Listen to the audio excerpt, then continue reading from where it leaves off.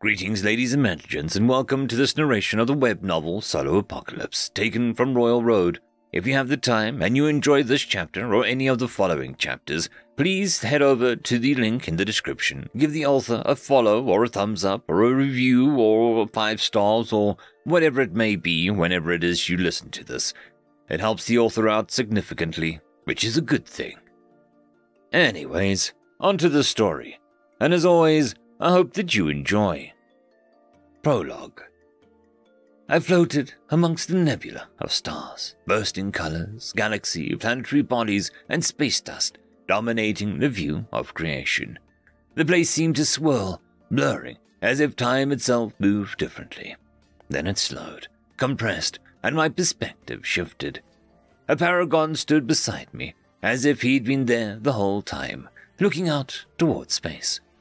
It was an amicable silence. I had no idea where I was, how I got here, but nothing ever happened without reason. Welcome to your Genesis, human. The man, his body an exemplar of perfection, spoke easily. An undercurrent of intrigue, amusement, and routine were all evident in his tone. He was looking around at the view. Your kind have interesting notions of rebirth. Rebirth? I said slowly, looking around as he did. I am a god, the man said simply, and your world is being born again. That simple statement, absurdity of the situation, and his calm demeanor managed to convince me to take his words at face value. If this was an illusion or a hallucination, was there really any harm in going with the flow? Why? Instead of some great answer, some final reckoning or calamitous event, the answer was anything but. No reason in particular, God spoke. I am sure that your kind will attribute meaning to the years to come, but there is truly no deeper meaning than the cycle of entropy, a random chance. I see, I said, skeptical. And this rebirth, what exactly does this mean for Earth, and why am I speaking to you? For your planet, it means the destabilization of society as you know it, the altering of the very structure of your world. It means natural disasters the world over, the death of billions, new species and creatures to populate a vastly new world. His words spoken with such surety, as if he'd been seen the countless times before, made me shiver and grow cold. But with the shadows come light, wonders anew, technology and magic beyond your civilization could ever hope. A new frontier, a world that is vibrant and alive, teeming with mystery and new discoveries. As for me speaking with you, he continued, my attention on his every word, entropy once more, a random chance. Or in other words, he'd been bored. I suppose it would get boring, I shrugged, gesturing to him, doing whatever it is you do. A conversation with a mortal might not be terrible for your mental health. The god glanced at him, smirking. Perhaps not, he smiled, lapsing into comfortable silence. You, spoke of Genesis, I eventually asked. This place, he answered. It is your notion of rebirth and renewal, a concept from your subconscious. Here, you shall be given the tools to thrive, if only you seek it. What does that mean? Simply open your eyes to what has always been there, a selection. He waved his hand, and suddenly the colors in the astral sky became something else. Pinpricks of light, some dimmer, others brighter, each one unique. An offering tailored to the life you've so far lived. Every achievement and feat, every demonstration of skill or ability, every habit and tendency, and offering for every moment of significance. My eyes took in the entirety of my life and found myself wanting. The colors of space seemed muted now, rather than vibrant. The swirls of light had condensed, shrunk, but left the sky black and lifeless. Gone was the celestial glory, replaced by a candle in comparison. This is me. I thought to my childhood, the friendships I'd made only to be torn away as my family moved. New relations sabotaged my divorced parents, their eventual deaths. The way I had barely coasted through high school, then through college. Not a single meaning in any of it, yet I'd raged against it in my own way, a silent defiance that something would come. I was waiting. I'd been waiting my whole life for something or someone to sweep me off my feet, to hit me with the sudden certainty everyone else claimed. The gift of looking forward and knowing which way to step. I still didn't know, but that step awaited me. The new world sounded dangerous. The way the gods spoke, the death of billions, how likely were people to die during the first day of all of this? Survival. It wasn't exactly something new to me. Trying to live on what amounted to rations, scrounging out an education and scholarship. Not new, no. But to survive in the face of a natural disaster, against monsters and dangers that actively sought my life. That was new. I touched a pinprick of light so far and yet so close. A gesture, a thought, enough to bring it to the newfound focus right in the palm of my hand. One amongst thousands, despite the dark sky. An offering, as the god had said. A boon. I realized I was too calm. The stark clarity of the detail was enough to pierce my drifting mind. The entire place was too dreamlike, too surreal. I wasn't really here. This was all hallucination. The thought made me panic. The colors swirled, destabilizing. The paragon, the god beside me, spoke firmly. You must choose, mortal, before your time here is over. There were too many choices, too many sensations, too many lights. My eyes glazed over, focusing and refocusing, finding what light spoke to me and which didn't. What offering was best? How was I to know? My time grew short, and I willed myself to concentrate, centering my focus, searching. Hundreds, thousands, too fast to count, too short to consider them all. I tried anyway. I grabbed something, guided by more than my senses, and, in an instant, came away reborn. End of chapter. Chapter 1. My eyes shot open to screams, yelling, and rumbling.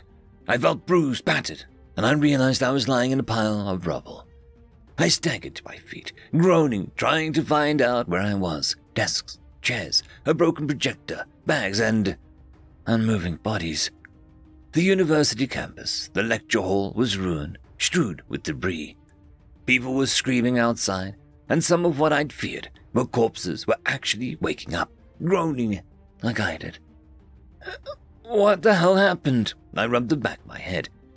Outside, through the glass windows, the campus was destroyed. I saw something stalk through the plaza, a dog or a wolf, only too large for the distance. I was entranced, confused, but I couldn't take my eyes off of how unnatural it was, how out of place, despite the state of the university. Then someone ran past, screaming, out of reach, beyond any attempts at warning. There was nothing I could do. Its attention flicked to the runner, bloody and obviously injured. Its nostrils flared, and it bounded across the open plaza. I looked away, eyes wide. I saw a flash of red, the scarlet blood, before I could fully tear my eyes from the scene. It put everything into perspective. All the stains in the plaza, the debris. Some of it was, I vomited on the floor, coughing, teary-eyed. Notice, you have gained solo class. Notice, you have gained the class skill, never alone. The sudden bright lettering was less disorienting than it should have been. Solid, smooth, and certain in a world of sudden chaos. His vision blurred, but the words didn't. Hey! We have to get out of here. Anyone else, man? Someone yelled, voice shaking. Oh, what's happening? A girl whimpered. I looked at them, realizing something had blasted through the lecture hall. There was a body smeared across the floor, and it wasn't human. I tried to stop myself from hyperventilating, to suppress my shaking hands. I glanced around hesitantly, finding my backpack, school supplies, a laptop, a water flask, nothing else. I pulled it on, grip white knuckles on the strap. Vague memories came back to me, a beautiful astral sky, lights. The notion of apocalypse. I breathed in and out, deep breaths in vain attempt to steady myself. People were arguing in harsh whispers, but my eyes were glued to the outside. The university was in ruins, unrecognizable, not for the fact that it had been destroyed, but it had been spliced with some other terrain. My heart sped up as some lumbering beast cocked its head towards us. Monster! The word rang in my mind as an absolute. We need to go. My voice was shaky. No! I wasn't sure if I was talking to myself or them. It got everyone's attention regardless. Fear and hesitance. I stared back at them for a heartbeat before shouldering my backpack and getting the hell out of the room. Blood and viscera was bound to tickle the nose of anything passing by. Where the hell are you going? Someone called after me. We're good as dead out there. Going outside wasn't the plan. That'd be the same as suicide, with those things roaming around. The lecture hall was connected to an underground lab, the type of experiments requiring thick steel doors and other such precautions. I found the access stairwell, normally unexplored by students and left to professors, lab aides, or other staff. The hallway below was a bleak affair, old yellow lights and clean yet plain linoleum. It might as well have been heaven compared to above. I found one of the doors to the lab room, thick steel with cautionary warnings during active experiments. Unoccupied, going by the green vacancy card. I tugged on it, and I was met with a groaning creak. Something thumped against the other side, angry and vicious, desperate, with enough ferocity to indicate an absence of humanity. I shut the door rapidly, with a hollow thunk, hearing it click back into place, only to find a green, ugly thing staring at me from the end of the hall, deeper into the academic labs. It was an ugly, knobby thing, a humanoid with lanky limbs and uneven features, no taller than my hip. It was enough to make me go cold. It hadn't been there when I'd come down, and it stood in the center of the hallway with eerie stillness. I stared at it, frozen in fear, my mind deciding between fight or fright, overloading at the decision. But no, it was moving, arms slowly raising, mouth revealing sharp teeth. Then it screamed, and I was scrambling backwards, falling onto the plain floors, limbs flailing in a futile attempt to run. It loped at me like a beast, and I cried in desperation, kicking and clawing in my own way. It was grinning at me, at my fear, right up until my foot found its gut. It slid across the floor, hacking, coughing, keening with pain, breathing hard. It took a moment for me to figure out what happened. I'd kicked it, and it felt pain. A surge of emotion came over me, and I advanced, screaming, reared back, and I cracked it across the forehead with another kick. Its head rebounded off the wall, groaning until finally stilling, scarlet liquid staining the floor. I stood there, panting.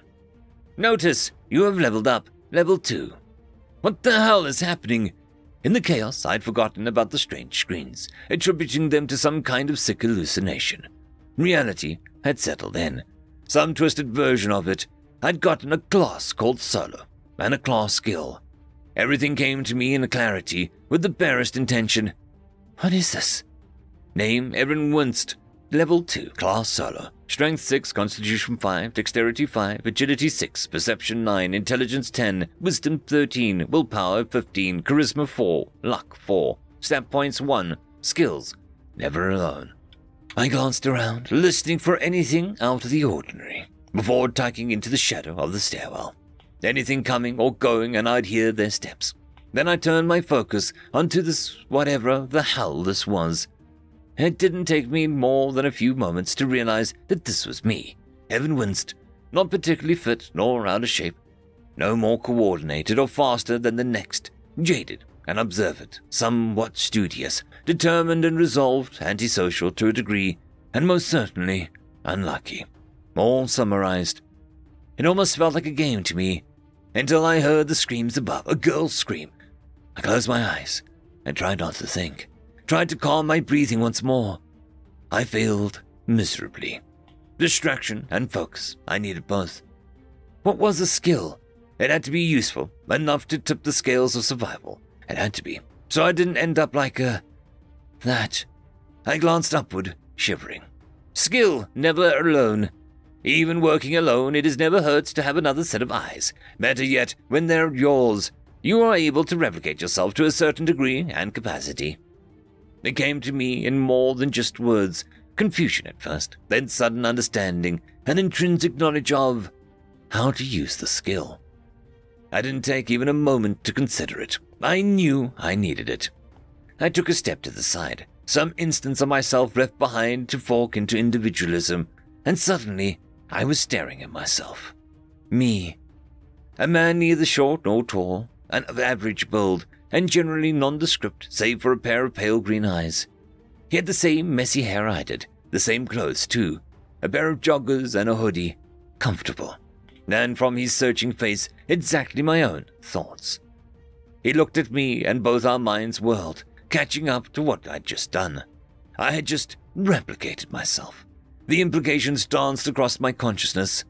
I wondered, "Well, I know I'm a clone. That's one question answered," he said to me, looking just as bewildered. We didn't even have to mention the absurdity between us. It was plain on either of our faces. Whatever was happening outside, I now had myself to watch my back. It was uncannily comforting.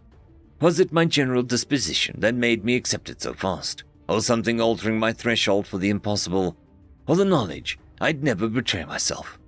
Maybe it was because, with what I'd seen above, that good news was so desperately welcome, no matter how strange. I didn't dare question a blessing, but I was still curious of its nature. "Is there any differences between us?" I asked, wondering if his status as a clone gave him any insight beyond what I knew, what I suddenly and instinctively knew. "I'm weaker, I think," he responded. "A fraction of the original. You, this is weird, man." That's what I thought. Yeah, I decided. In his shoes, which were mine, I'd probably appreciate blunt forwardness in the situation. If we're navigating this apocalypse, it's probably best for you to be in front. He took a breath and exhaled. "Yeah, that makes sense. I think I'm a little less scared of death. Expendable." "God, that's weird," he said. "This is crazy," I said, sitting down. "What happened up there? The university is destroyed. Monsters roaming the campus. And it's like the whole forest was teleported to the middle." My other self took a seat nearby. I know just as much as you. I can't be the only one with new abilities," I said, almost sure of it. "Yeah, I don't think so either. Well, you're me, so we'll probably thought the same. Yeah. End of chapter. Chapter 2. We, or I, depending on how someone saw it, moved cautiously through the underground wing. I thought the underground labs would be infested with those ugly green things. It turned out it was alone. Nothing had come looking for it. When that became clear, the objective shifted to protection or shelter.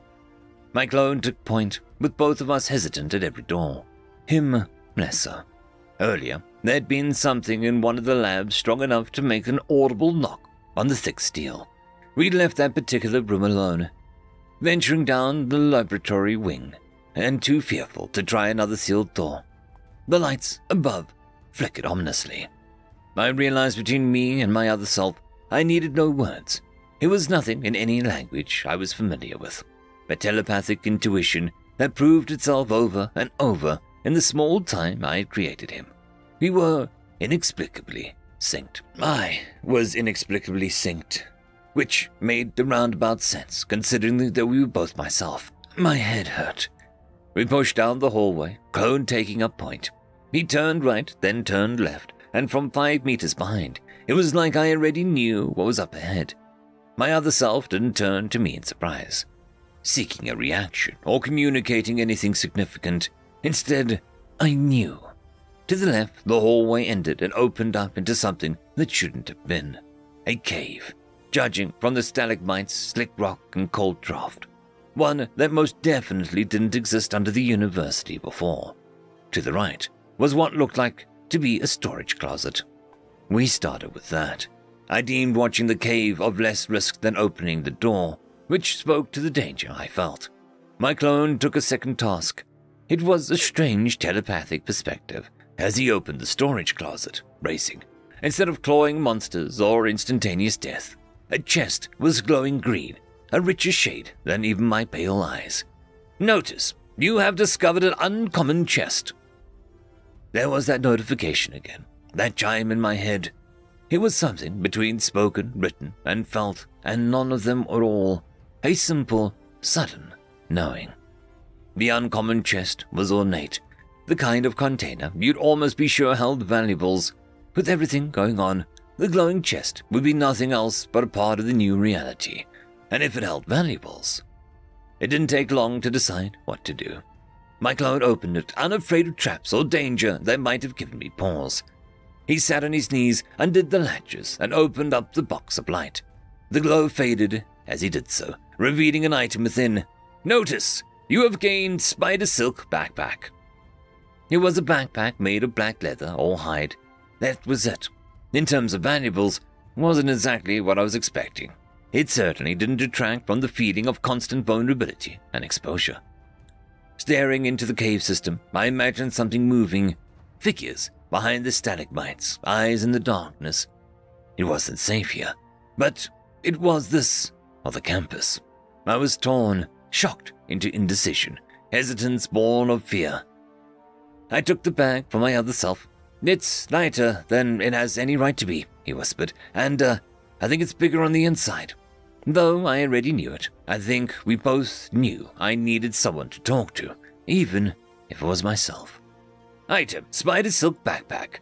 A backpack crafted from superior light materials. It is enchanted for extra storage and weight reduction. I took the description in stride, trying to make sense of everything, see where this fit into my survival. It's good for supplies, I muttered, regarding the description as it appeared in my mind. It was more than just sight that communicated what this item was. I had looked at my skill description, hadn't I? Could I do the same for my class? What did it mean to be solo? It sounded so much like a game. I wasn't sure whether to embrace it or understand that this new reality was no such thing. Class Solo.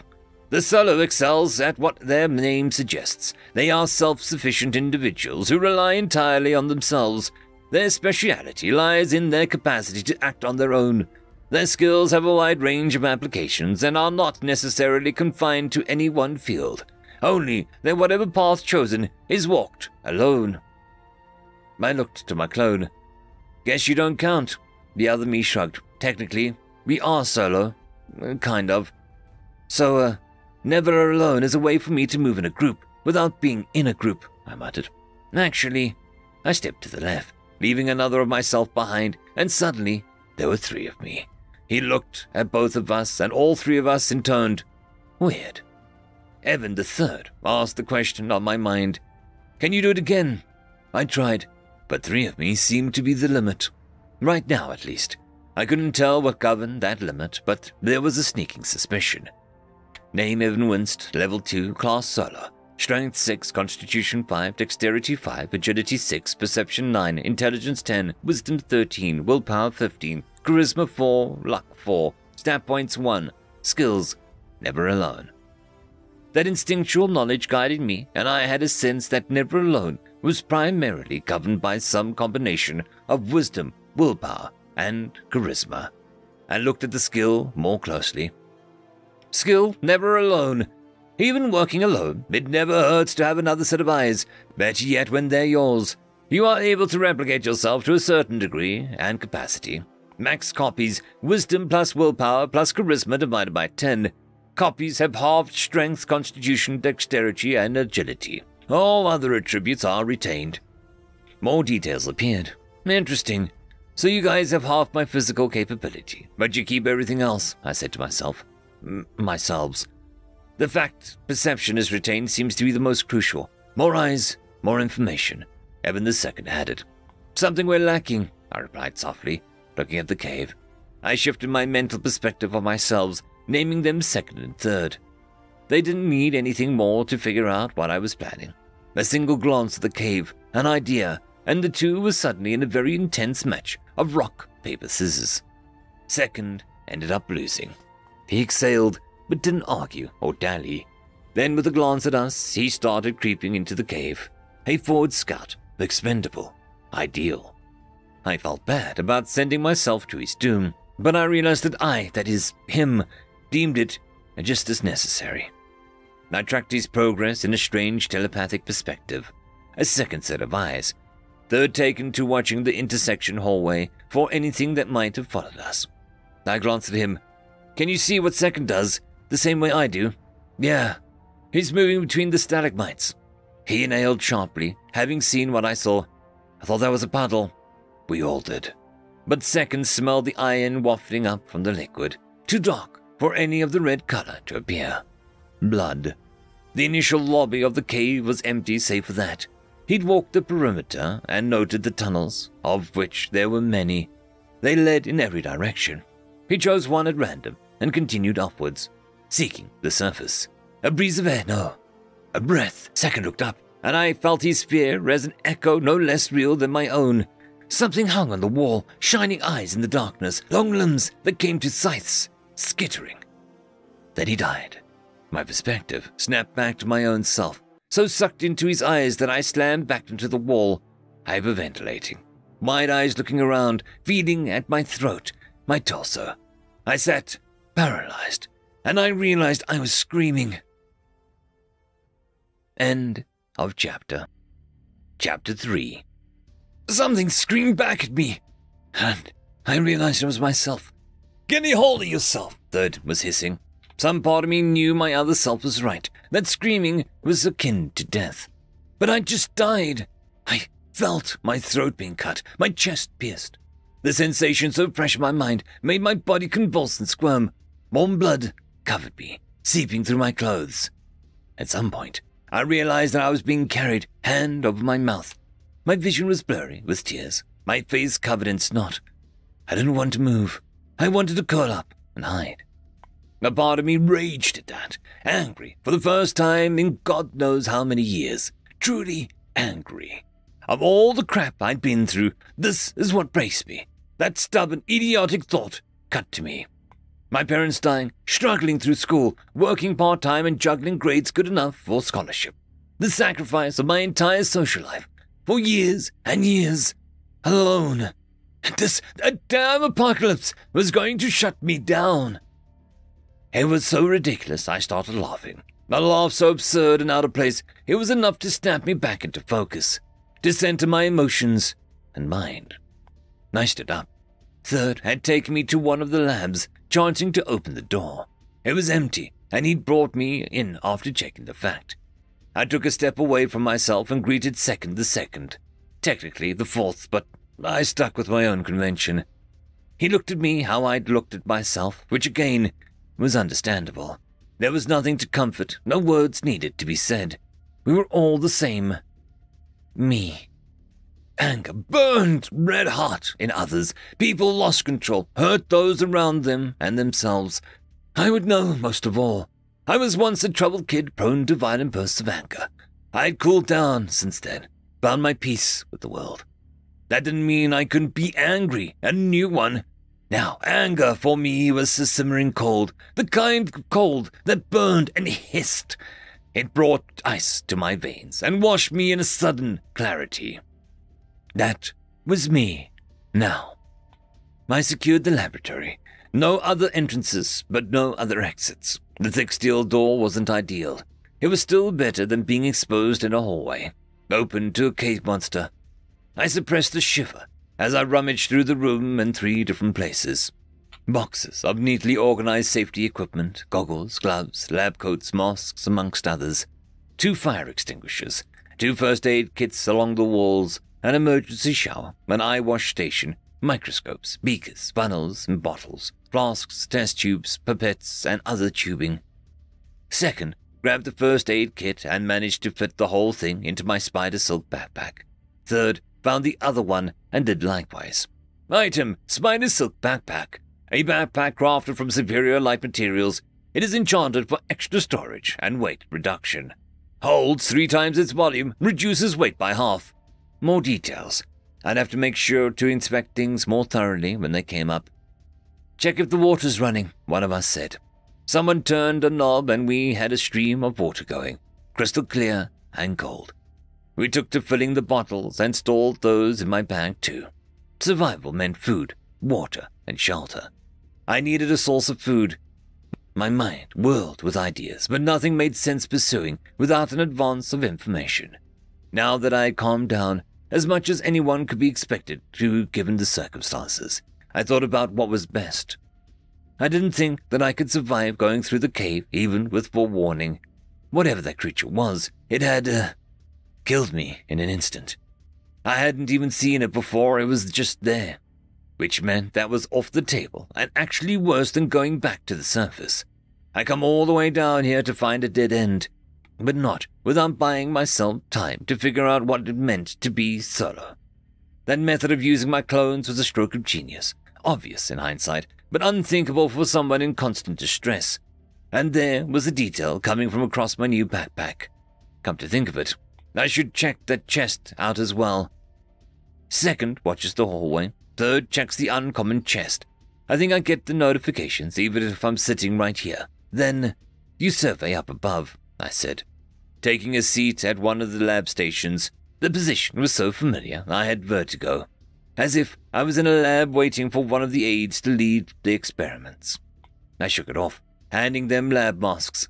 And I think it's better if I don't advertise I can clone myself. Sounds good, Second responded, taking the mask and covering his face. Yeah, Third replied, doing the same. Both looked the same, unfortunately, matching outfits, same black masks, same posture, height, and movements. At least the face was covered. I saw them out the door, shut it, then locked it. The metal clicked into place with a deep thunk, and I was alone again. I sat there, tracking their progress, quietly piling up chairs or tables against the door. Second peered around the corner towards the cave and, after a moment, Third was moving for the storage closet. There he found an uncommon chest, something we'd barely stopped to inspect further. Item, uncommon chest. Chests are hidden troves of treasure, capable of holding great boons and riches. This chest has the potential to hold uncommon valuables, either in effect, rarity, or quality. That was interesting. Hidden troves of treasure. What made something worthy of a notification like this? I wasn't quite sure. But it was obvious nothing ever mentioned in the strange way was normal. I was the first piece of evidence. Something had changed me, altered me. I could have thought about it all day, but my mind was outside, tracking myself. I moved about perfectly in sync. Not practiced, no. But my rhythm was evident between each of my clones.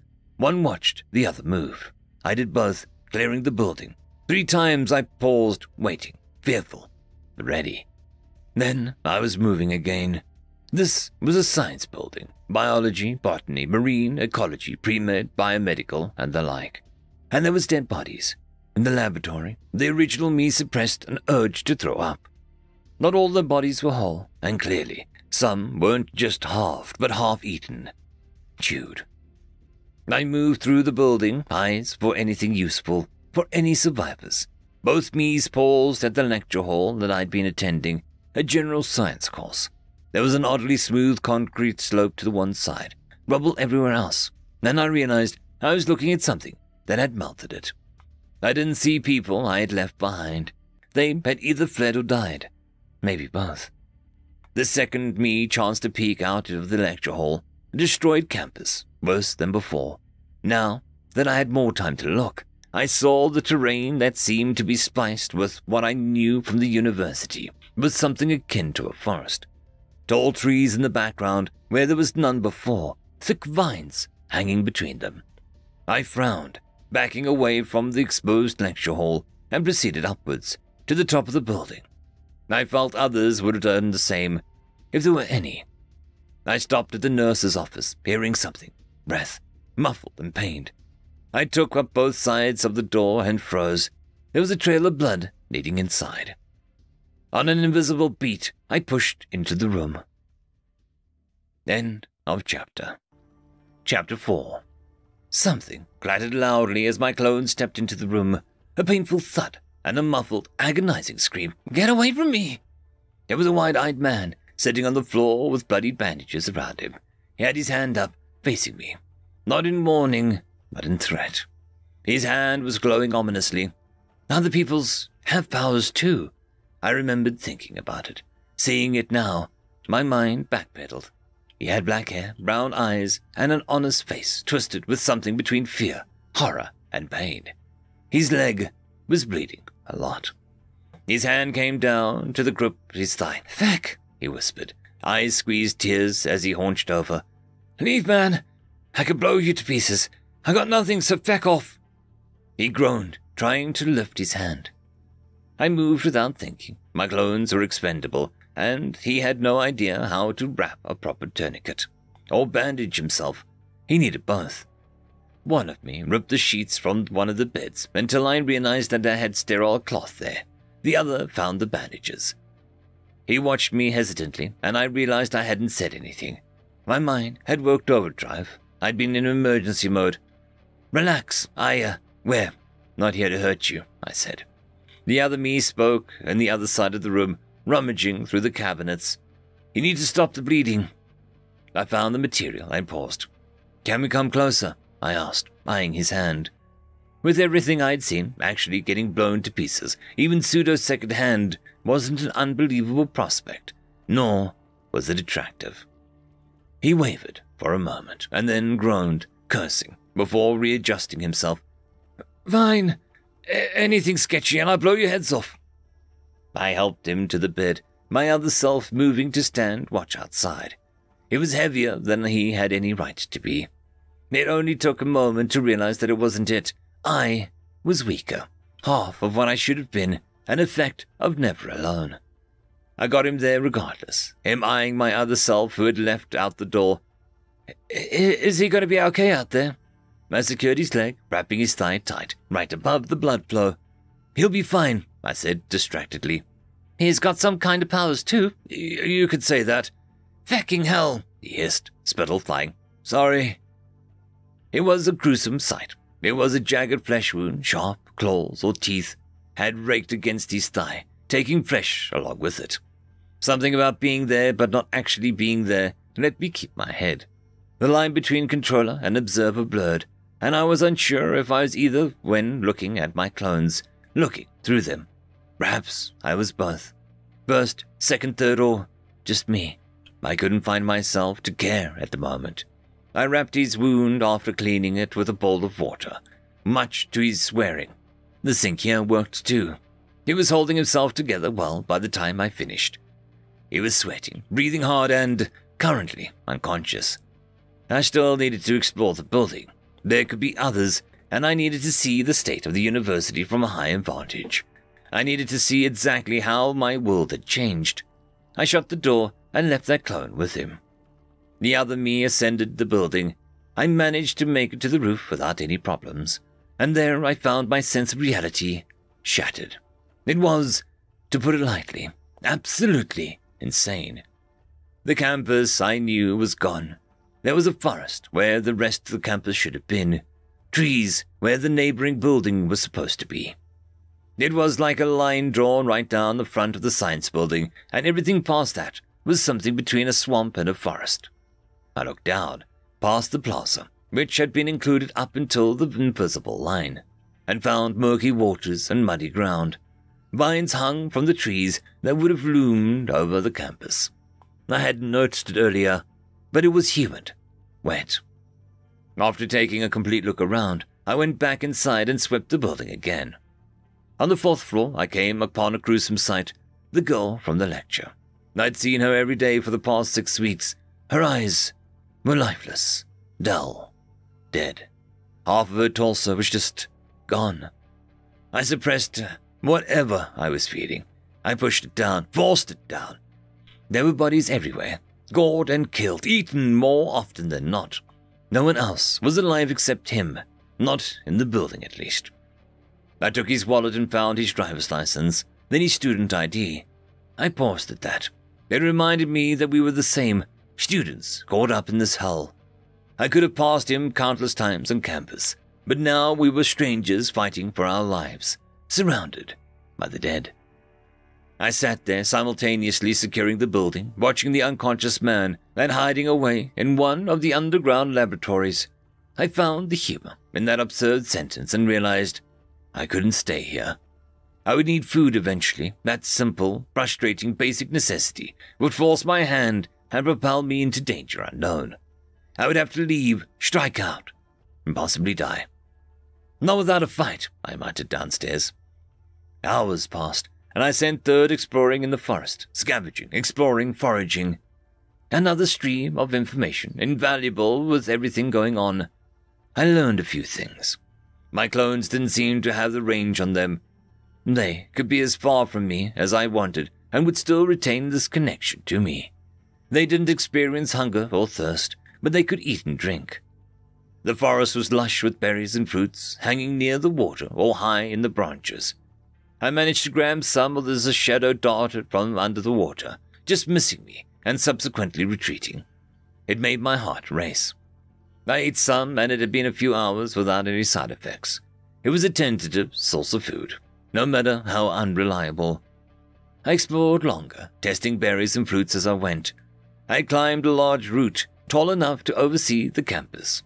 The entire forest was full of them, snaking through the waters. They served as footholds and dry spots to traverse the forest. My elevated position allowed me to see the threat as it descended on the building. I found it to be a group of those ugly green humanoids, that thing I'd found underground in the hallway. They spilled onto the campus, moving around in pairs, scavenging and picking at the remains. Third was my eyes. Second was my feet on the ground. The unconscious man stirred, groaning. Outside, I saw them move towards the science building. In minutes, this would get extremely messy.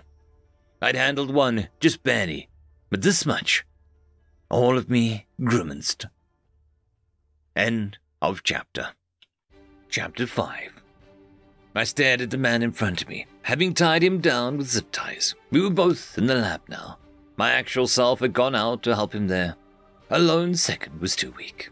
I wouldn't have risked the maneuver without having a set of eyes above that basically functioned as real-time cameras. I had just enough time. I was here, and second and third were out there. So I was both here and there. It hurt my head if I thought about it too much. My clones and I shared the same mind, but even I wasn't clear if it was 3 instances of the same will or a single puppeteer. My understanding leaned towards something in between. Again, it hurt my head, so I stopped thinking and started thinking. Could I kill? That was the first question. They had tried to kill me, they were openly hostile, and I needed to survive. Yes, I could kill. Did I need to? Considering everything and their numbers, the answer was probably also yes.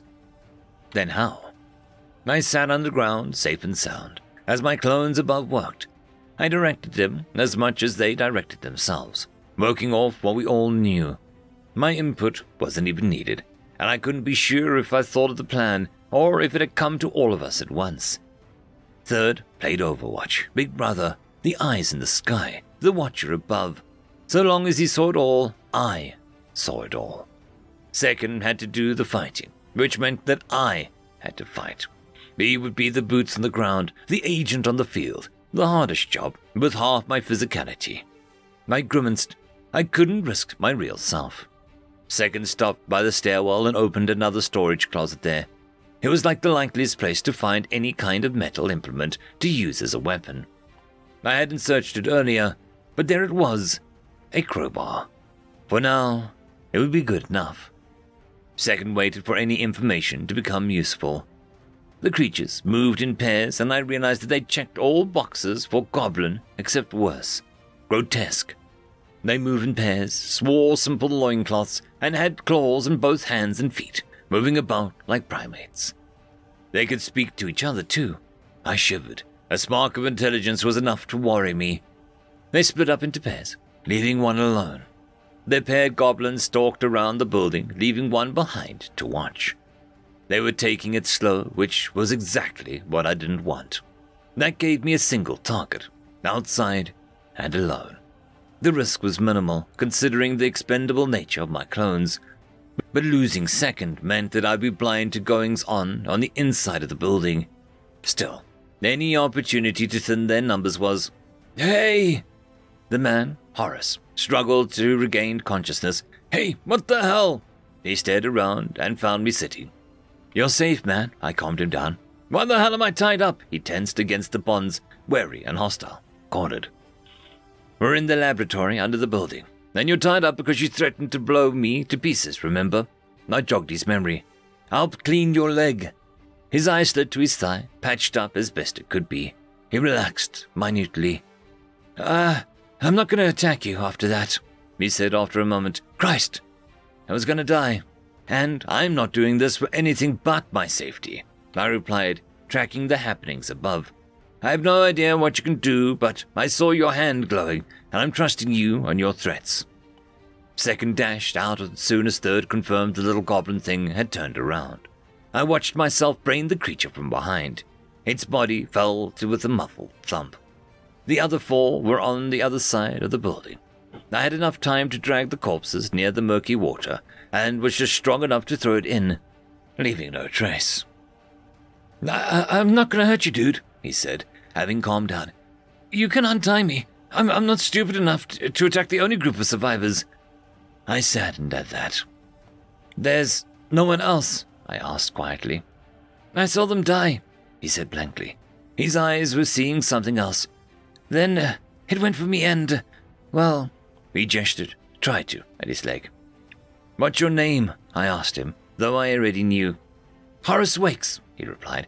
"And you? Where are the others?" Evan winced. I said, "The others are outside." The pair of goblins rounded the building and found their other member missing.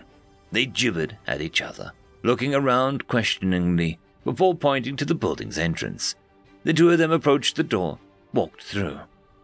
I was waiting on the other side. I didn't need to hear them to know where they were. I waited for them to fully enter, waited for the right angle. Then I kicked the door shut behind them and swung for the one's head, knocking it out in a pile of flailing limbs. The other one hissed, lunged for me instantly, but I dodged backwards and swung again, smashing its skull in. Two more. Do you see all of this too? Horace asked, gesturing loosely. Level, class, strength, dex, all of that. Yeah, I replied, his words confirming I wasn't crazy. It looked like everyone had something similar, if they lived long enough to discover it. The thought was sobering. What did you get? He asked pointedly. There were people with abilities, he grimaced. I think there were skills. I have one too. I saw someone shoot flames from his hands. Notice, you have leveled up, level 3. To say I was distracted was wrong. I had my entire attention on the conversation, just as I had my entire attention on the happenings outside. Here, I was having a conversation about the end of the world. Out there, I lived it. If you don't mind, I'll keep it to myself, I replied, as a claw raked across my back. Horace leaned back, and I brought the crowbar down, breaking bones from the sound of its crunch. The visceral sound of flesh and bone, right in that moment, threatened to overwhelm me, all of me. I'd clubbed them upside the head, but I'd never looked. Now, I had to. I had to fight this living creature struggling against a killer, with an arm that bent the wrong way, bleeding, but alive. Its friend, no. I could not think of them like that yet. I saw a lifeless body in the background, one part of my world moving slowly, defending against the creature I could end with a swing of my weapon. Second threw up, and I screamed, What the feck? Horace jumped, pressing against the wall. What the feck's wrong with you? Fear in his eyes. I groaned, grabbing my eye, realizing I could see, blinking. I was still screaming, not here, but there, bleeding from my eye, crying. My hand was bloodied, my own blood. The crowbar was slick in my grip, but my knuckles were white. You fucking bastard! Then I killed the last goblin. Chapter 6. One moment of weakness, and it had stabbed me in the eye. Its hand had been in my eye socket, claws gouging. I experienced all of it, the pain, the injury, the feeling of the wriggling fingers, of losing an eye. I wondered if this was how people missing limbs felt. I was probably the only person ever to experience this, having lost a part of me that I still had. All of me was breathing hard. This was worse than dying. No, not really, because I'd done that too, hadn't I? Down there in the cave. Horace looked at me like I was insane, and I couldn't even blame him. I was putting pressure on my face, my eye, blinking to make sure that it was still there. I must have looked crazy. Muscles in my eye were working strangely, intimately aware of how it felt to not have an eye, and so my face was twitching. "Sorry," I replied. It wasn't much of an assurance, but I had no excuse, nor did I owe him one. This was the apocalypse, and I'd fecked up and paid for it. I'd felt deflated, hollow, spent and wrung out, dying, and then getting your eye gouged out. Apparently did that to you. "Dude, are you okay? You're not going to kill me, right?" he said, slightly panicked. His voice cut through the fogged mind. "No, man." I looked at him, considering everything. My name is Evan Winst.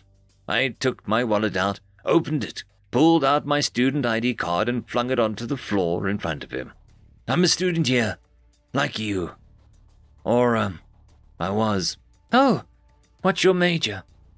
The question was so out of place, so jarringly normal, that cut straight through whatever I was experiencing. Second, above, laughed. Third followed, and then finally me, like a ripple of slow emotion. He looked at me in panic again. "Right, sorry." Part of me was bloody, missing an eye, and still screaming and cursing at the world. That was just about the most incredibly mundane thing that you could ask. Given all of this, I waved meekly. "Ah, crap, yeah," he said quickly. It took me a minute for my fogged mind to catch up. Emotion and trauma and pain had taken the circuit around my head.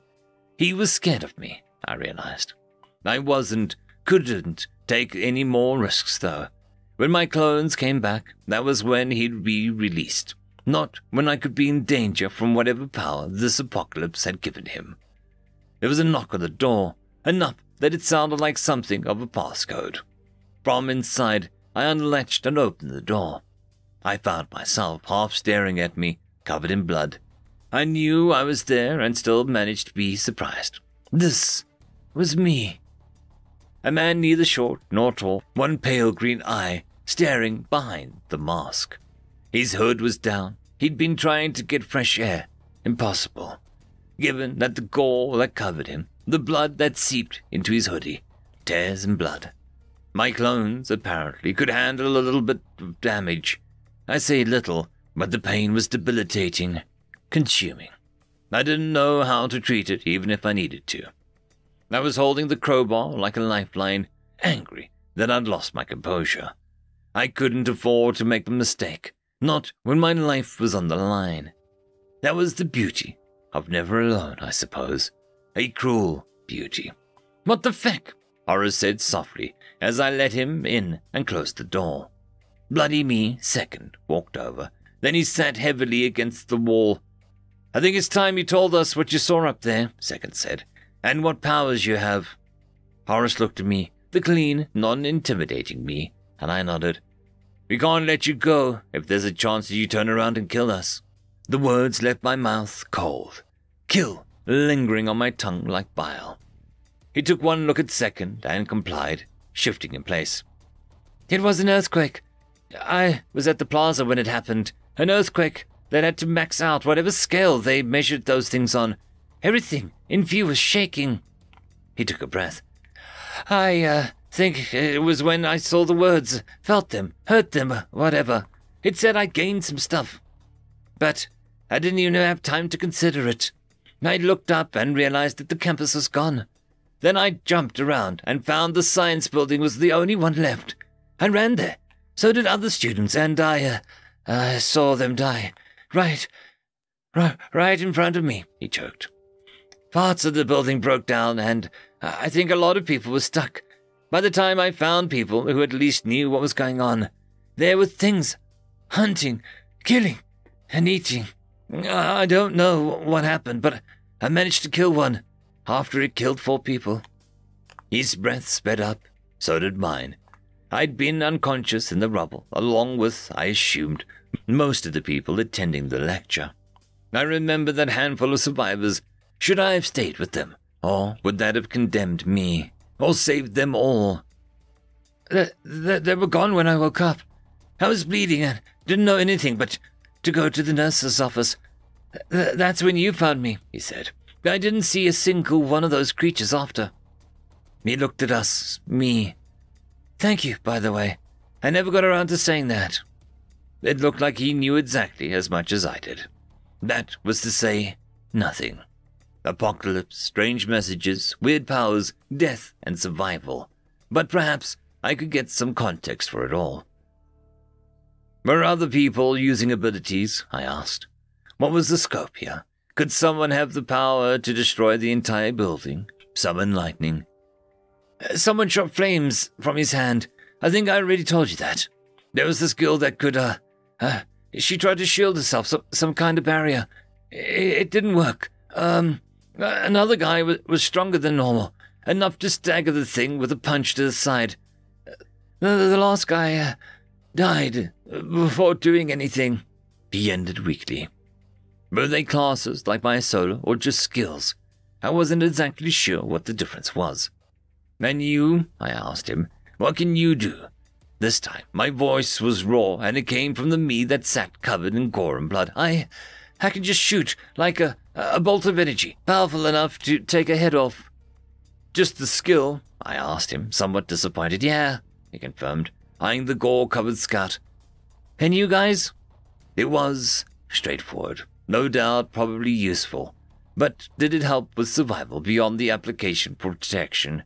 Because that's what this apocalypse was. Survival. You could starve just as well as be killed. That was the problem. He still thought that he was talking to two people. I wish I could have the spark of hope in his eyes. That feeling of protection that came in numbers. In reality, there were only two people here, stranded. And paranoid or not, I wasn't planning on disclosing any details. Then, how to proceed?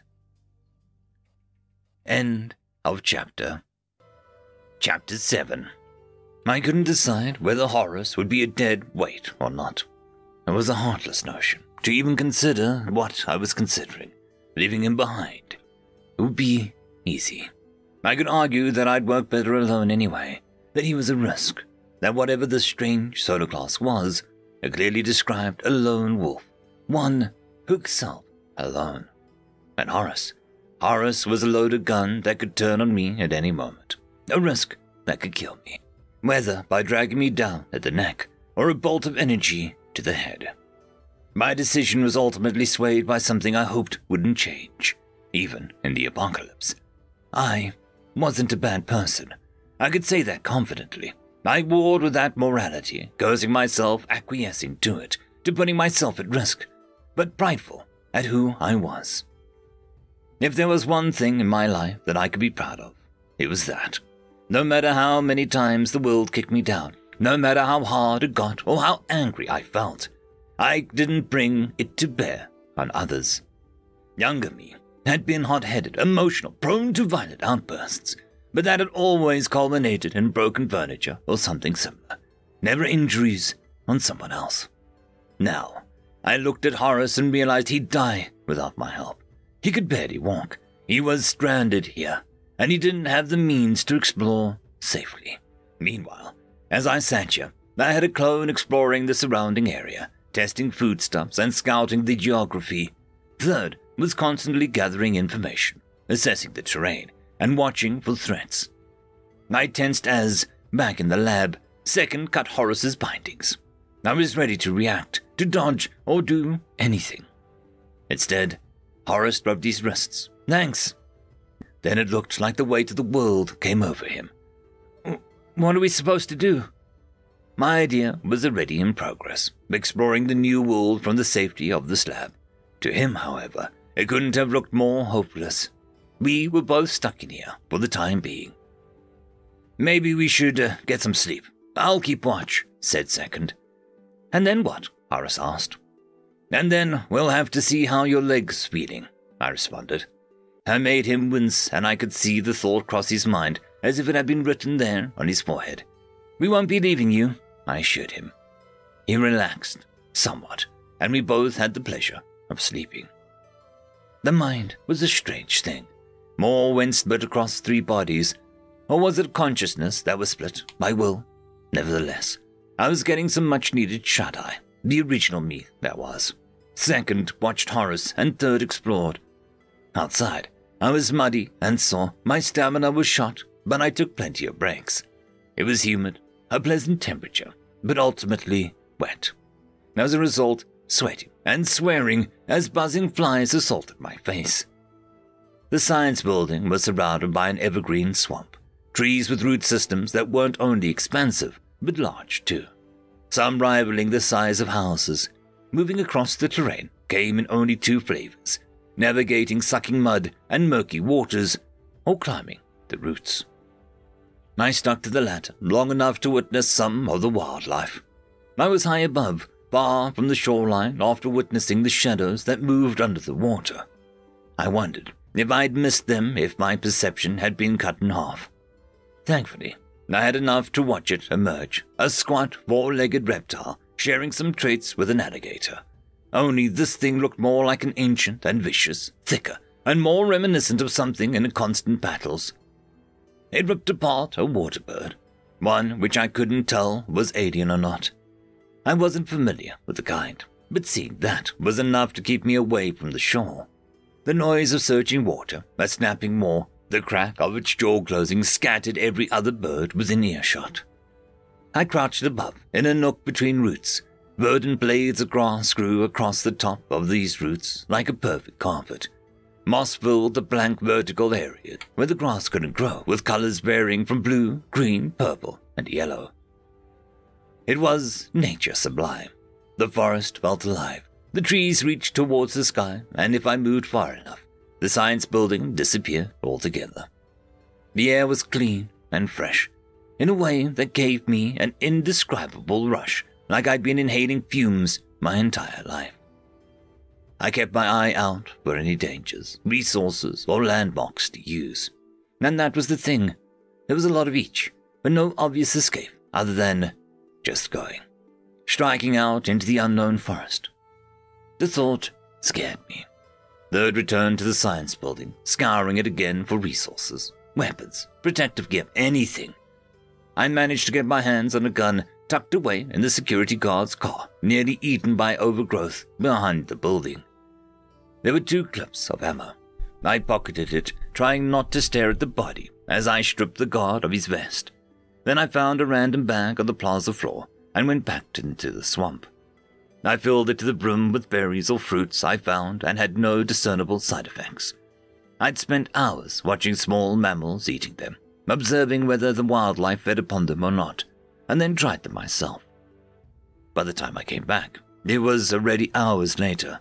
The sun was setting, throwing shadows across what was left of the campus I knew. I moved quietly down towards the lab, intending to drop the food off for myself. And then I froze. Down the stairwell, there were webs, thick, strong strands, pure white, hanging from the walls and stairs, and I immediately pulled my gun out and saw legs, huge, meter-long things that bit into the walls lightly. 2, 3, then 4 emerged. I was running before I could even think. Inside the lab, I woke up, staring at the door, breathing heavily. It was like waking up from a nightmare, only it was real.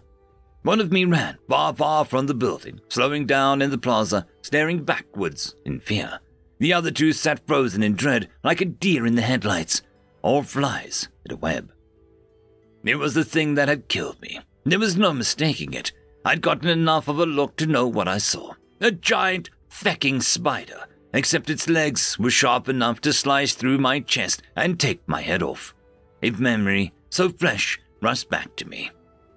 I started hyperventilating. I had died. Why hadn't I barricaded the cave? Why didn't I post someone outside? I should have kept watch outside the lab. I hadn't heard a single thing. It must have emerged within the last handful of hours. Horace blinked. "Oh, what's wrong?" My clone grabbed his mouth and pointed to the door. Kneeling beside it, he whispered, "Giant spider." 2 words, nothing else. To his credit, Horace didn't even argue or ask questions. He just went quiet and watched the door, glancing at his leg. I let go of him and stayed noiseless. We sat there in silence, my mind trying to work through the fear. I had a gun. That was something. if it didn't kill me before I could figure out whether the bullet went through the brain or not. I tried to calm down and failed. I knew nothing, not even how it looked, just a vague impression of its form from before it had killed me, but it couldn't be anything else. My heartbeat spiked again. What the hell had I gotten myself into? And how was I getting out? End of chapter. Chapter 8. I was watching the stairwell from down the hall, searching for anything that might be of use. Of course, I found nothing that I hadn't already run into, which was to say, I was stuck. I was understandably hesitant to try the only course of action that might have some merit, to use myself as a distraction, to sacrifice the clones for the original. It was the only thing that kept coming to mind that wasn't immediately rejected. The thought of dying. It was paralyzing. Too much had happened that my mental health was hanging on a thread, the strange side effect of multiple me's mitigating some parts of that trauma. Third spoke as an echo of my own thoughts. It's this, or death, he said. The line between me and my clones blurred again. This time, it was like watching someone else, fearless in the assurance of the original survival. Well, as fearless as I could manage. A white-knuckled grip to match the thick strands surrounding the stairwell. I kept the weapon pointed down the stairs, touching one of the strands. It stuck to me like slime, pulling me until finally tearing silently. Too much of those and I'd be bogged down. I passed through the stairwell, checked below, and was greeted with an empty hallway covered in webs. The light was still on, blinking ominously, working electricity. The building had its own generators and batteries. Come to think of it, that was why there was fresh water too. There was a water tank on the back of the building. None of that helped me. It just distracted me from the fear. I picked my way through the webs, some thick across the hallway, others lying on the floor, some hanging from the ceiling. They were all gently waving, and I realized there was a draft through the cave. I froze, as I remembered the last time I felt that. I whirled around and found nothing. No sign of the monster that had been my undoing. My gun was shaking almost as much as my legs. I forced myself onwards, clearing the hall. I didn't dare round the corner. It was too much. Instead, I kept my gun pointed down the hallway as the laboratory began to open. Second greeted me, glancing towards my back. His face was bleeding mess, a reminder of what this world had done to me, forced me to endure. Then came Horace, and finally, the dull thud of a body hitting the floor might as well have been a blaring siren. All of me turned, second from the rear, third from the front, and the original from the doorway. Horace had fallen over, eyes wide and staring at the webbing caught on his good leg. On the other end of the hallway, legs. They came around the corner like fingers grabbing onto the ledge, slow and methodical, as if suddenly roused. All of me realized it at the same time. Run! I bolted down the hallway, maneuvering through the webs I already knew were there. The original me, though heartless, was the #1 priority. Second helped Horace up, half lifting him and half dragging him. Third was firing bullets, rang down the hallway, pinging off the metal to the tune of some high-pitched screaming. The legs twitched backwards, then surged around the corner as something with too many eyes appeared, even for a spider. Its mouth opened and tongue dripped a hissing acid on the floor. I screamed. I wasn't sure which one of me did it. Third was cursing, as I'd never done before, fumbling over another clip of ammo. Second was pulling Horace, staring back wide-eyed. I escaped to the plaza, far, far away from the science building, and found somewhere safe, and then I watched. I'd made it. The scythe whipped forward on a leg with more segments and range of motion than I ever could have thought. I fell to the floor, having tripped on something, a web probably. I glared up at the monster, faltering at its many eyes, and raised my gun. Every pull on the trigger elicited a high-pitched keening, a violent twitch or jerk, but never its death. My eyes caught something on the floor, not 2 feet from me, and I realized why I couldn't get up. I stared in horror at my own legs, severed at the thigh, What the feck? Decapitated. Third didn't see it, but second did. Outside, my hands were over my head, tears falling down my face. Fetal position. I didn't want to scream, not out here. My head had been cut off. People weren't supposed to be watched themselves die. Horace was yelling something. Out of the way! Second scrambled forward, going for the gun. Horace, go! I'll hold it off. What part of me thought that I could do that? How could I feel so hopeless, yet so absolutely safe? I had escaped, but the part of me that died would stay with me forever. I wasn't a bad person. Maybe that was it, but could anyone be expected to stay true to themselves, faced with this? I was crying, letting the emotions hit me. No, not letting. It just caught up to me, crippling my mental state. The other part of me grabbed the gun as the bleeding monster seized onto my legs, even as part of its body was blown away by a bright burst of energy that melted its torso. Legs stabbing into me and screaming. It ripped into me, acid burning away my chest, fangs impaling my organs. The pain was like nothing that I'd ever imagined was possible. I shoved the gun into the side of its head and pulled the trigger, again and again. Die, die, die, you fecker! I gave out first, and whatever else happened in the hallway, I couldn't see. Horace was still down there, but I wasn't going back. I couldn't. I wouldn't, no. You're free, Evan, I said to myself, alone now. Just feckin' go, my voice cracked. Just leave him. You don't owe him anything. Even when I could do it with no risk, when I could just send myself to haul him up, the thing was probably dead now. And if not, no risk by my mental health, Second spoke as I shuffled away from him. I killed it, right? I asked him, hoping by some small miracle I could lie to myself. Third answered, I don't know. And that was the worst part. I didn't know. I didn't want to die again, to watch myself, to feel. I threw up. Dry heaving, chest twisting. I hunched over the floor, hands splayed. I glanced over to my cells. They looked as terrible as I did. Drained eyes, faded, pale. That wasn't how I remembered myself. I looked like death. We sat there for minutes on end. It felt like hours, contemplating, weighing, warring with myself, cursing my cowardice, hating this apocalypse, dancing around the answer I both cursed and hated more. And then eventually, my clones stood up and started making their way to the science building. Two versions of myself that knew that they were expendable. It didn't stop the fear of death. They went down the stairwell, freezing at the weak keening noise. It was alive. They came into view and, above, I threw up again. Half mangled, half melted, riddled with bullet holes, he was eating a lifeless Horace. He'd been stabbed once through the leg, another time through the heart. That anger came back, the cruelty of this world, the horror, the rage. A flame so bright it burned my chest, so bright that it hurt. The color red lined my vision, and suddenly I didn't care anymore. I launched myself at the weakened thing and tore at its face, bare hands ripping away eyes as it jerked back in pain, nails scraping flesh and blood. I plunged an entire arm into the exposed socket, fingers ripping and tearing at anything and everything I could feel. My other arm pulled at its other eyes. Its size-like legs tore into my own. I ignored it, feeling the deep wounds color with blood.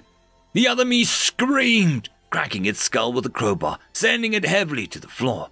Blood leaked on the ground, and its mouth opened with a fleshy squelch. I couldn't say when I stopped tearing at the corpse. When I had enough, I stood over the mutilated carcass, and I realized that something that tore at my soul. I could have saved him, I breathed. Broken. End of chapter.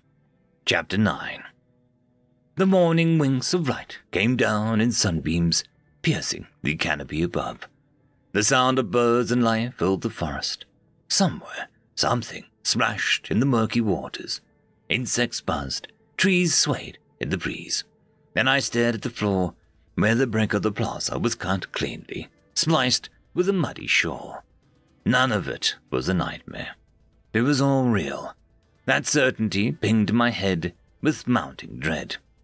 My mind flashed back to the horrible scene, eliciting tremors in my hands. His face, lifeless, unaware of being eaten, nibbled on. I could have saved him. If I'd been there earlier and hadn't spent so much time afraid. If I'd gotten there quicker. If I killed the thing faster, I whispered, eyes aimless. If I stood lookout. If I stayed and helped drag him out. I'd been a coward. If I'd paused to help Horace through the webs, he could yet live. Instead, I left it to my clone, to half of my strength. Racking sobs gripped me, my stomach twisted in pain, gouging sorrow and emptiness like a knife to the chest, like two fangs to the chest. I doubled over, grabbing my sides. Why? I repeated softly through tears, face scrunched up in indescribable pain. I wanted to feel it. I needed to know, for it to mean something other than a pointless death. My tears ran dry, the pain faded, and I felt wrong for it. Wrong that something like that could just fade. That I had no more tears. Hunger eventually called me back to the present. Third was already there, handing me a bag of berries. And second, I was there again, standing over the body, forcing myself to remember, crying. I stayed there so long, seeped in blood and gore, that the memory itself burned itself into my irises. I would never forget that scene. I couldn't anymore.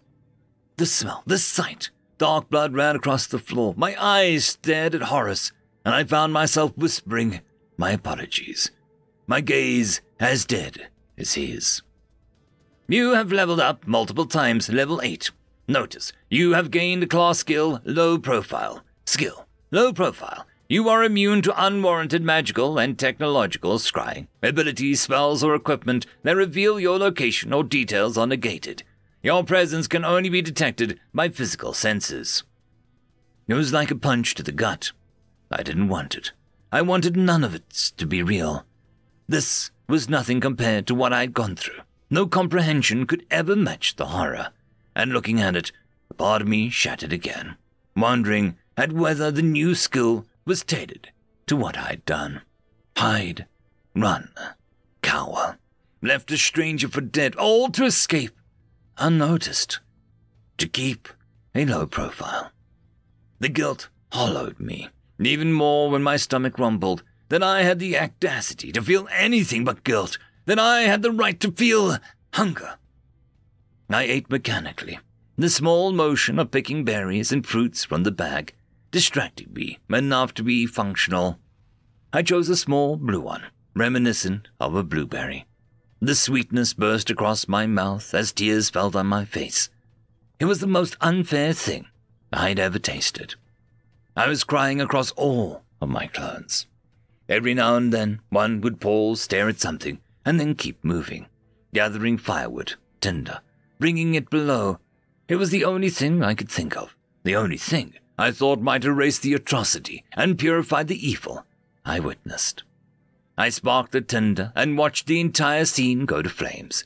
It became hot, smoky, and I was forced to leave, to stand outside and watch the building burn.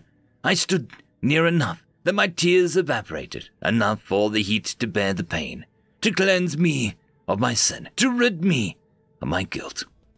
It didn't work. I needed to go. I didn't know where or how, but I needed to leave. I was a man who had died 3 times over, all in less than a day. A walking corpse with a spider silk backpack full of water, fruits, berries, and any other useful things I could find. I wondered if that had been a hint at what lay beyond the cave. Spider silk. Spider.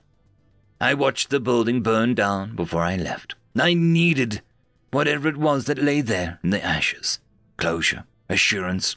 I needed to know nothing was left. I ducked into the blackened stairwell, sending a clone, and found the scene gone, replaced with piles of ash, drifting motes of grey dust filling the air enough that I returned with the lab mask. I forced my way into the wreckage and found no bodies, no trace of anything left. Even then, I wasn't sure if it was enough. I spent days, roaming the swampy forest. I called the thick roots my home, traversing the twisting terrain, became easier as time went on. I stared at the sunset, cowered in the night as beasts howled and foreign noises took to the air. And I sat in the mornings, staring languidly at the forest I knew was hell. I hadn't known hell would look so peaceful, so unassuming. In the place teeming with life, I found myself with only my thoughts. I never spoke, not even to myself, not even for the false sense of company. Second and third ranged from the forest, on constant lookout, watching for danger or hazard. They often turned the other way to spot him, a broken man, stumbling across the roots, tripping, falling, sometimes laying down. He was slow, lethargic as he walked a world without meaning. It was a harsh truth when you could stare yourself in the eye and see yourself for what you were. That man was me. It took me up until that moment to find my anger again, to dare to survive. If only that I never looked so pathetic. I addressed my reality, my nightmare. For enduring the mental trauma of death 3 times over, your will has increased by 4. Your will is now 19. Notice, for indirectly enduring the physical trauma of death 3 times over, your constitution has increased by 2. Your constitution is now 7. Name, Evan Weist, level 8, class Solar, strength 6, constitution 7, dexterity 5, agility 6, perception 9, intelligence 10, wisdom 13, willpower 19, charisma 4, luck 4, stat point 7, skills, never alone, low profile. Willpower was my highest value. Would a lesser person have shattered completely, never to put the pieces back together? The meaning of the value came to me almost instinctively, like I'd know it all along. It was a measure of control, determination, and resolve. It was also so much more than just that. I couldn't put it entirely into words any more fitting than those. Only, no, it is an aspect of myself. That part of me that stubbornly refused to kneel before hardship, the part of me that balked at surrendering. The rest of the attributes were likewise encompassing. I knew too little. Should I increase my constitution, boost my survivability, my strength, or my ability to run away, my agility? None of those helped me, not really. I realized as Solo, I had to use Never Alone as a force multiplier to scale what I already had. An extra clone gave me half again what I had in physical stats, another set of eyes, and another perspective. The line of thinking ran true. I did the math, brought wisdom up to 17, and said hello to 4th. End of chapter. Chapter 10. The increase in my wisdom wasn't something immediately tangible. Over the course of the day, however, I became grounded in myself, an acceptance of this reality, my place in the chaos, and finally, how to proceed. I thought it was fairly likely I was just one amongst countless others whisked away by the apocalypse. A part of the university had been teleported into some unknown wilderness. It stood to reason, across the world, similar happenings occurred. Wisdom was understanding, judgment, and experience. A certain self-awareness of myself and the world. It allowed me to calm down, as much as one could expect. Enough to question what exactly was happening. Despite that, there were few answers forthcoming. This apocalypse came without warning, without preamble. I found myself with ample time to ponder. The forest was a swampy expanse, a place where life lurked under the waters, where howls broke the silent nights, and the rush of splashing waters was a sign of nature running its course. The forest breathed, and I was nothing but a speck of dust. 4 specks of dust. There was 2nd, 3rd, and 4th now. I covered a lot of ground, avoiding many dangers. I had caught sight of those wolves in the daylight. One of the clones had seen it. A dark-furred creature that swam just as fast as it bounded across the roots, 4-legged and many-teethed. It was a different, less horrifying sight in broad daylight, mainly because it was herding around its young puppies, no taller than my knee at that. The sight was sobering. We'd been dropped into a foreign ecosystem and been immediately identified as prey, the bottom of the pyramid we humans used to stand at the top of. I kept away from the mother and its cubs. The water bottles I'd filled up from the building were barely dented, considering the amount I'd scavenged. Still, my thoughts drifted to when my supplies of fresh water would run out. One of the clones had climbed to a high advantage after seeing more of those green humanoids. They were gibbering at each other, ugly and knobbly. Goblins, I reminded myself. The term was perfect for them. They seemed to be arguing. It was a group of 5, again, a number I wondered was significant or not. It was the same amount that I'd encountered back at the campus. The same number I shook my thoughts away. There was a clear debate going on. I'd posted a clone to shadow them. I wasn't sure exactly what was possible in this world, but low profile at least would curb those unknown variables and allow me to stay hidden. I wanted to see what the creatures did for food and water, seeing as they were the most likened to human, if only just. My original body was far from the potential danger, protected by 3 clones of myself acting as a safety net. I slept under the watchful, careful eye of none other than myself, and moved with just as much caution.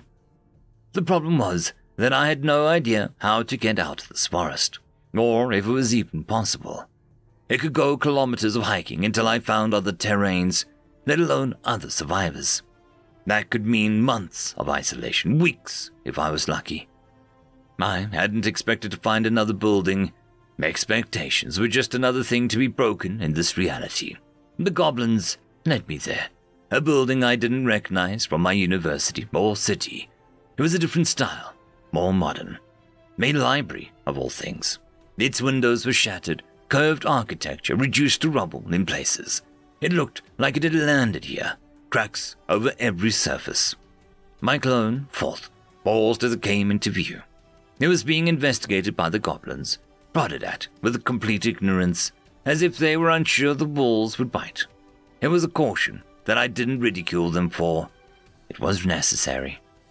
The building was larger than the science building, a true library, a collection of knowledge, and I hoped, people. I perched for long minutes, hoping to see any sign, even bodies hinted at the possible survivors. I found nothing of the sort. The place was abandoned, empty. The front entrance was collapsed, but the second story had a balcony.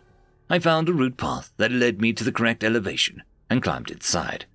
The inside was almost impossibly untouched. Dirt, rubble, moss, bugs, plant life, but nothing damaged enough to ruin a bookshelf. Some of them, however, were taken apart. Windows were boarded, doorways barricaded. There had been people here. Hope surged to my chest like a butterfly quickly preyed upon by a bird of reality. The one thing I could rely on was myself. I doubted that was healthy thinking, and it didn't help that it was the truth. Still, I continued to explore. Eventually, I found a clue I'd been looking for. Where had everyone gone? The answer stared at me. A note lying on an empty receptionist's desk in the middle of the library, weighed down by a paperweight. To any survivors, none of us know what happened. Some of us are talking about biblical apocalypses, a reckoning of sorts, the end of the world. No one wants to die, though. If you see this, we left the library because no one left felt safe here. We lost people to the wolves, to those green things, alligator things in the water. We headed north to try and get out of this damned swamp. Jonathan, 6th day of the apocalypse. And that was it. In this place, the library was no less than a castle. It was safe. I wasn't sure if they understood what a treasure that was. Yet, I could understand just wanting to leave. In the swamp, humans were prey, just like anything else. Jonathan had dated the note, the 6th day. How long had it been? A little over a week, I guessed. They'd left 2 days ago? Without a single word said, 3 of my clones and the original adjusted their bearing. North it is. End of chapter. Chapter 11. There were 5 of me now because, in the chaos of everything, I'd done my math wrong. The realization had come to me, not because of careful rereading of Never Alone, but from an attempt to clone myself further. Skill, never alone. Even working alone, it never hurts to have another set of eyes. Better yet, even they're yours. You are able to replicate yourself to a certain degree and capacity. Max copies, wisdom plus willpower plus charisma divided by 10. Copies have half strength, constitution, dexterity, and agility. All other attributes are retained. The math amounted to 4 copies. I'd been including my original self in that total, but I wasn't a copy. That meant that there was room for another. But the monikers had begun to confuse me, referring to myself internally as first was what had led to the initial misunderstanding. I took my original self out of the system so that there were only 4 copies, the clones. First, second, third, fourth, and, of course, Evan himself. Me. I questioned something, though. I'd tried, hadn't I, to clone myself again before I knew the limit. I remembered it clearly after creating third. I'd asked myself to do it again. I wasn't able to. Had I really been ignorant as to not try again? All that time, was there a limitation on the number I could create at once? You could have had an extra set of hands that entire time, Perth said to me. You could have saved him. Guilt washed over me, pushing me down. No clone of mine had anything to say to that. There was nothing but silent condemnation. I had already failed. This was just another way that it had happened. Ever since that first day, I hadn't died again. Somewhere along the way, that crippling fear of death became a strange acceptance, burgeoning confidence, courage against inevitability. I knew what it was like, so I could prepare myself. I hadn't died, but I did see death again. I dropped from the tree, 3 of me, and landed on a pair of goblins.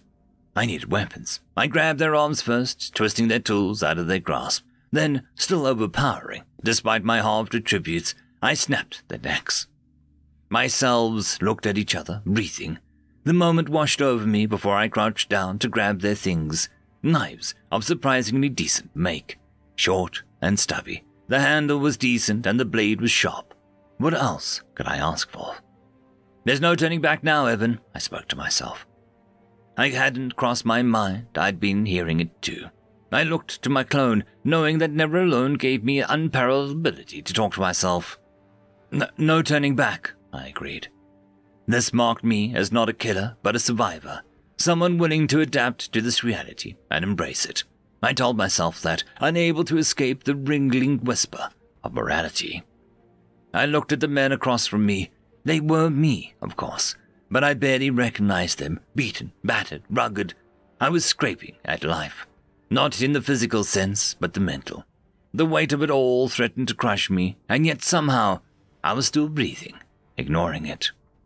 I killed 3 more groups of 5 others over the course of the day. With a set of eyes acting as overwatch, 3 of me on the ground with sharp knives and a determination to do what needed to be done. It was terribly easy.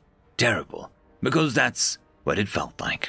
Notice, you have leveled up, level 9. Nothing accompanied the message. It felt empty. I wasn't deserving of anything but that. This new circumstance was twisting who I was, and there was nothing I could do to combat that. What part of me remained, which part twisted, and what was lost? I couldn't say. I found signs of survivors on the second day of traveling. I was moving faster than them, I knew. It only made sense given my ability to coordinate information and terrain. It was the remains of a camp. A fire had been burning between the crevice of the large roots too thick and wet to catch fire themselves. There were muddy prints on the ground I recognized as shoes. That simple sight allowed hope to blossom again. People were alive, just like me. That thought alone comforted me, but I prepared for the worst. This apocalypse had changed me, brought out the worst in me. I hesitated to think what it might do to others. It chilled me. On the 3rd day, I managed to hunt a bird. The meat was enough to make my tongue water, but I knew nothing of what was edible or not. I ripped the organs out, started a fire, and experienced the delicacy through a clone. Meat. I never thought I'd miss it so much. My clone, identical to myself, felt no side effects. I turned to the branches above the shore with great interest, tracking the locations where I'd seen those birds the most. It was no wonder the reptiles ate them so vigorously. They were delicious. I shared the bounty with my original self the next time, and it was heaven. A small luxury eaten with berries and fruit. The meal was so simple, yet so perfect. On the 4th day, I found them. A campfire around 20 people or so, and a handful of others watching the perimeter. A lot of people had that dead look in their eyes, staring at the fire. Everyone was muddy, wet, and looked miserable. I almost went down in person. Instead, after a moment's hesitation, a clone went down in my place. End of story. Chapter 12. Their sentries didn't even notice me until I was already right in front of them. I couldn't be sure if that was because they were relying on some form of detection that my low profile nullified, or that they were just unprepared. "Hey, Rule, there is someone over there," I heard a voice call out.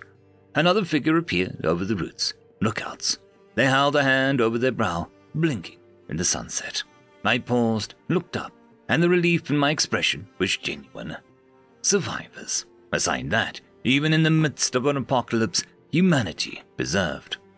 "Another one," someone called out. He was waving me over. "Get up here, man. Did you come from the library?" His voice reached me barely. I climbed upwards. Days of travel multiplied by my clones, and I was already an expert. A pair of rough hands helped me up towards the end. The stranger was among two others, looking me up and down. You came from the library?" There was hope in their eyes, wariness in their posture. "Yeah, I saw the note. From Jonathan, I think," I recalled, slightly out of breath. "How many are there?" I said warily. "How many survivors?" I wasn't sure why it meant so much to me. Maybe I was holding out hope that there were more than what I saw. Maybe I hoped that no one else had gone through what I had. Above, higher still, one of my clones watched. I watched as they welcomed me with open arms. As one of the sentries broke away and headed towards the main group, I watched me and the stranger, Nicholas, converse. He was recounting a familiar story, except a library instead of a university building. I grimaced as he described the lives lost, the people killed, the number that was left. "I saw a dozen dead before I could even react." Nicholas was a bearded man. Aside from that detail, he looked exactly the part of a librarian, because he had been. He was calmer than I would have imagined talking about it. "Wolves, but worse. There's how we put it, but much worse. We count 22. It should have been more." His wandering gaze focused on me, reluctant but curious. "And you?" I took a deep breath, trying to let go of the emotions that came to my memory. "There's a university building, maybe a day or two from the library. That's where I came from," I replied bleakly. "Same story. No survivors. None that I could save." My hand shook as the image of horror splashed through my mind. A deep sigh, and his hand fell on my shoulder. "Well, that at least confirms what everyone's been thinking. We're not the only ones," he said, giving me a look. "I'm still on watch, but one of the others will come and bring you to the camp." In fact, I saw them moving to us now, from a different set of eyes.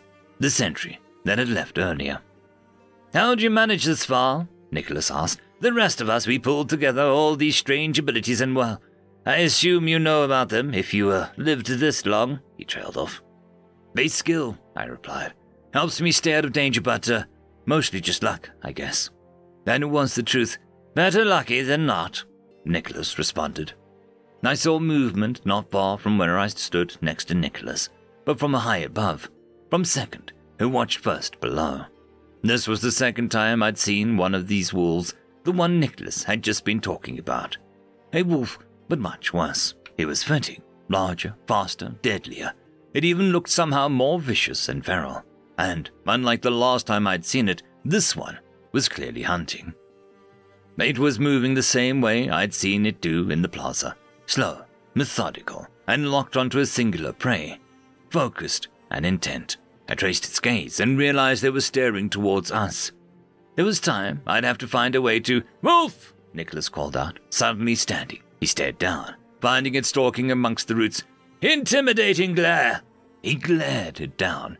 It actually snarled at him, something like a cross between a roar and a hiss. There was a pressure to his gaze. I was nowhere near the focus of his skill because there was nothing else it could be, and I felt its effect. The creature turned away, glancing back, but retreating. Above, I sat amazed, quiet and thoughtful, while the version of me below bombarded Nicholas with questions. So this was the power of another skill. I realized the other two sentries had alerted as well and were standing around. It made me wonder what they were capable of, what everyone was capable of. They brought me to the camp, and I let first meet the survivors. Meanwhile, my original self was being watched by third and fourth. It was a tight perimeter, and by now I had armed myself with crude goblin weaponry. All of me, that was. There was little in the way of armor, but that was what my clothes were for. As first talked with the survivors, trading stories and experiences, I realized not a single person there was keen on this new world. There were complaints, hopelessness, and general unease, trauma in the form of dead stares. "As soon as we are back, I'm going to take a hot shower and forget this all ever happened," a woman spoke, full of bravado. False hope. "I'm sure the government will find a way to contact us. Tell us what the hell is happening," someone else replied. "You think any government would hold after this? For all we know, it could just be a couple of buildings. Between us and Ebony, there are only two." A man whose name I'd already forgotten gestured to me. "I'm sure there's plenty sound reason for all of this, once we get home." "People have died," I said, voice raised. I looked at them, fear in their eyes, crazy in mine. I didn't care. The emotions caught up with me, the pent-up feelings of the last week in this hell. I calmed myself anyway. "There are people dead, and you're all acting like we'll be able to just go home and forget." Guilty stares, fearful stares.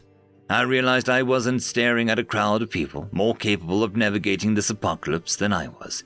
I was looking at regular men and women who, older than I, were no less ready than I'd been. It was a painful realization that in this crowd of survivors, not a single one stared at the apocalypse and dared to live. End of chapter. Chapter 13. The apocalypse was real. It didn't help me or anyone else to pretend that it wasn't. That was just a fact in my head. Obvious. The survivors from the library, however, clung to hope. Not for survival, but for a return to normalcy. I didn't know why. I recoiled at that. "It's because I've been waiting for this," Third said to me. Fourth responded, three of us sitting around a small fire. "For something. For anything." I looked at them, mirrors of myself, covered in different dirt, yet undoubtedly me. If I could make it so none of this happened, I... Would you? I said to myself. Down in the camp, surrounded by survivors. "Hey, you all right?" A voice sounded next to me. I turned and found Jonathan, the person who had left the note. I thought that the group of survivors would have some kind of leader. It turned out that that wasn't the case. It was just a herd of people trying to decide what to do. Jonathan, like Nicholas, was just another one among them. "Yeah," I said lamely, torn away from the conversation with myself. I looked at the figures huddled around the small fires, wet and miserable. Hot during the day, cold during the night. It's just, I don't think they're going to go back to normal. Jonathan was a younger man, put together enough that I couldn't tell if it was all a farce. It probably was, considering everything that had happened. His presence was still comforting, despite my pessimism. "Neither do I," he said simply. "But some of these people cling to something, even if it is hopeless. That's how you get hope." I turned to look at him. "A couple of us have been experimenting," he began. "We're sharing what we learned so far with anyone who bothers to listen. These, weird messages. This summary of ourselves. You've seen it, right?" I nodded, interested. Had they learned something I hadn't? "Most of the survivors were given skills. A few were given classes. I'm not sure if you've realized it yet, and don't be alarmed, but you're under one of my skills." I froze slightly. "What is it?" "Relax, it's nothing harmful. Veil of safety. It's enough to cover the group, and for the past couple of days it's managed to keep us out of trouble," he said. "I'm a protector." I took a breath of relief. That explained what I'd been curious about. The swamp was full of danger. I'd been ranging it for the past week, and I was surprised that they'd never attracted more than a single wolf. The goblins and wolves were the most aggressive, and they'd barely been bothered by them. Nicholas found us talking, striding over to take his seat next to us. "I've been putting points in perception. Helps me spot anything dangerous before it be a problem. A couple of people have reported the same thing I felt when I placed those points. Incremental changes, just enough to be noticeable. All of my senses were minutely enhanced." Jonathan picked up. "Strength, dexterity. All the rest are the same. It's like a video game. he said, sighing. I hate to put it that way, but it is the truth. Something was bugging me. Why are you telling me this? I'm a stranger, not to mention that I was younger than both of them. They shouldn't be trusting me so easily. They looked at each other. Nicholas sighed. You're one of the few who see it as we do, he said bleakly. One of the few actually preparing. You wouldn't have made it here otherwise. And I understood, right then, what they meant. Everyone else was waiting to be saved. Nicholas, Jonathan. They were like me, trying to save themselves. At the same moment, I realized they didn't have anything for me here. They gave me context for this whole disaster, sure. By my class, my abilities, and skill, it was just as the description said. Class Solo.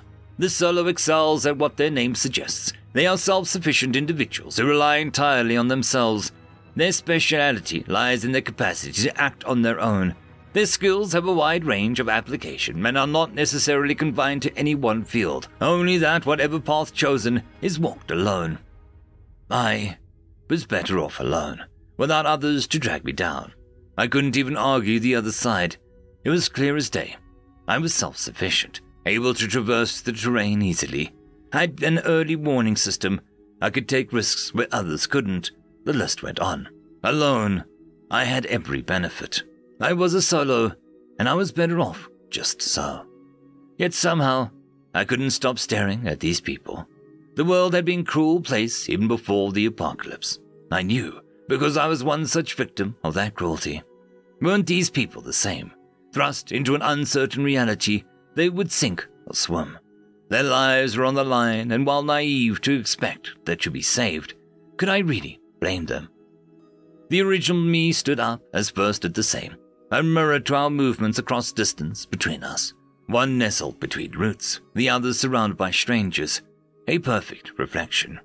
Two choices before me, a path alone and one with others. The answer wasn't hard. I had the freedom to choose both, to choose my own path. I lend help and move independently. The more I thought of it, the more it felt right. They didn't have anything here worth permanently trying myself to, true. But I never had to in the first place, did I? A clone amongst a group of survivors wouldn't be wasted. It was another stream of information, another pick against a mountain of mystery brought upon by this apocalypse. It would help. And, in turn, I would help. On the other side of this coin, I could explore this new reality with open eyes. It was only a hunch, one that grew the past week in the swamp, where colorful flowers and moss grew alongside dangerous predators and unfamiliar creatures. That this world brought as much wonder as danger. That amidst all the shadows I'd seen, there were rays of light between the storm. End of chapter. Chapter 14. Over the course of the next few days, my course diverted from the survivor camp. I felt the distance like a physical thing, a growing isolation even more apparent with my clone there, teaching the few who would listen what was edible and what was not. First, foraged and scouted, learning what he could and teaching when not.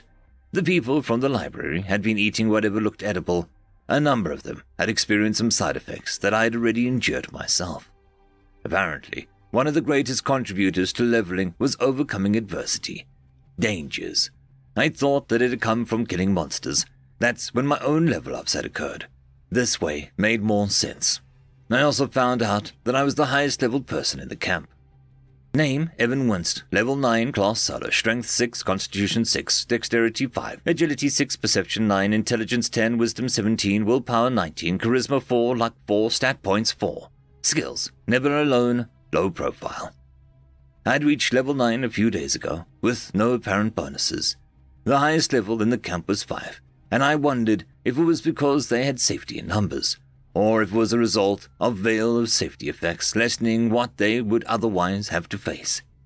Or simply a testament to the absolute hell that I had been through. I kept my stat points to myself, entirely unsure where to place them. Plainly speaking, the 3 attributes that affected Never Alone were the obvious picks. However, I hesitated for the fact that there might be an enemy or danger that no amount of clones could combat. If no amount of my physical stats could ever overcome an obstacle, then the number of my clones would never matter. Did that call for placing points in those stats, or should I stick to what I knew? Instead, I bided my time, nervous, slightly, at the thought of hoarding something that could potentially save my life now, as opposed to making it better later. Still, I hoped I was out of immediate danger. I had been, aside from the first couple of days, so a little preparation for the future might not be a terrible idea. How quickly the mind adapts, I said to myself, picking over the gnarled roots. I still had nightmares, waking up in the middle of the night, of getting beheaded, stabbed, eaten, of getting my eyes gouged out. The worst part was that the mind could play these nightmares with the knowledge of how it actually was. Second, third, and fourth were the clones were still with me. They were in positions such that I was in the center of a triangle. They at the points.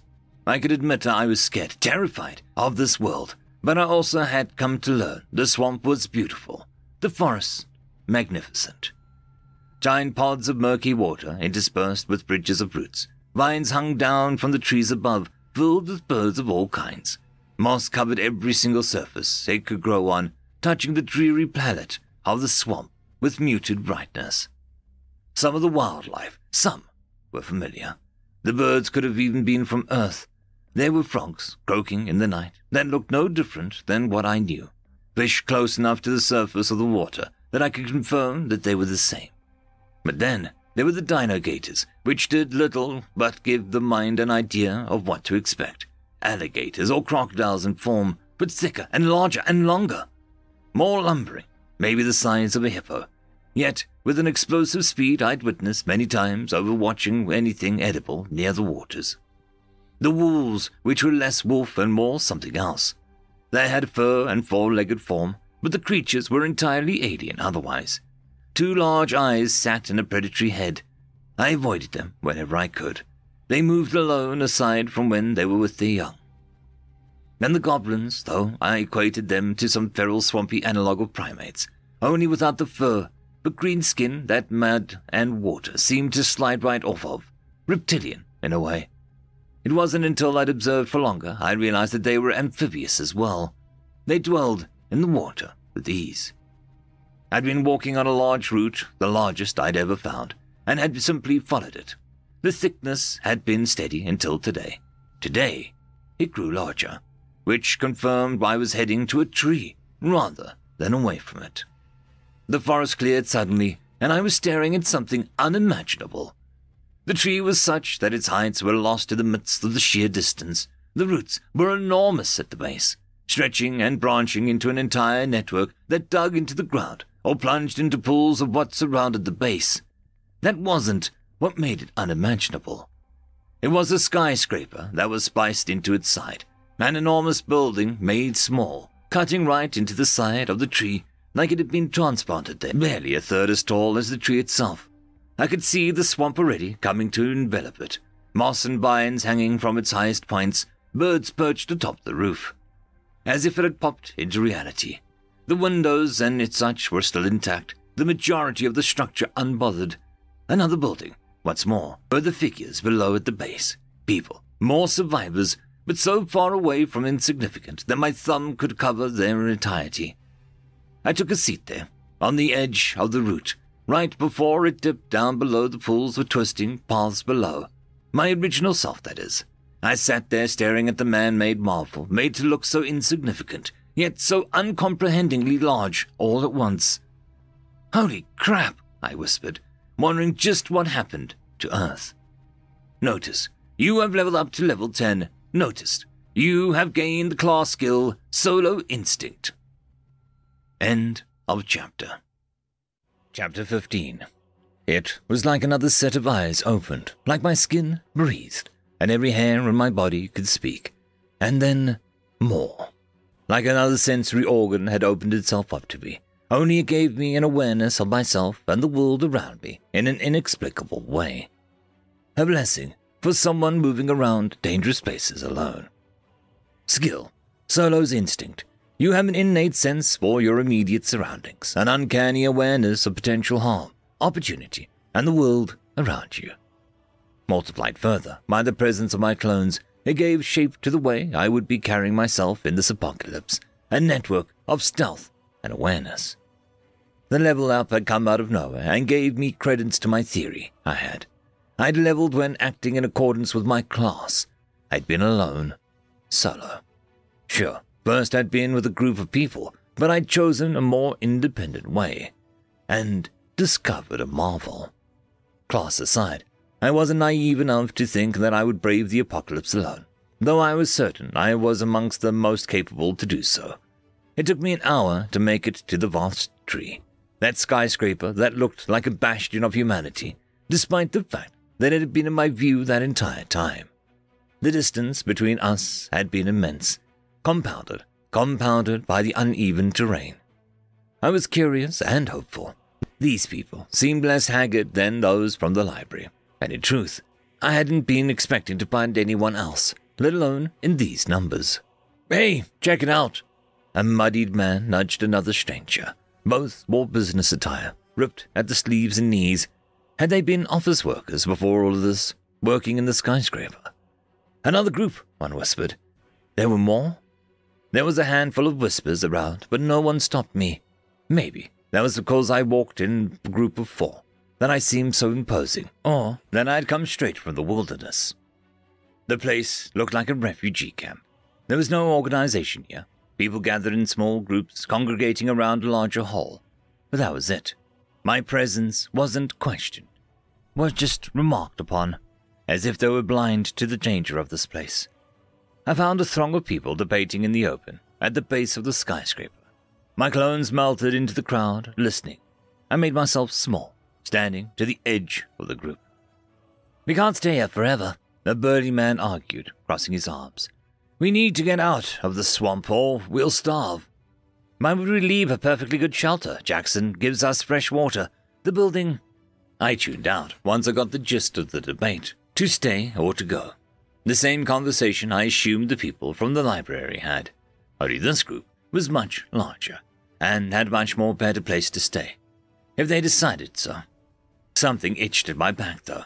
I wasn't sure what exactly it was, but Solo's instinct was kicking into overdrive. Something was wrong here. The certainty was like a pit in my stomach. "We can't stay here forever. We need to get out of the swamp or we'll starve." The pitch, the tone, the volume was all exactly the same. "Why would we ever leave a perfectly good shelter? Jackson gives us fresh water. The building is all the shelter we need," came the response. What was happening? I looked around and realized people were barely moving, or rather, they were just the same motions. All of my clones started looking around, moving closer towards me. And then I spotted something that chilled me to my core. A sapling, embedded into the stranger's neck, roots piercing into the skin, spreading like veins, barely visible under their hair and then clothes. Everyone had them. When my clone stayed at my original self, I saw it like some wriggling worm or a stick bug, just made of roots, a small thing, crawling up my arm. I smashed it in a small spray of sap. The clones checked each other, smashing 2 more, and then I was running from these people.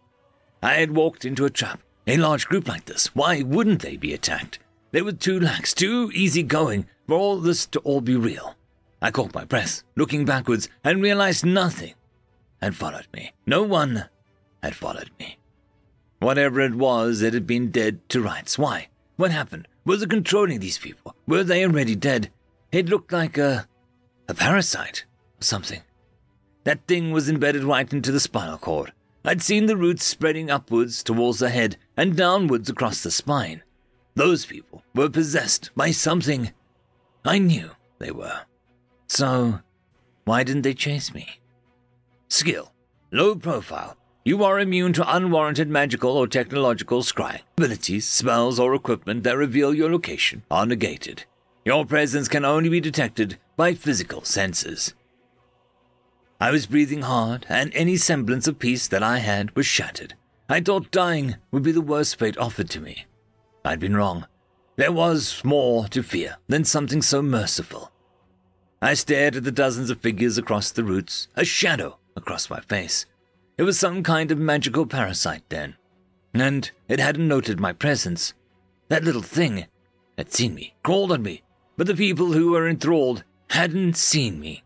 It had to be some kind of other sense, negated by low profile. The only thing that had saved me in the end, and all these people had fallen prey to it.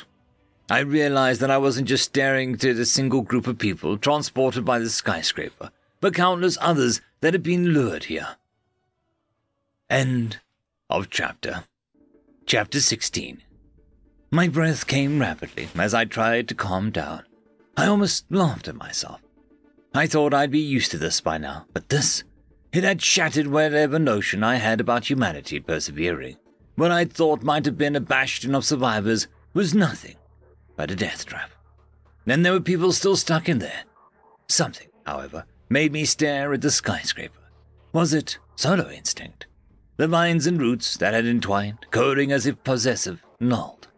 From here, far away, yet close enough to see, a creature, a being, moved and writhing, if only minutely, like staring at the clouds and not realizing that they had taken a new shape. Suddenly, I felt small. Field boss, root mother hive mind, an enormous organism that subjugates all life around it.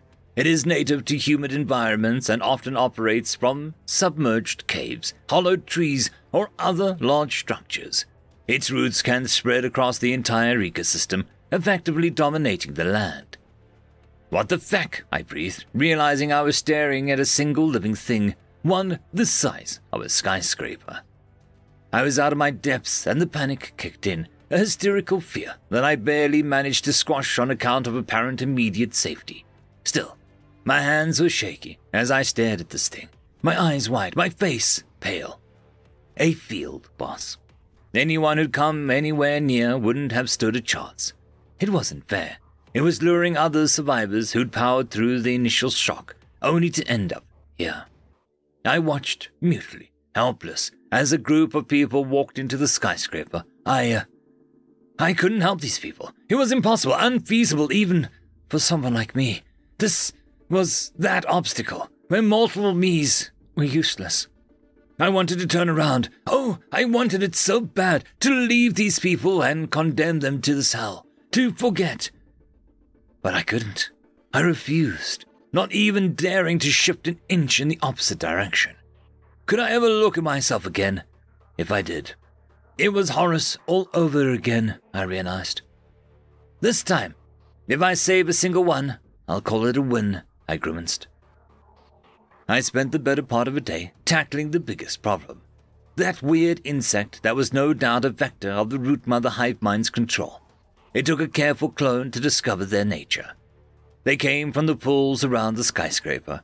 They were wriggling right under the water, a few leaving every now and then, only to return back to the pool. I didn't think that they could leave for any long amount of time, not unless they found a host. I read the description of the field boss again. They like humid environments, right? Is this why?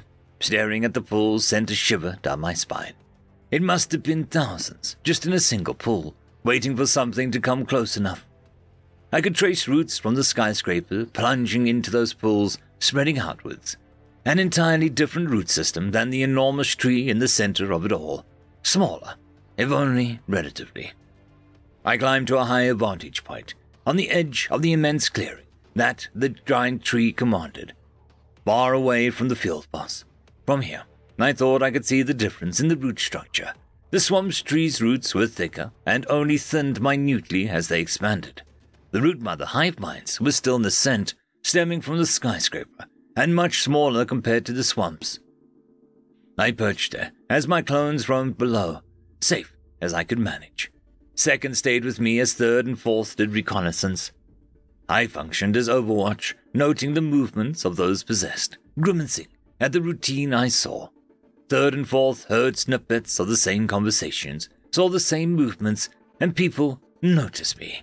I saw it in their eyes, but the root mother hive mind did not.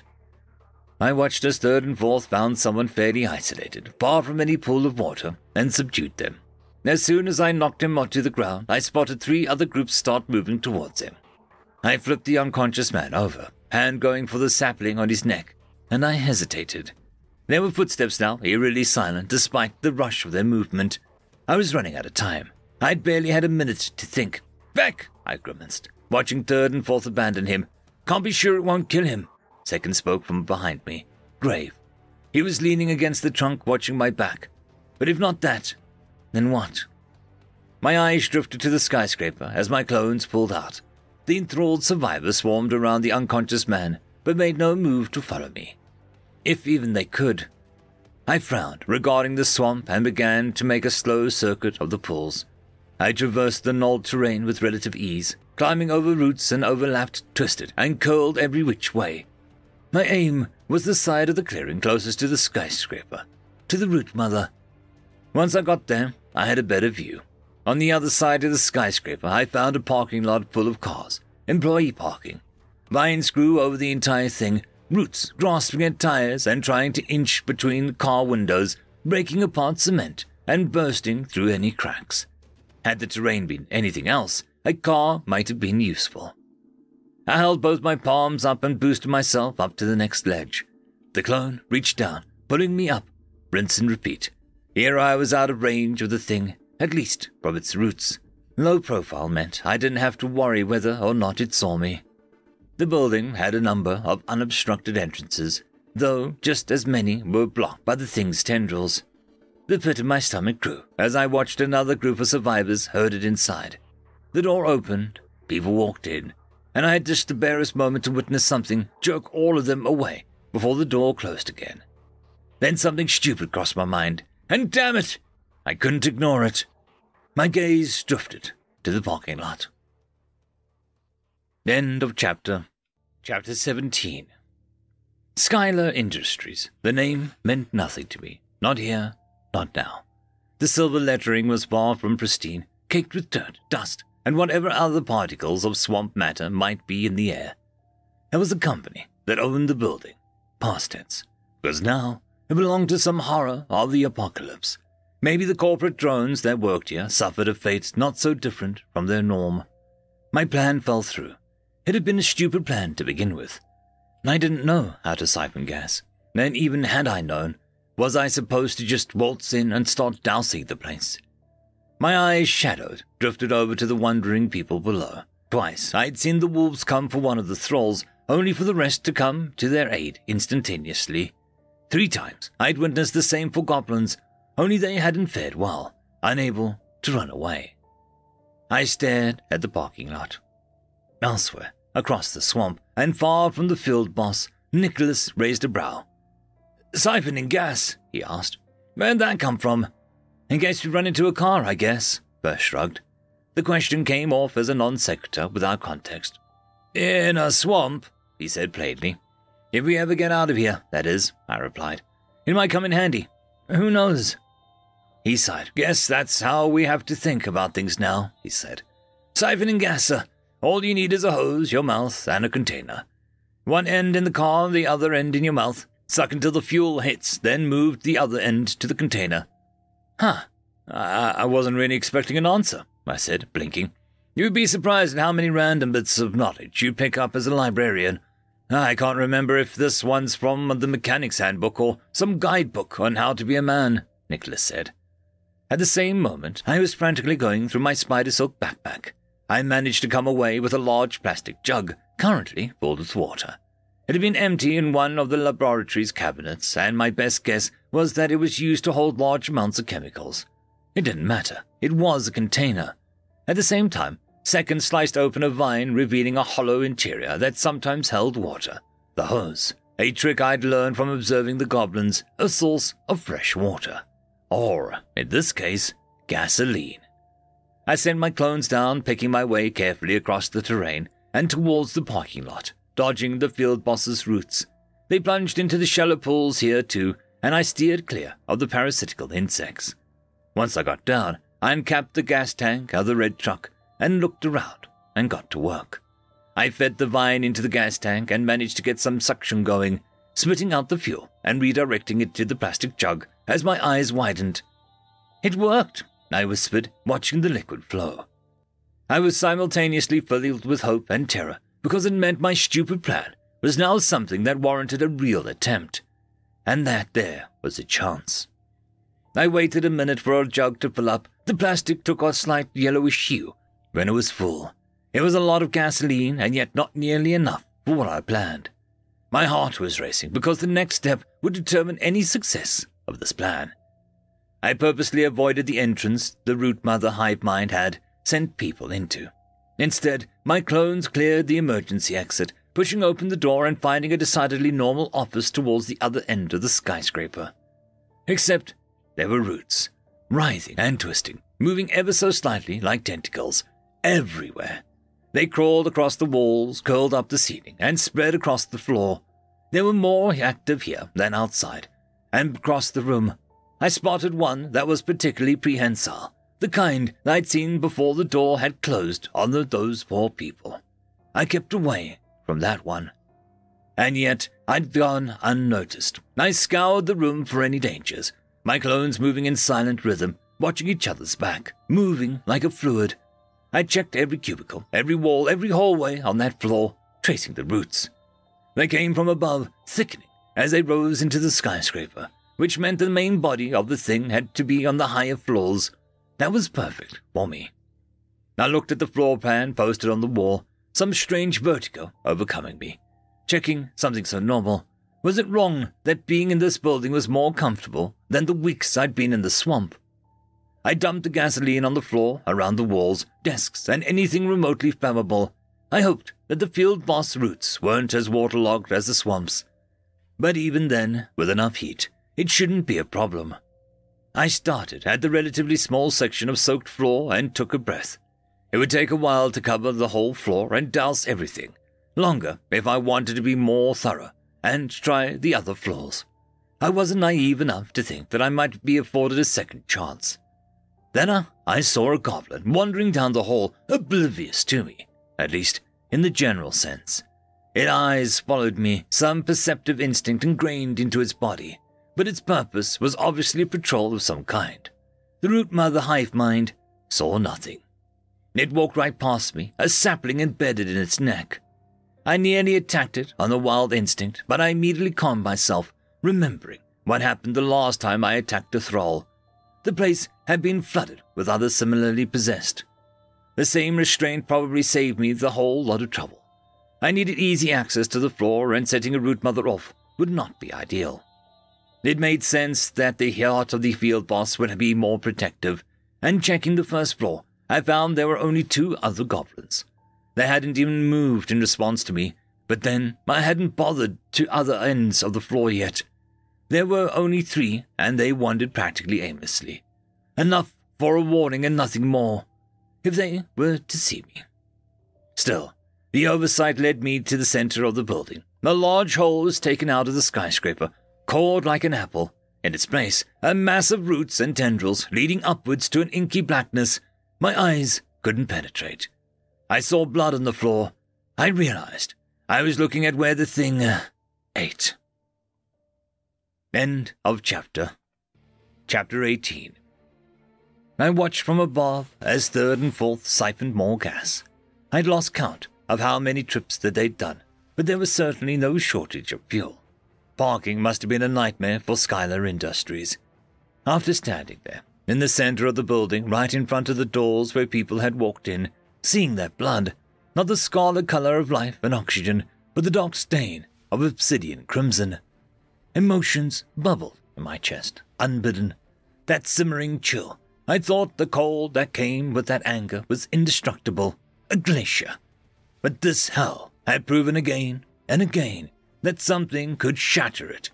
I thought anger brought my focus to a razor's edge. Instead, I'd broken down, cried, vomited, and screamed. I've had nightmares for the past 2 weeks of dying, of failing, of all the twisted horrors that were still to come. I was paranoid, checking over my shoulder, feeling phantom pains where I was injured. It wasn't anger, truthfully. How could someone be sure of something like that? Maybe it was just a front, a ruse to distract myself from what I really felt. It was an emotion directed at everything, and yet nothing at all, pointless and meaningless. It was a familiar feeling, that sucking sensation of something worse than just muddy shoes, a black hole that drained all energy, a bottomless pit of quicksand at the bottom of the ocean. It was despair, hopelessness. I knew I knew I was just some guy. I knew that, and I was no one special. No one near qualified to face whatever hell a field boss meant beyond the instinctive connotation. I wasn't military. I wasn't some great leader or fighter. I hadn't even graduated college. But damn, I wasn't about to give up. I didn't think of myself as a hero. The notion suggested I did this out of some desire to play out of fantasy. In a dream, maybe. Not this hell. Not this nightmare. Where a field boss existed that could take over someone's will, how much more would fall to this trap if this root mother hive mind was left alone? I'd spent the better part of 2 days watching it, dousing the floors, 3 of them now. It expanded by water. It was just a hunch that I felt more and more confident on. Every body of water, every pool it touched spawned those strange insects, unable to leave the water. It was why I hadn't seen anything possessed up until now. For the same reason, I hadn't been outright mind-controlled by the second I wandered through the small body of water. By sheer, dumb luck. The giant swamp tree's root system had isolated the creature from any larger bodies of water. Instead, its roots only accessed the small pools created by the large root systems of the swamp. It was cut off from any major waterways and couldn't spread further. But its tendrils were growing, creeping further, enough to see with the naked eye, maybe a meter in length over the course of 2 days. I tracked down the longest tendril, watching it. It was still a long way from the edge of the clearing, but from there it was only a short reach to the waterlogged terrain that I'd been traversing for the last 2 weeks. It was only a matter of time. 3 floors were doused in gasoline. From the moment I walked in, the sweet smell was potent enough to give me a slight headache. I was cautious of the fumes, wearing one of the safety lab masks on each of my clones from the science building. If there was a smell of flammable fire, I hazarded, this was it. "You think 3 floors is enough?" I said, outside watching the building. From what I could gather from my observation, the root mother hive mind was in a somewhat docile state. Its actual body didn't move very much, aside from the passive writhing motions of its roots. I attributed its lethargy to some kind of energy preservation, that it was focusing on growing its roots since it had no further information on its behavior. I was apprehensive, weighing the completeness of flammability against the time until it might summon more innocence to its mouth. It hadn't, not since I'd seen them the first time, thankfully. It had just served up to put more pressure on me. I was on a clock. I had no idea how the fire would realistically take to the building. 3 floors were a lot, and fire spread upwards, but I was nervous. I began dragging in any dry wood or flammable tinder I could find, branches, dust, etc. Anything and everything that was dry. I had the manpower and, I hoped, the time to spare. Well, might as well do a 4th, I told myself, if I'm taking the time to do all of this. And so I did. Uncap a random car, feed the vine into the tank, suck, siphon, fill the jug, drag anything I could find that would burn into the building, climb 4 floors of stairs, douse the floor, repeat. It was hard, manual labor, all done through my clones who had half my physicality, which meant it felt all the harder and probably took twice as long. It was an easy price to pay for safety. I was taking virtually no risk. The problem was that it wasn't my life that was at risk. It was everyone else's. Solo instinct went off. It was something like an itch, a tick, an ache combined. Like something had caught my eye at the edge of my perception, only the equivalent to that as it related to other senses I had combined. A sudden, pressing, and an absolutely certain intuition. It wasn't my original self that was feeding it. It was my clones. Inside, I whirled around, feeling the building groan and creak, the roots and tendrils strewn about the floor and walls, normally dormant and lethargic, began to twist and turn, as if the entire building was stretching. The field boss. That was the only one aspect of solar instinct going off. The clones couldn't see exactly what it was that made them worry, what urged them to act, but no single part of me needed to. Only one needed to see for the whole. Every single person was walking towards the skyscraper. End of chapter. Chapter 19. "We need to leave," I yelled to myself. The building was shaking, the roots swaying across the floor like tripwires. I couldn't be sure if the root mother hive mind could feel, but I was the last person who wanted to figure it out. It was unhealthy to refer to myself as we, anything to keep myself calm. There were people walking towards the doors again, this time everyone. We need to light the fire, I told myself, hating it, and risk everyone. I wasn't sure why, but giving my clones each one side of my conscience helped me work through the problem. They'll burn as they come in. Both of our eyes widened. The goblins. Where are the goblins? We ran through the halls, scrambling, and found our quarry. Taking one down nowadays was so brutally easy. No one should have had this much practice. Still, we took it down, and maybe the field boss wasn't paying attention, but it didn't react. I'd never risked this on a human. A goblin, though. I stared at my counterpart, holding a lighter in one hand, put it against the surface of the entire floor. Along with the next 3 floors would be up in flames. My clone stared at the goblin in my arms, struggling. We'd both pinned it against the floor, face down. Then we ripped the sapling out of its neck. It jerked, screaming. The noise was uncomfortable. I held firm, staring at it. I saw the roots spreading up and down its neck, piercing the skin. Die! The entire process didn't look pretty, nor peaceful. The thing was thrashing, genuine cries of pain. But it lived. I checked the floor pad, tracked the survivors outside, nodded to myself, and flicked the lighter, dropped it. It fell almost in slow motion, every sense of mine watching it. A catalyst of fire, the small flame no bigger than a candle against a field boss. I watched it as I ran, not for my life, but for everyone else's. The goblin sprinted away. I'd inspect the air to catch fire first. The first floor, it exploded in a fireball of roaring flames, tearing into my back with searing heat and sending me forward. Flames raced through the floor as if they were alive and hungry. I screamed like I was being boiled alive. My clothes melting into my skin. My world was fire and lava. Outside, my original self was writhing on the floor, suppressing the scream if only because it was a distant pain. Teeth clenched, knuckles white, something allowed me to power through, and I wondered if it was those extra points at will. It still didn't lessen the pain, the torture. Through inexplicable agony and fire, I stared at the people, eyes flicking between focus and glazed pain. They were still walking. From above, the first floor was blown out, glass and debris rained across the base of the skyscraper. The next explosion sent me to the ground inside. Outside, the shock wave and the heat were strong, a breeze and warmth. Below, it was a hellfire. I was thrown to the ground, pressed to the floor, flames around me, melting. Black smoke and water raining down, sprinklers. I laughed uselessly, thankful. I didn't realize it, but one of me had died instantly. I turned around, staring through the blazy haze of heat, and found the goblin first, on fire and dead. Every movement was agony, torture as hell, and somehow I found my feet. I raced to the exit, coughing and hacking, cutting my way through curtains of flame and drips of smoke. Instead, I found the door blocked. A mountain of debris, another explosion. I staggered, barely conscious. I'm not going to make it, I groaned.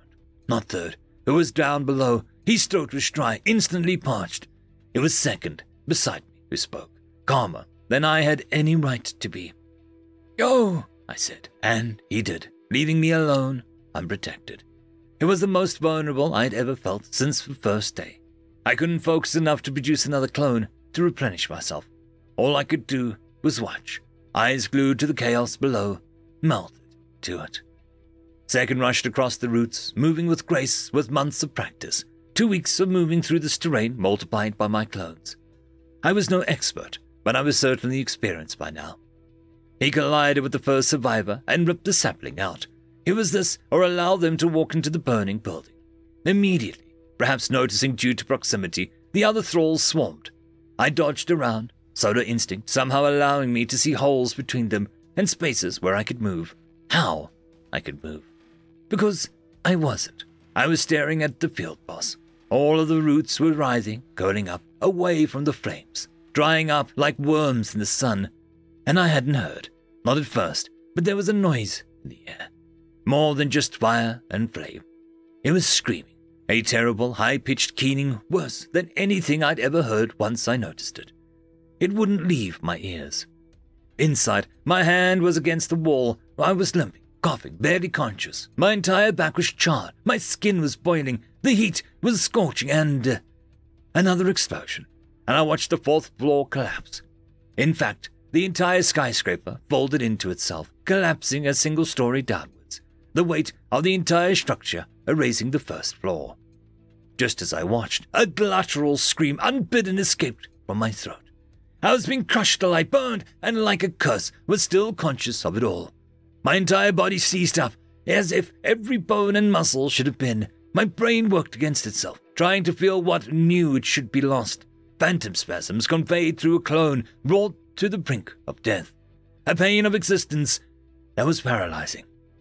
The feeling of every organ crushed, my own ribs piercing my flesh, of knowing exactly how your insides felt on account of them being impaled, crushed, burned, and otherwise fecked with. I vomited, spewed, as I doubled over in pain, the torture, finally enough. Second staggered below, and he was swarmed. Focus! The word was yelled from the internal fog, from the bottom of a well, echoing upwards in fading intensity. Focus! Part of my brain woke up, and second found his feet, tearing another sapling, punching, kicking, never drawing his knife. I needed to make another clone. I was in no shape to watch myself, but maybe I could. That didn't make sense. Why didn't it? My thoughts drifted past me, like wisps of smoke. Smoke? Why was that? I had the faint certainty that I was screaming when I passed out. End of chapter. Chapter 20. I woke up screaming, writhing like a spider set on fire, like someone had plunged knives into my brain, unimaginable agony and terrible sense of wrongness permeating my entire being. My mind shattered, bent, and adapted. So many traumas, and the mind was plastic. I couldn't say if I was the whole of me that endured or the sum of my parts. If my strange abilities could even be considered extra to myself. I gasped, sitting up straight. I didn't even have to turn my head to see what was happening, because new third and fourth already were. The skyscraper was on fire, a writhing abomination, trapped with nowhere to go but upwards.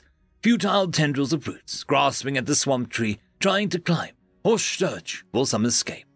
The thing was half the size of the building, a central core entangled in tentacles of organic mass, a gaping maw hidden between hideous, "Help me!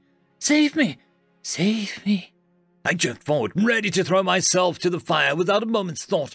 Only my mind was stronger, and inside the palace that was my mindscape, I turned, terrified, to stare at the thing inside my castle.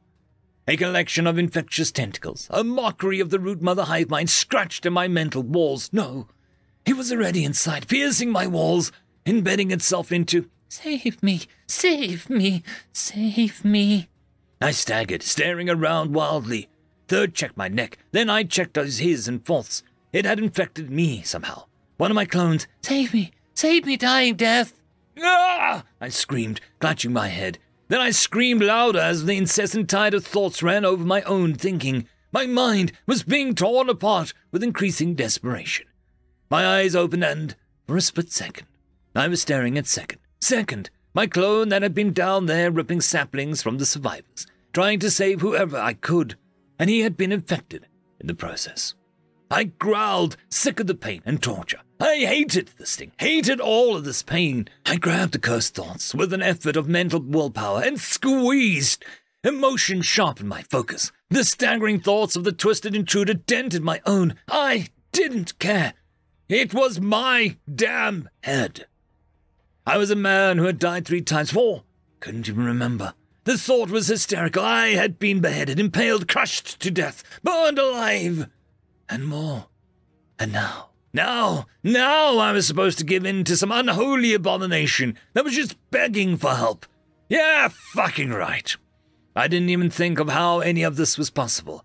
I just traced the thoughts invading my own, strangled them, and killed them. The root mother screamed, a high-pitched keening lost amongst the other cries. Below, Second blinked, and I immediately felt at my neck. The sapling had withered, and I tried not to pay attention to the burning sensation up my neck and back. The trail of roots had taken through my system. Instead, I began ripping saplings again, throwing survivors anywhere that wasn't a pool. There was a whole crowd of people making their way to the skyscraper. Up above, I was exhausted, breathing hard, sweat dripping down my brow, my wide eyes staring at the root mother. Then my expression slipped to something like anger. "Don't let her get a single fucking one," I growled. And then my clones rushed down there, gracefully jumping across the roots. Anyone I came into contact with, I took their sapling, reveling in the knowledge that some minor backlash found its way to the bastard root mother above. There was a group closer than anyone else, and I ran for them. All three of me did. They were re-heading straight for one of the prehensile tendrils, as if the root mother was beckoning them to its hands, like mindless drones. The roots whipped her outwards, and I tackled the first man down, rearing out of its sapling before pushing him away and scrambling to my feet. Third shoved another woman out of the range and into second's hands. I ripped another sapling. Fourth yanked a little girl away by the arm hard enough to sprain it. Better that than being eaten. I took care to remove her sapling. Third handled another stranger, the second. There were just too many people at risk, and the rest of the crowd catching up. "Just fucking die already!" The original me screamed from above, a smouldering glare as if it would burn it faster. The thing was already dead, and it was still trying to claim lives. Solo's instinct acted up, and one of my clones whirled around. There was a girl around my age, wandering forward, somehow getting past me. Third rushed towards her. At the same time, her voice, "Get them down! Pull them away, damn it! Help him!" And second found a pair of hands forcing another mindless thrall down. A pair of hands that weren't mine. A man stared up at me, clearly drained in some way, but eyes alive. "How do we help them?" he asked me. His face was stony determination, searching. In response, I rolled the unconscious woman over and ripped out the sapling. I looked at him. "Stay away from the pools." He stood up, and I realized there were more people rushing into the crowds. "The little plants in their neck! Rip them out! And stay away from the pools!" "Got it," someone called back. "Rip the saplings! Keep away from the water!" he yelled.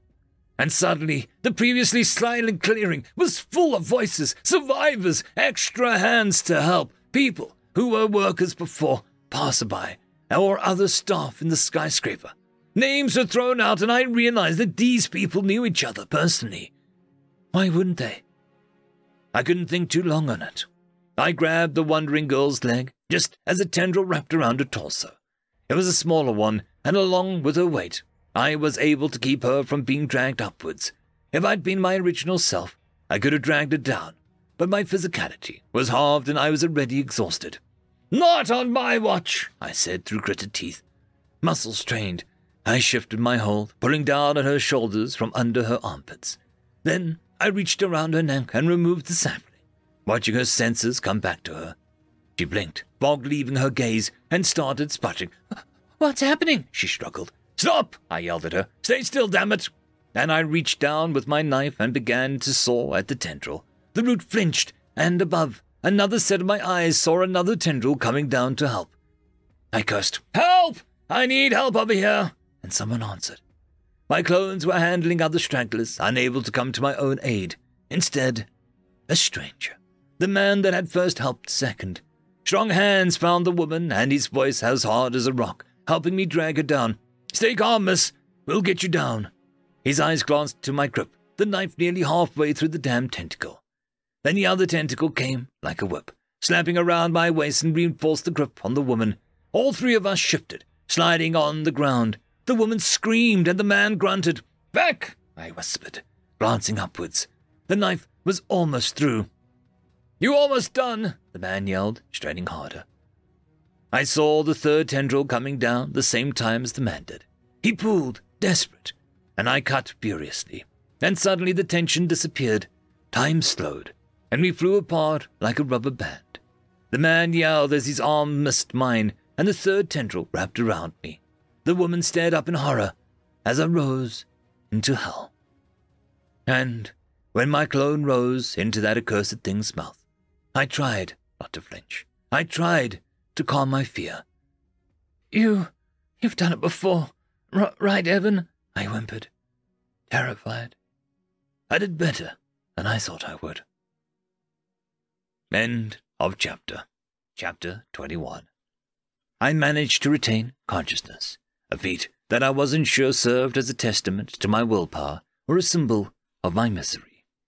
Since it was probably both, I shoved that trauma into a small box I mentally labeled deaths, a collection of experiences I doubt anyone could match, not more than once, at least. The true driving force behind my ability to stay awake after being eaten alive The abysmal feeling of overwhelming pain and mind-blowing nothingness assaulted me as a phantom sensation. A shiver across my skin, a shake in my bones and flesh. I mastered myself. I wanted to watch the thing die, that was all. Yet the desire burned inside of me like a fire worse than the one I had set to the root mother. An all-consuming flame that ate away at even my memories of my death. Anger, no. Hatred, rage, a singular target I could blame for all of this hell. If only for now. If only for as long as it would last before being brought to ash. That was enough. My original self stood there, staring for nearly an hour. The survivors below found themselves, their friends, the acquaintances, and organized themselves, arguments, discussions, disbelief, and horrible recollection. Still, I stared. The high-pitched keening of the root mother, a faint music to my ears. I almost wished I could hear it again, that I was infected once more, just so that I could hear its cries. Did they make me sick, or just as twisted? The fire raged, an inferno to my rival, my own, flames licking upwards out of the windows. Each fickle part of the fire, a torrent of heat, towering like an elemental skyscraper themselves, hunting, searching for fuel. For the field boss. It started at its roots, its tendrils which stretched all over the clearing. They curled up, drying and crackling in the heat. When the first lick of flame touched the root mother's main body, it was as if someone had opened a portal to hell, just to hear the sounds. The skyscraper collapsed, falling away from the swamp tree. With it, the field boss toppled over, curling up in the heat. A plume of fire, debris, and ash erupted as the impact shook the clearing. Every part of it, wriggling, writhing, and dying. When the flames died down, everyone was watching it, wondering who had set the fire, wondering who had killed the thing and saved them all. I sent a clone in to make sure that it was dead. "Hey, careful, that thing's dangerous!" Someone jumped to his feet, calling after me. Another voice called to him, and he pointed to me, but my clone was already lost in the smoke, coughing, going through the ashes. I stepped forward, a figure amongst the black snowfall. "Notice, you have defeated a field boss, Root Mother Hivemind. You have gained the title Hivemind Dominator. Notice, you are the first in the world to slay a field boss. You have gained the title First Slayer. Notice, you are the first in the world to slay a field boss alone. You have gained the title Solo Slayer. Notice, due to the attainment of multiple titles through a single monumental feat, their effects will be modified and consolidated. You have gained the title Trailblazing Vanquisher of the Hivemind. Notice, you have leveled up multiple times, level 23. Notice, you have gained the class skill Solo Sanctuary." The notices came at me with gentle suddenness, an easy immediacy, enough for my mental gaze to flick towards them but not be distracted. I skimmed through the notices, too tired to care for anything but confirmation. Even as my mental perusal paused on some of them, only one thing mattered at this moment. I had done it. I had killed her. I dropped to my knees, plopping down in a cloud of ash, coughing, crying, "I did it!" Notice, congratulations, you have achieved a feat worthy of recognition on a global scale. Would you like your name broadcast? Congratulations, you have achieved the feat worthy of recognition on a local scale. Would you like your name broadcast? Recognition. None of this was motivated by the need for glory. It was a need for a counterblow against the apocalypse, that something could be done. I shrugged off the notices faintly, understanding their significance, and all too tired to really care. Emotions flooded me, and I navigated my way out of the smoke, finding people staring. Not at me, but at something more. A couple of strangers found me, fussing over me, and then I saw the same thing they did, a message waiting for me to notice in that same unobtrusive manner. Only different, grander somehow. World notice! Someone has achieved a feat worthy of global recognition. He is the first in the world to slay a field boss, as well as the first to do so alone. Area notice. Someone has achieved a feat worthy of local recognition. The field boss Root Mother Hivemind has been defeated. Most of the people were focused on getting their bearings, but there was enough talk in the air. even as I was ferried over to a number of people needing medical treatment. There was a multitude of neck injuries. "Hey, you guys seeing this, right?" a man groaned, looking towards the cloud of ashes. "The field boss, that was that, wasn't it?" "Someone killed it," a woman said blankly, staring. "Alone," another injured person said. "Who was it? I heard there was someone saving us at the end. Did he set the fire? But how the hell did he do it alone? I can't." The first cheer broke out the silence, and the aftermath was such a lonesome volume as to raise heads and turn stiff necks. It turned mine too, and I found a woman there, a pair of blue eyes, brunette hair.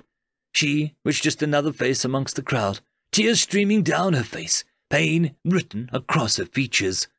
I could have found the same on anyone else, but she was the one I had saved. In the last moments of my clone's life, I'd remember.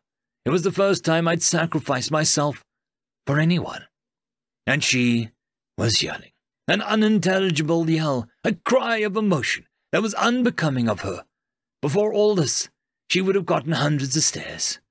Now, the cry filled the chest with emotion, and hundreds of people began to cheer. Chapter 22. In the midst of it all, I turned around, the original me, and found a glowing chest. I stared at it, my mind immediately flashing back to the storage closet in the science building, that uncommon chest. This one was markedly different. It was a beautiful piece of craftsmanship. Stylistic roots lined the entire thing, enough to be real themselves. Yet it retained a glossy finish that hinted at a promised value. It was larger too. Staring at it, I realized there was the style of the root mother hive mind, and my thoughts caught up to what I was seeing. Item: epic boss chest. Chests are hidden troves of treasure, capable of holding great boons and riches. This chest is themed around the field boss root mother hive mind. This chest has the potential to hold epic valuables, either in effect, rarity, or quality. A strange object had appeared before me, my original self. It gave way to immediate caution, rather than joyous celebration. How had it known?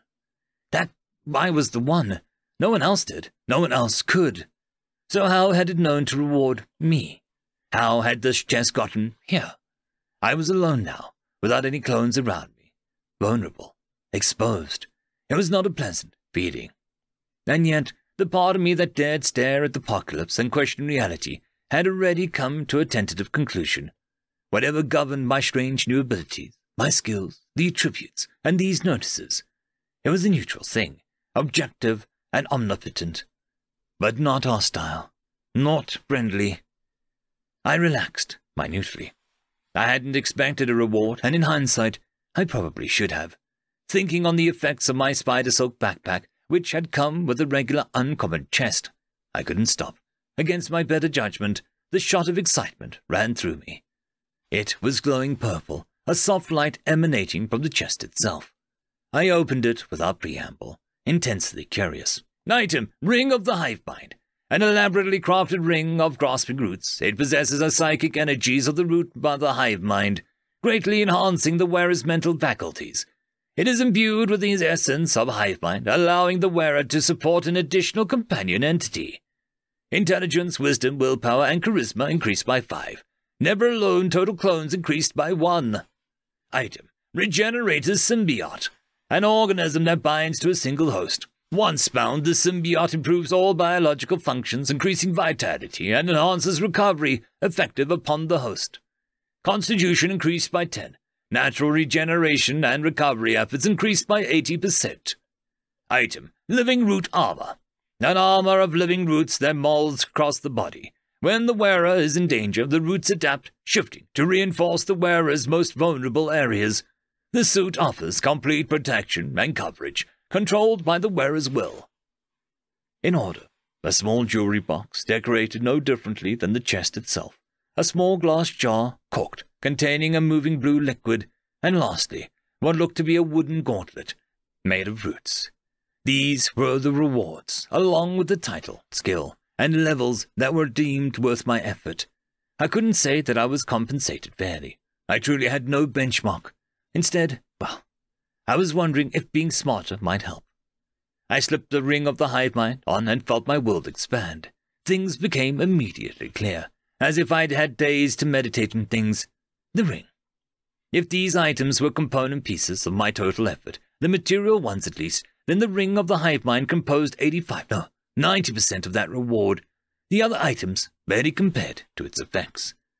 I hadn't thought of it a moment before, but the ring was worth 20 levels, 5 stat points in each mental attribute, approximately 2 more clones due to the nature of Never Alone, besides the fact of its hive mind effect.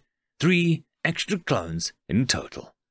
Maybe the clones were a minor effect when you took it all into consideration, but for the raw stats the ring gave, stats that were technically multiplied across every clone I had, and those numbers weren't just some values that determined how many clones I could make. They were me, aspects of my person, and the mental ones had all been bumped up. I couldn't tell if they were just singular effects or a combination of them all. Suddenly, I could remember math equations, scientific facts, random lectures, and arbitrary articles throughout my life.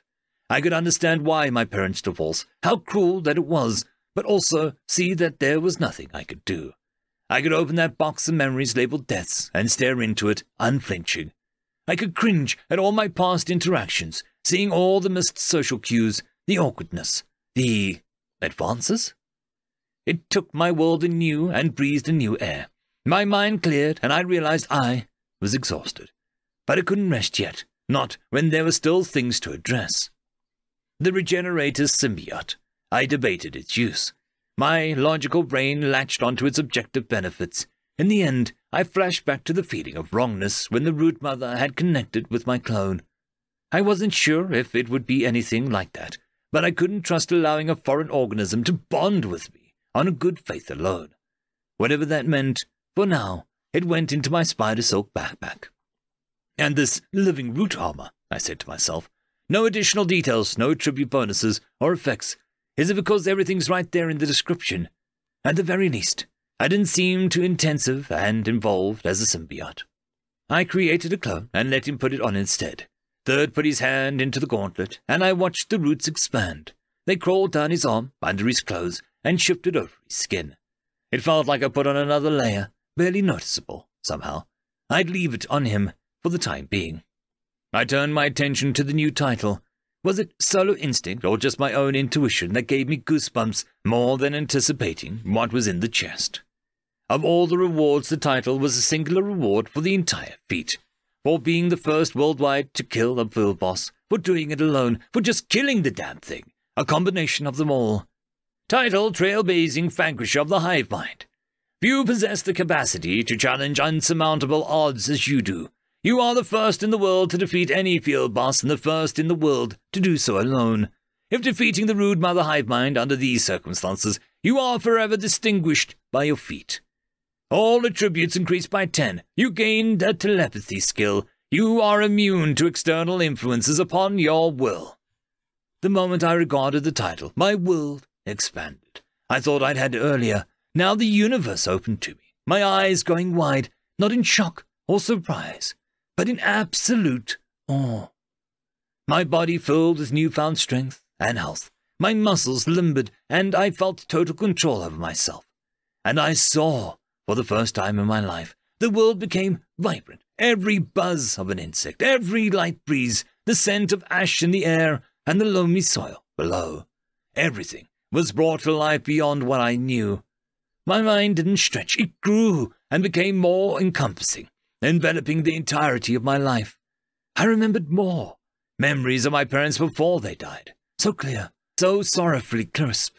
I saw my patterns through my life, the depression, the anger, and felt the emotion so distinctly. I remembered now the people I had indirectly caused trouble for. And I let it go. All of it. Staring at my hands. Unfamiliar hands. Rough, somewhat calloused. I almost didn't recognize them. I stepped away from another clone of myself and took in the stranger, trying to find heaven. Here stood a man who had taken down a field boss, who'd done it alone. And yet I looked into those pale green eyes and, with a breath, I found myself staring back.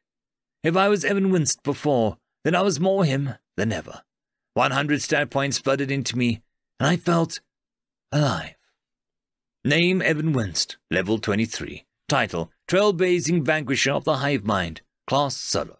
Strength 16, Constitution 17, Dexterity 15, Agility 16, Perception 19, Intelligence 20 plus 5, Wisdom 27 plus 5, Willpower 29 plus 5, Charisma 14 plus 5, Luck 14. Stat points 18. Skills, Never Alone, Low Profile, Solar Instinct, Solar Sanctuary, Telepathy. The last thing to check were the skills. Telepathy. That was the reward for doing something so hopelessly against the odds that it was renowned worldwide. The notion sounded so fantastical. My other skills so far had no reference for, but telepathy, that was something people thought of when prompted with superpowers. Skill telepathy, the capacity to perceive and interact with the mind, consciousness, and thoughts of both oneself and others, to sense, communicate, and influence other thinking entities. As soon as I regarded the skill, my mind was abuzz, not uncomfortably, more like I was something that I'd never felt or sensed before, and I realized it wasn't me. Not the original me, that is, but second and fourth down below, sensing the minds of the survivors surrounding them. They took to experimenting while I considered the other skill. Skill, Solo Sanctuary. A personal space tied to the soul from which one may enter or exit. The size, design, and amenities are directly reflected of one's level, abilities, and inclination. The sanctuary may only be entered by the owner. I walked forward immediately, reality blurring around me. 2 steps, 3 steps, and suddenly I was inside of the building. A modern home with black palette, furnished in dark wood and cool glass. A kitchen, bathroom, living room, bedroom. The result of 13 levels. I couldn't even bother to question the nature of skills. The reason behind this one, and why it was only this one. All I knew was I deserved this. I fecking deserved it. I nearly cried in the shower.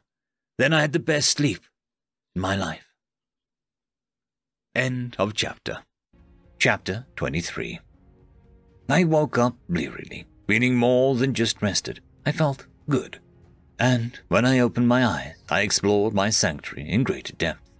If the skill description explained anything, it meant this place was a reflection of myself. I threw off the blankets and walked around, barefoot, on dark wooden floors. There were plants peeking out of vertical and horizontal planters across the walls. A couch that was perfect to relax, glass windows, sleek black marble. It was raining outside, which was peculiar, since there wasn't an outside. It was comfortable, easy. It had running water, which I was amazed at. No food, though. The kitchen was empty, but the storage was there, an empty pantry. It was a beautiful, calming place. It gave off a sense of serenity and peace. The air was cool, with no trace of uncomfortable heat or humidity, just like how I'd preferred. I'd acquired Never Alone the moment I got my class, followed by Low Profile after escaping from the university campus. Then I got Solo's Instinct at level 10. I made it hard to determine whether the skills came at certain milestones or from certain actions. This one, Solo Sanctuary, it felt very powerful in a way I couldn't define beyond its logical benefits. The skill was powerful, not just its effects. I could stay here, I whispered, sinking into my couch. Mine. I was probably one of the few people who could lay claim to any type of safe haven in the world. I'd never have to leave. With my clones, I could have everything I want just from this couch. As soon as the words left my mouth, I knew they were wrong. With the skill came an odd instinctual awareness of the capabilities it brought about. Sometimes it was direct and unsettling. Other times they came to me as they became relevant. Like now. The fact that this place tired my soul, where I could relax here, recover both my mental and physical fatigue. I accrued another fatigue altogether. A sanctuary indeed, invaluable in this apocalypse, but not without a cost. I felt it now, a peculiar strain on some ethereal part of me. If only it'd be so easy, I sighed, closing my eyes. I had a few hours. Outside the sanctuary, second and fourth were furrowing their brows, their faces lost amongst the crowd. How the hell did someone take it down? My parents. What happened to them? My family. Oh God, what are we supposed to fecking do? I can't live like this. What about A tide of thoughts, barely comprehensible. Too many mental voices. I couldn't filter them all. Instead, I weathered them with sheer mental fortitude. I might have staggered before, but my mental attributes had since been enhanced. It was less the acute pickaxe sensation of the root mother's thoughts and more of an unyielding tide, a general pressure as opposed to a sharp one. A piece of firewood fell to the floor and I stared up to find the same woman I had saved. Her eyes were a deep blue, sparkling, but her face was red and puffy as if she'd been crying. She looked like she'd seen a ghost, and it only took me a moment to gather my thoughts and realize why. I had died saving her. In her eyes, she was seeing a ghost. The sudden distraction jarred my mind and allowed me to focus, ignoring all other mental voices. I watched you die, she stammered, unsure and eyes wide. It's you, isn't it? How is he alive? He was taken, right in front of me. I grimaced. Don't remind me. I saw her blink as if she didn't expect I was real. How are you alive? She asked, gathering the firewood she dropped, holding me with an uncomfortable stare. It would have been off-putting before. Now, I could read her body, understand her motive. I blinked, strangely aware of her posture, the slouch in her shoulders, the expression in her eyes. Was that the effect of the charisma attribute? I was seeing things I'd never catch before. You don't have to feel guilty about it, I said slowly, not trusting my intuition. You saved me, she blurted. Thank you. I owe you so much. There is anything I can do. Just say the word. But how did he escape? A skill? Should I ask? No. I can't just ask a stranger for their class and skills. Look, you really don't have to go that far. How are you alive? She interrupted me. Would answering give away my abilities? That I need to be so cautious with what I could do. Somehow, I knew how to navigate the question without a second thought. Does it matter? I asked, giving her a small smile. I'm happy you're safe. It's a little funny, but you're the first person I've sacrificed myself for. She reddened, and I had an uncomfortable certainty to realize that she was blushing. I guess, it doesn't matter. Not really. I'm Rosa, and really, thank you. I don't think that you realize it. You saved me. She put emphasis on it this time, and I did straighten a little. You're welcome. I'm Evan. I gave her a small wave. Are you the one who killed it? Could it have been him? Parker said that he was the first person he saw saving people. Her eyes were searching. The world notice, I said, pretending recognition. No, that wasn't me. I couldn't even imagine taking that thing on. Apparently lying fell under charismatics. She took a seat next to me. Well, they're not among the people here. If they are, they've been keeping quiet. They must have a powerful class or skill. I'm only level 3, but I heard some people are up to level 5. But to face that thing, I have no idea how strong you'd have to be. They were weaker than the group from the library, but that was understandable, given the circumstances. I only hoped it didn't cripple their chances of survival. I watched the throng of people. Campfires were lit, a perimeter of watchmen. They'd organized a defensive formation. Some of them butted against larger roots, but otherwise exposed in the clearing. The main benefit was the long sightline, an early warning for dangers. Have they decided what to do? I asked. I mean, after all this, they can't stay here, can they? Rose sobered, quieting as she followed my gaze. The quiet and few people were just staring blankly into their campfires, at the skyscraper, at the ground, trying to process. Most people are still coming to terms. This whole thing is unbelievable, she said softly. No one's ready to leave, even though I think that's what we're going to end up doing. But where was there to go from here? It was a question even I didn't have an answer for. Rose, there you are. Are you... you? A man slowed down from his jog, staring. I recognized him as the first person to help second, to help third save Rose, and the one of the two people who saw me pulled up towards the field boss's mouth. A conventionally handsome man, rugged and muscled, with earnest eyes. I saw you die, he whispered. I smiled good-naturedly.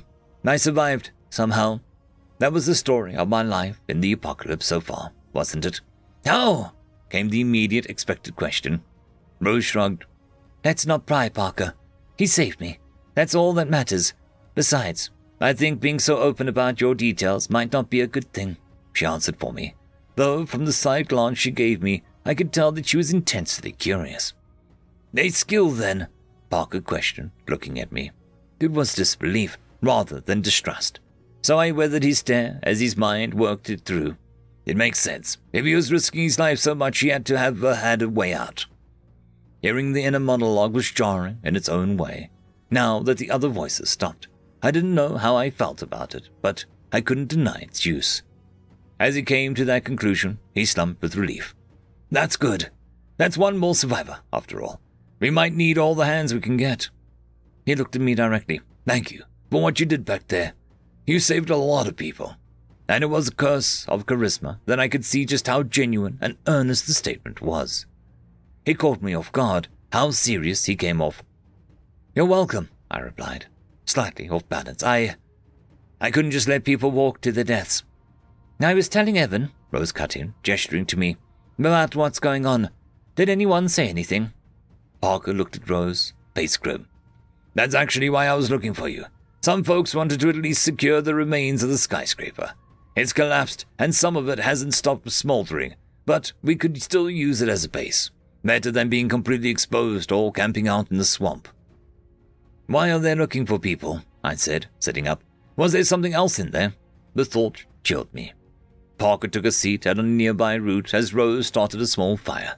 I watched her fingers spark in surprise. Crackling embers rose into the sky.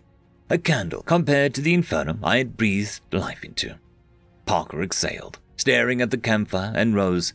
Well, there's someone with a secret class. His search skill came up with something. We're not sure what it is yet, but he didn't think that it was inherently dangerous. We're gathering people to go inside and confirm it. People who can handle themselves. He glanced at Rose and then at me. I came to convince Rose, but it was not too much to ask. You seemed like you could handle yourself too. Something in the ruins of the skyscraper. The thought of any unfinished business irked me. I thought the fire had ended things.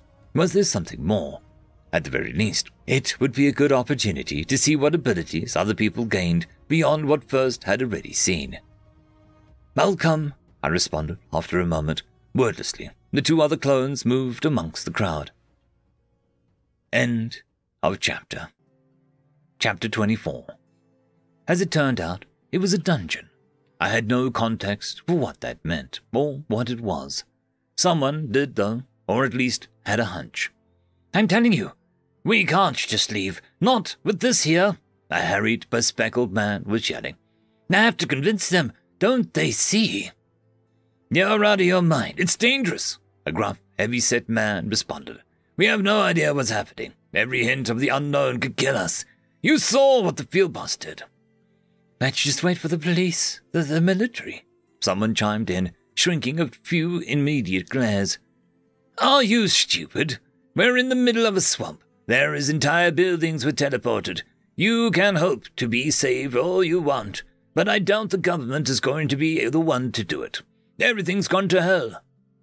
Someone will come by. They'll fly jets overhead, send soldiers through the swamp. We'll be rescued in no time. The woman didn't even sound like she believed herself. Her voice cracked. A few eyes softened. Someone sighed. Someone escort her back to the camps. A man snorted, stepping up wordlessly. Come on, Julia. Everything will be okay, all right? We'll figure it out. He brought her away from the group, bringing our numbers down. A few people watched them go, the scene leaving a somber mood. Damn apocalypse, someone muttered. It's fine. We can't expect everyone to keep their heads, a voice said. There's no precedent, he said softly, binding his thought. Can you imagine what's happening across the world, that world notice?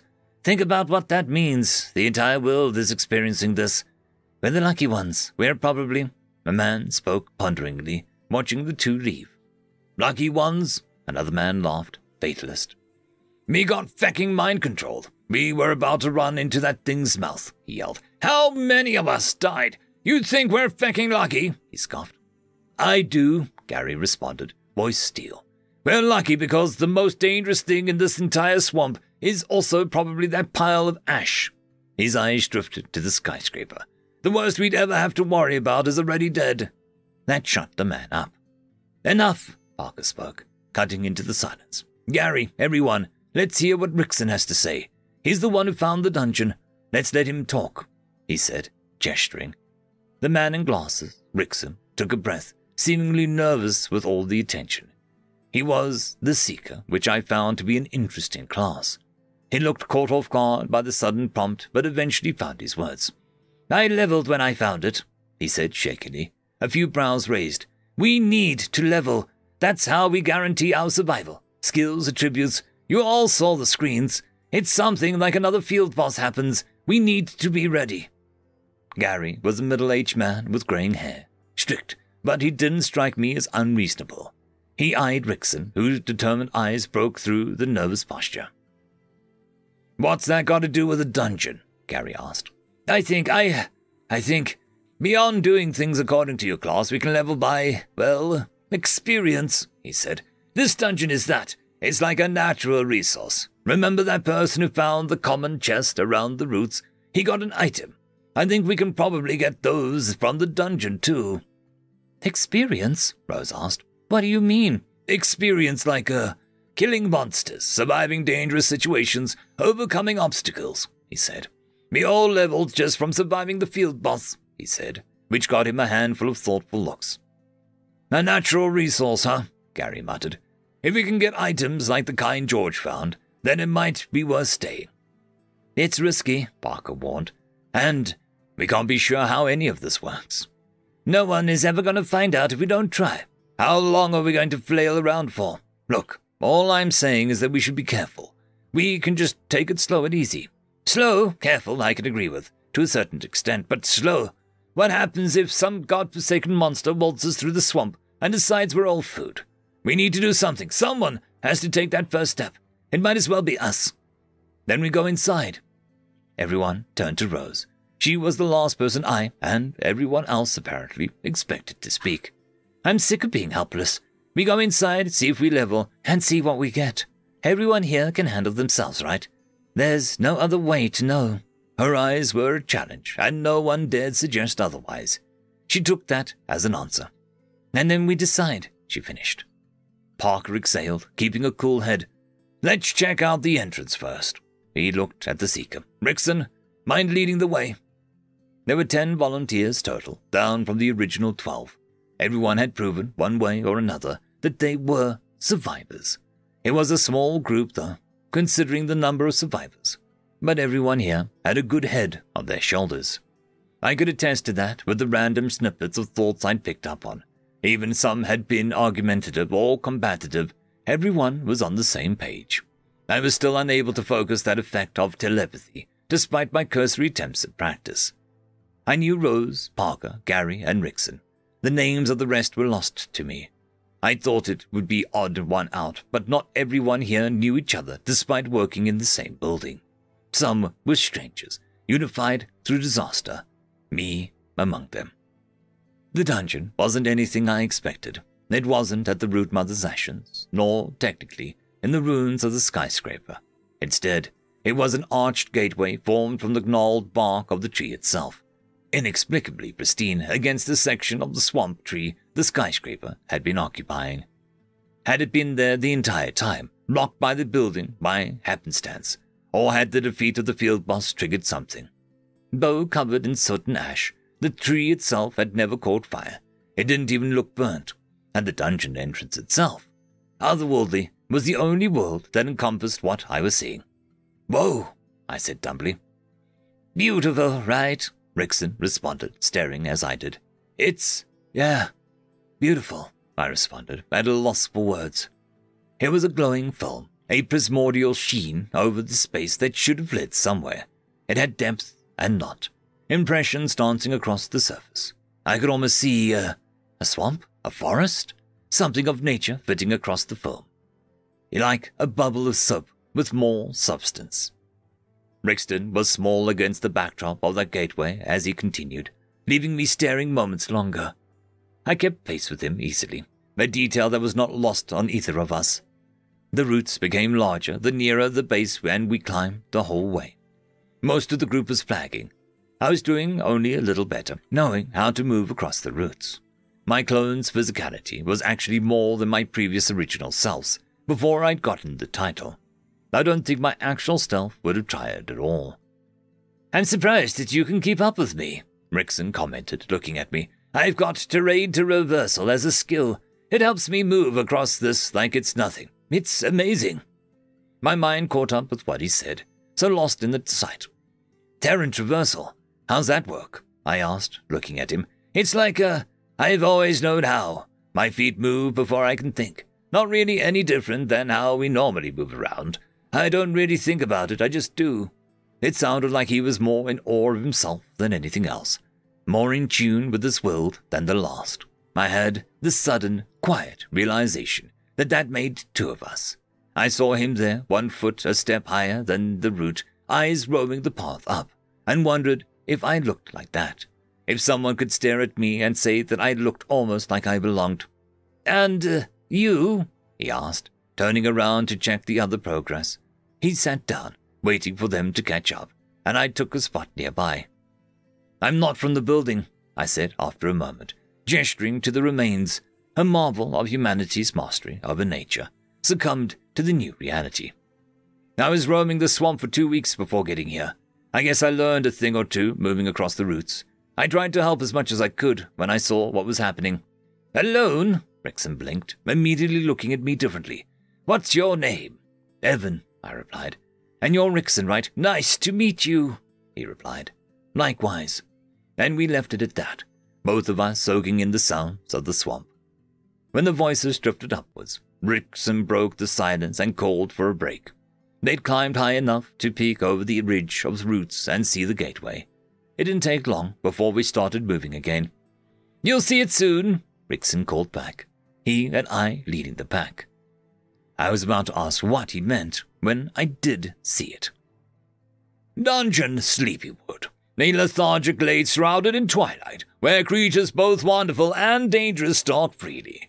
A haven for both fauna and flora that thrive between night and dawn. To venture forth is to cast away fear and enter the shadows of looming trees and watchful eyes. Vastly increased submergence of twilight-related, light-related, and dark-related rewards. Great increase emergence of energy-related rewards. Note, this dungeon has not been explored yet. As such, the first group to enter will have the quality of their rewards vastly increased. Upon first group's exit, the Sleepywood will undergo a period of 24 hours in which the quality of all rewards will be raised for all who enter thereafter. End of chapter. Chapter 25. I woke up in the Solo Sanctuary, coming to consciousness in the most peaceful manner I'd ever woken to in weeks. Relaxed, splayed across my couch. I was fairly certain I'd been snoring. A miracle, considering how paranoid I'd been. "This place truly is a sanctuary," I said, sighing as I stood up. It was time to go. If that increasingly burdened part of my soul was anything to go by, the ethereal feeling that I couldn't truly trace with anything but the skill itself. I couldn't pinpoint the exact length of time I spent inside, but it was enough for a night of a deep sleep and then some. Reluctantly, I took 3 steps away from the couch, and sanctuary blurred away, reality reasserting itself. And there I stood, right where I'd left, overlooking the arrangement of campfires that some people had attributed tentative nicknames to. That strain on my being immediately faded. Near me, Third was still close where I left him, watching over the encampment of survivors, refugees from an old world. I stared at him, curious, wondering if I looked as Rickson had. Third gazed down below with calm green eyes, roaming over the whole clearing, eyeing the positions of 3 other clones currently present. He could see across the distance with surprising clarity. Second was by the dungeon. 4th and 5th were shadowing him, trying to figure out how to use telepathy. I regarded myself. With the boost to wisdom, willpower, and charisma, their total rose to 85. It meant I was 5 off of increasing the maximum number of copies of Never Alone. After all this time, I was still hesitating on using my stat points. They were an extremely precious resource, as they represented immediate incremental increase to any aspect of myself I ever found lacking. A scarce one, too, seeing as only one is given every level. I wasn't a fool to think that just because I'd been so blessed, it made these points worth anything less. The truth was, I still barely knew anything about this new reality. Sure, these points could bump an attribute now, but as seen with Never Alone, they could potentially mean something more. Because of my title and item, I could hoard what I already had with relatively minimal risk. That spoke to some part of me, the one that had adapted and changed along with the world. In this manner, at least, I could be prepared to adjust immediately. Name, Evan Winst. Level 23. Title, Trailblazing Vanquisher of the Hive Mind. Class Solo. Strength 16, Constitution 17, Dexterity 15, Agility 16, Perception 19, Intelligence 20 plus 5, Wisdom 27 plus 5, Willpower 29 plus 5, Charisma 14 plus 5, Luck 14. Stat points 18. Skills, Never Alone, Low Profile, Solo's Instinct, Solo Sanctuary, Telepathy. Regarding that strange knowledge of myself was like looking at my being quantitated, with titles and skills indicative of any outstanding qualities beyond those obvious in attributes. Objectively, I was someone with experience operating solo and gathering information undetected. Subjectively, I was a man trying to acclimate, a survivor no different than the rest, as much a stranger to this new world as anyone else, lost, homeless, and thrust into danger and unknown. Leveraging every tool I could. Skill, never alone. Even working alone, it never hurts to have another set of eyes. Better yet, when they're yours, you are able to replicate yourself to a certain degree and capacity. Max copies. Wisdom plus willpower plus charisma divided by 10 plus Ring of the Hive Mind equals 9. Copies have halved strength, constitution, dexterity, and agility. All other attributes are retained. 6th, 7th, and 8th and 9th greeted me, a wave and a nod, a pat on the back, simple acknowledgement. All the ways I might greet myself. 9 clones, 10 Evans. I couldn't produce a copy from another copy, unfortunately. It was an extremely limiting aspect of Never Alone, given its scope, but I suppose it was only fair. It was the first thing I had tried. But I paid attention to the cloning process this time, not ever having the opportunity to really test it before. The clones kept my clothes and appearance, perfect copies of myself, yet the things I had on me weren't necessarily translated. My spider silk backpack stayed present only on the original. Arbitrary objects I held during the process didn't copy over. I tested a few things, holding rocks, sticks, and other random items. My phone, which I had kept and still had no signal. Every clone came out as only plain old me, without any accessories beyond my clothes. I suppose that had to do with the phrasing to a certain degree and capacity in the skill description. A limit on replication. And what exactly happened to my clones when they died? The thought brought back dark memories, though I couldn't remember returning to confirm a body or not. I create the clones from basically nothing. Do they return to nothing?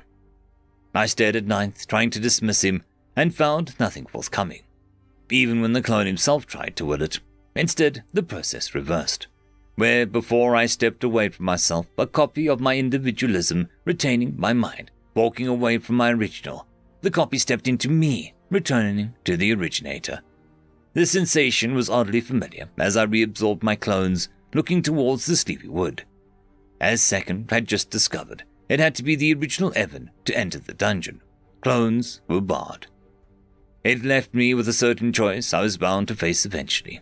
The question of whether or not there was a reason to stay relatively anonymous, if there was merit to revealing my skills, and if doing so put me in any danger, or gained me any benefit. I wondered how much wisdom and intelligence affected my reasoning.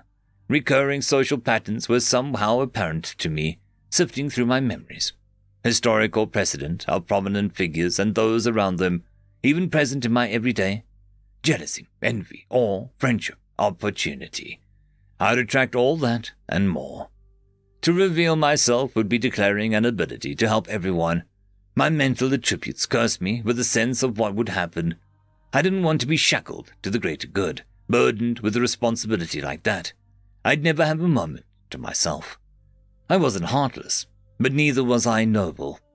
I valued my independence more than the greater good, a selfish take, no doubt, but a necessary one considering the apocalypse. It was hard to feel bad about that when I felt so crucial to surviving. This new world, it was terrible, dangerous, and every moment was one I could die. But, looking back, for me, had the old world been any different? Here, at least, I was free. I thought maybe that was why I was a solo, not because I'd been alone in my old life, but because I'd always dreamed of liberty. And now I had it. Unshakable independence, to be someone more than what I was. It was a small, inconsequential revelation, yet it resounded deep enough that I looked at my hands, pondering the wisdom attribute. With it, I felt more grounded, the confusing tangle of emotion I carried with my whole life finally unfurling as I regarded them. It was like I could breathe again, not realizing I'd ever stopped. More sure of myself, I made my way to Sleepywood, reabsorbing my clones. It was the first time in a while that my original self could be in direct danger. The notion went against my entire approach to the apocalypse. And although the nature of the dungeon demanded my presence, nothing demanded that I enter. And yet, I needed to know, firsthand, the mysterious reality of this world, the unknown nature the system people had taken to calling it, whether wonder or danger. I wanted to see what the world had come to. End of chapter. Chapter 26. I pushed through the film warily, having watched half the group enter before me. There was a subtle sense of pressure, and my senses opened to a world of twilight, a dreamy forest caught between day and night. I looked in awe. Dungeon notice, congratulations, you are a member of the first group to enter Sleepywood. As the first group to explore this dungeon, the quality of your rewards are vastly increased. Jesus, someone whispered, stepping out of their primordial film. Nearby, Rose, Gary, and the others came through. Well, said Rose, looking around. I mentally regarded the dungeon notice, interested in what the local notification system like that. If there were world and area notices, then I suppose it followed that there was some like this. I rested my hand on my goblin knife, looking around, an eerie sense of being watched. Was it Solo's instinct? Something more? It made me uneasy, and I resisted the immediate urge to use Never Alone. It was the first time in a while I didn't have a second set of eyes to watch myself. Parker was scanning the tree line while Rickson investigated the only thing of note nearby, the stone formation we had walked out of.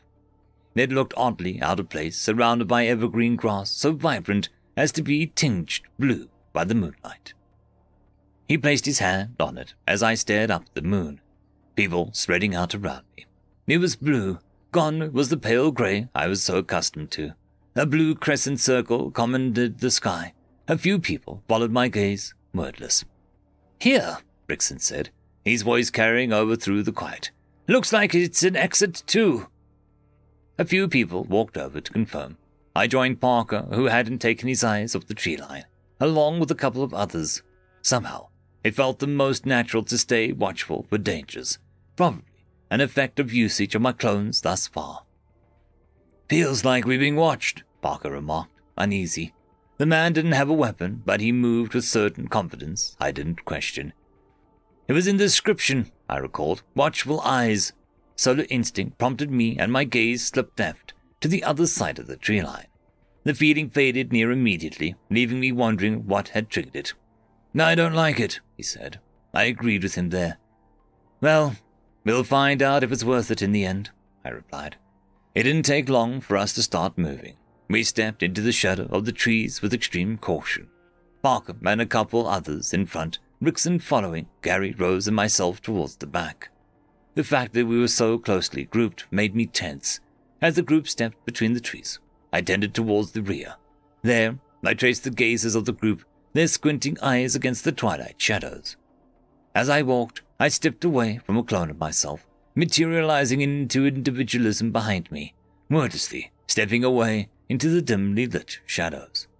I repeated the maneuver 3 more times, the clones only moving once everyone was out of range. They spread out, walking cautiously. I sensed it before I saw it. I turned fast. One of the vanguards yelled, and I saw a shadow crash into Parker. I jerked forward, realizing instantly I'd nothing to help him from this distance. Instead, I heard something beside me, a crackle of flame and the smell of smoke. Firebolt! My eyes went wide. Rose was there, eyes alight and hands splayed. An orb of bright fire shot forward, crashing into the figure and setting it alight. It roared, squirming as fur caught on fire, and Parker somehow threw it off. It scrambled to its feet, raking grass and dirt as it came to a halt. The thing stood like a tiger, except it had 6 legs and 4 eyes. Antennae spoked out over its crown, jaws like mandibles, opening 4 ways. There was a moment where everyone just stared, it being the only thing moving, roaring at being cornered. "Attack!" Gary yelled, just as it lunged for Rickson. "Stop it!" Parker slammed into it, fearless, as the others piled on and Rickson scrambled back. "Power strike!" he yelled, and I saw his fist blur, pistoning into the alien creature's side. It roared, shuddering, trying to get purchase. "Keep it down, Parker," one of the people in front. "Bloodletting slash!" A knife sawed out its throat, leaving it choking and bleeding. Its movements immediately slowed. It struggled, desperate, until eventually it died. Everyone took a collective breath, some people frozen in movement and hesitation, others staring steely-eyed. "God!" someone intoned, shaky. "What the hell is that thing?" "Looks like a damn alien." "Parker, are you okay?" Rose ran over. "I'm fine, just bruised, thankfully," he groaned.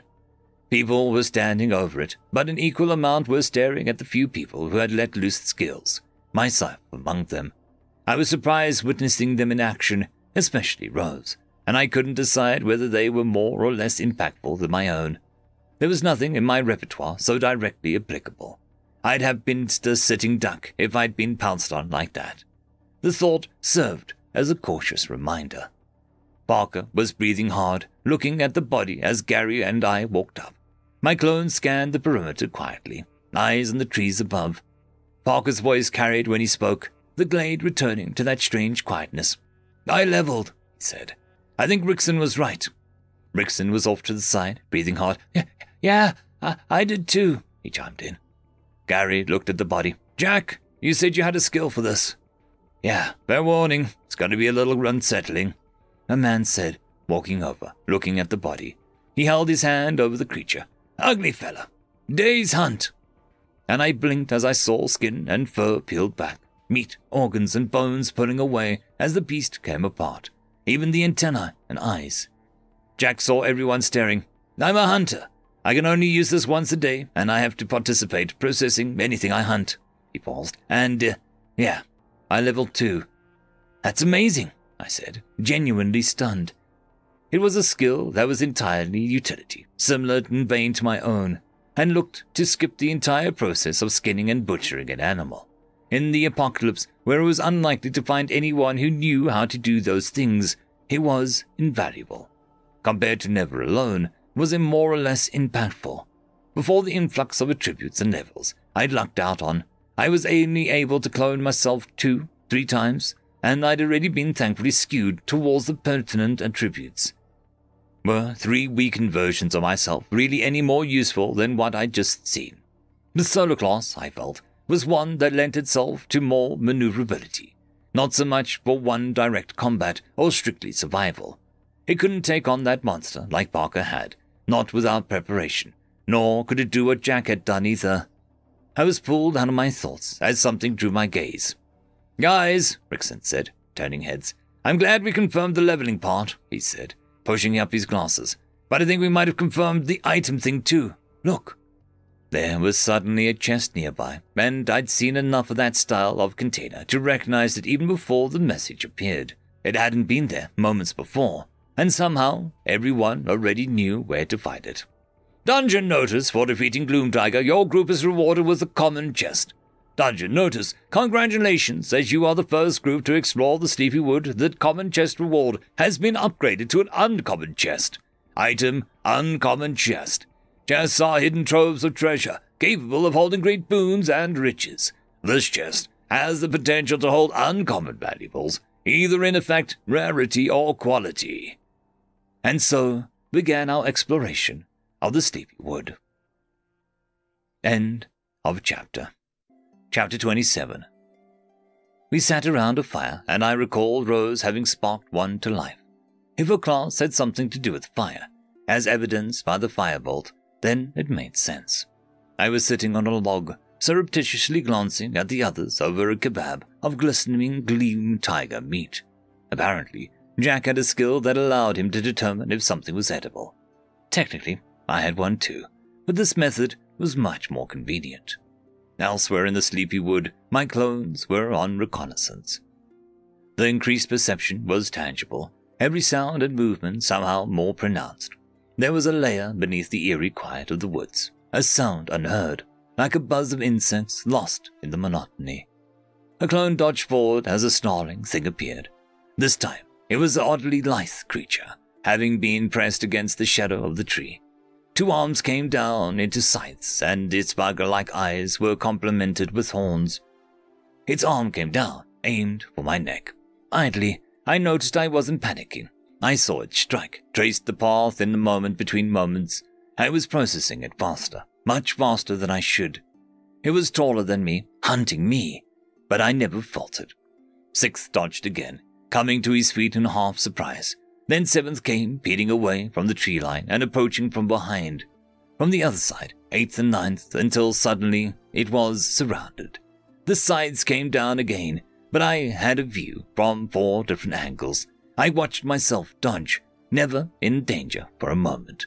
Mastery of the singular space unparalleled, an itch across all my senses. Solar instinct, working in tandem across all my clones, amplified even. None of my clones had any weapons, and if not for the title and boost to my physical stats, my numbers wouldn't have meant much. As it stood, my clones reached the physical attributes of my prior original self, and then a bit more. Each of my cells weaved between the strikes, and I didn't freeze or panic, locked in a state of flow. I didn't hesitate to get close, oddly confident at being untouched. I grappled the creature down, clone staring at its limbs with a foot on its joints and pulling with both arms, multiple arms at a time. It died quietly, without a sound, and left 4 Evans coming down from adrenaline. Dungeon notice. For defeating a glooming scythe, you are rewarded a dark wand. Notice. Congratulations, as you are part of the first group to explore the Sleepy Wood. The dark wand reward has been upgraded to Twilight Wand. Item. Twilight Wand. A wand crafted from moon-soaked wood. It is perfect for harnessing and scattering rays of the dawn, the soft glow of twilight, and the shadows of dusk. Minus 20% increase in the effectiveness of twilight, light, and dark magic. I stared down at the item, a shot of excitement at the thought of magic, but the wand itself didn't declare any support towards learning. There wasn't anything immediately obvious when holding it, no surge of power or mysterious arcane knowledge. I looked at the wand in my hand, amounting currently into nothing more than a stick. It was a little disappointing, but I held hope, allowing a clone to experiment with it. Back with my original body, we were discussing the nature of the dungeon. I think it's an open space, Vixen was saying. I'm not sure if we're supposed to defeat anything. We can leave whenever we want, but that will be the end of our bonuses. I tore into my kebab and tried to ignore the thoughts so intently directed towards me. He hasn't said anything. I wonder what he could do to have escaped that thing. Rose shuffles beside me, and I felt her gaze lift for a moment. That being said, I wouldn't be surprised if there was some kind of dungeon boss, Rickson added, to the effect of uncomfortable shuffling. Risk and reward, Barker intoned, crossing his arms. He was wearing a furred vest that would have looked entirely out of place if we hadn't seen him pull it out of a common chest. It was blue, and I couldn't pull up a description on it. Apparently, it was gloom tiger hide. Well, now that we're here, we have no choice but to make the most of it, Gary said gruffly. It may seem greedy, but I don't think we can afford to leave empty-handed. Not with so much to gain. How long are we talking? Someone asked, concerned. Days at least. This time, I recognized Jack. We're leveling, getting useful items. If everyone comes out stronger, we've got more tools to survive once we leave. We can't let an opportunity like this go to waste. So what? We just hunt, go out, search for monsters, and kill them. It might be for the best, Parker replied.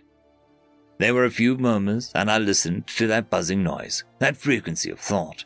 It was strange, grabbing snippets of internal monologue, less daunting now that I had practiced at close proximity. The general sentiment was agreement and nervousness. I directed my mental focus on Rose, whose thoughts were already hard to ignore, reaching for that mental equilibrium where all other noise was filtered and only a clear stream of thought remained. Would have been impossible without the increase in mental stats.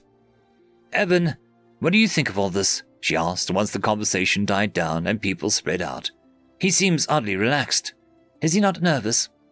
I glanced at her, catching curious blue eyes. Someone has to make this first step, right? I don't think we can survive without getting stronger. There's no telling what else is out there in the swamp. Or at least in the world, for that matter. He's right, you know, Parker joined, holding a skewer over the fire. People need to see that, for their own good. He nodded to me politely, and I felt his gaze linger before he turned back to the fire. He's stronger than he looks. He was the first person saving people, and he somehow knew how to deal with the Root Mother's hive mind control. His gaze flicked back to me. I'm glad he's here, at least. I scratched my head. Well, let's hope we can make our time here worthwhile. End of chapter. Chapter 28. It was the second day since I'd entered the Sleepy Wood. I still retained a connection to the clones outside. First, who was the furthest clone from me, was still with Nicholas, Jonathan, and the group from the library. Clones second through fifth were right outside the dungeon, observing the survivors. My multi-individualism allowed me an unparalleled perspective. The survivors were splintering, and clear camps were being formed, groups of people with different interests. I suppose it made sense, considering the sheer number of them. More people could fit into a skyscraper than one would think. A large, coherent group would be ideal, but people had conflicting interests, confident in the powers they had despite everything that had happened. It didn't need to read minds to see the trauma. Nearly everyone that had been under the effects of Root Mother hive mind had scars along their spinal column, extending up towards the head and down towards the lower back. Scars that weren't just physical. In the chaos, some were taking advantage of this weakness. Can I help you, gentlemen? A weary old man croaked. Second, fourth, and fifth glanced around a decently large tent. Thick branches formed a support. A layer of leaves served as makeshift walls. Flimsy, but one of the few structures against the elements. I heard that you could make simple clothes. Rumor had it that this man, Ralph, was a craftsman, or something in that vein. Do you have anything to cover the head? That I can, he replied, crossing his arms. His gaze flicked to fourth and fifth, their faces covered by the hoodies every clone came with. It was a half-hearted measure, but no one had bothered to look too closely, let alone the small number of times the clones were ever in the same place. Revealing my face was something I had every clone avoid whenever possible. Not for free. I need... Fourth hefted a waterfowl on a shoddy wooden table, laying it across its belly. Food was a commodity now, most survivors not knowing how to hunt or scavenge. The bird was enough to feed a handful for a day. Ralph glanced at the animal for only a moment. That'll do. Then he reached below the table and retrieved 3 cloaks, amongst a crate of other garments. The clones took the clothes, feeding their weight. Ralph eyed us, me, as I inspected the garments. 3 pairs of hands turning over the cloth, tracing the stitching and material. Mundane items, as opposed to the ones recognized by the system. They were good. Got some kind of hunter class or skill? He asked curiously. Strange group, I heard him think. They're not with the recruiters, are they? Something like that, one of me responded, whirling the cloak over my neck and securing it. The others did the same. There's talk among the camps of leaving. Know anything about that? Sure, Ralph snorted. Fool's errand, in my opinion. There's a group going around recruiting anyone over level 5, or with a noteworthy class. They plan to leave when the safest place is right here. If you ask me, we should be fortifying what damn little we have. His voice raised, smacking the table. This isn't a damn game, no matter how it might convince you. Memory splashed through my head, making me grimace. I couldn't agree more, I replied, leaving the tent. Previously, each clone had taken towards a mass of survivors, spread out amongst them, watching, waiting for something, for someone to take charge, or a defined group to appear. And they had, if only in small numbers, the same people around a campfire, a pair of strangers, etc. I'd have asked Ralph for context, but the truth was I already was aware of two major parties, representing two primary choices, to stay or to go. The latter poaching all potential talent or able bodies, seeking unique classes or useful skills.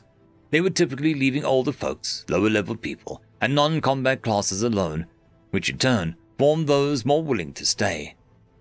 Their people wasn't anyone amongst the survivors with knowledge of classes like I had. There was, however, enough talk, introspection, and speculation to fuel everyone's thoughts. Thoughts that rose to the surface and, understandably, monopolized someone's mind enough that I could skim them at my relative leisure. It was the nature of anyone to question their reality and find understanding. Of course, people had their own ideas and opinions regarding the nature of classes. I formed my own after considering them all. A class, generally, had something to do with the person's background. Not everyone had one, and I noted people with a class were actually in the minority. I'd caught wind of maybe 8 people who had one, including Rose and Jack, across all my clones listening, though there were probably a bit more considering the nature of my senses, but it was still among hundreds of survivors. Having a class gave someone a focus for their skill acquisition and abilities.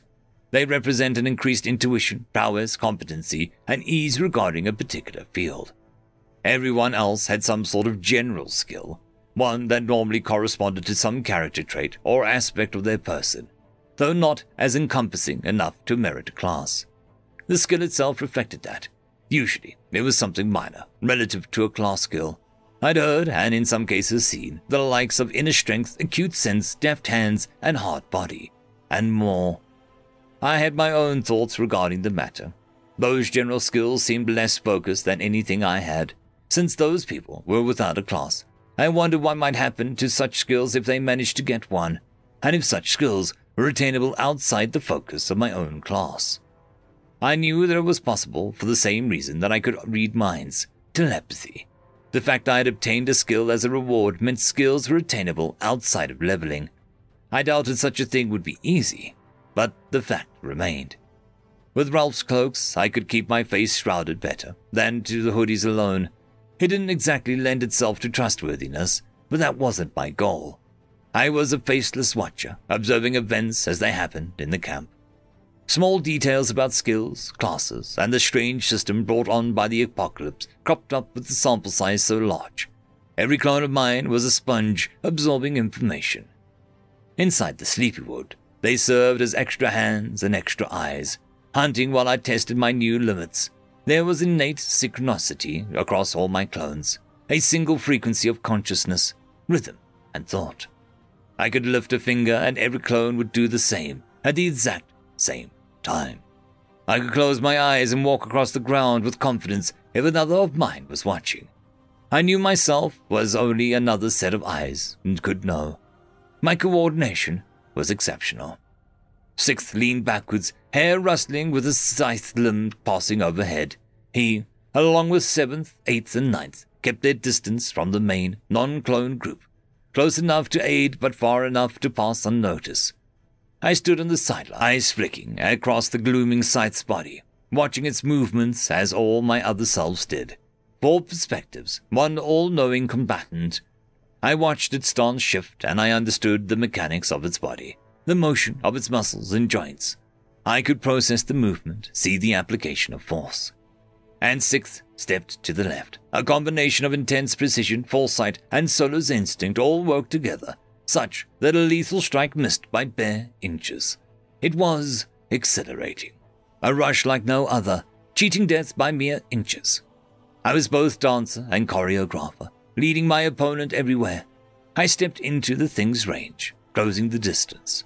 My arm braced against its back, and 2 other me's were suddenly there, pinning its arms at the shoulders. The 3rd clone grabbed its head, snapping it at the neck. I stood over a corpse and yawned, hands in my pockets. Nearby, the rest of the group had fallen into a rhythm. Parker, with the vanguard, served as first contact. My increased perception did more than affect my clones.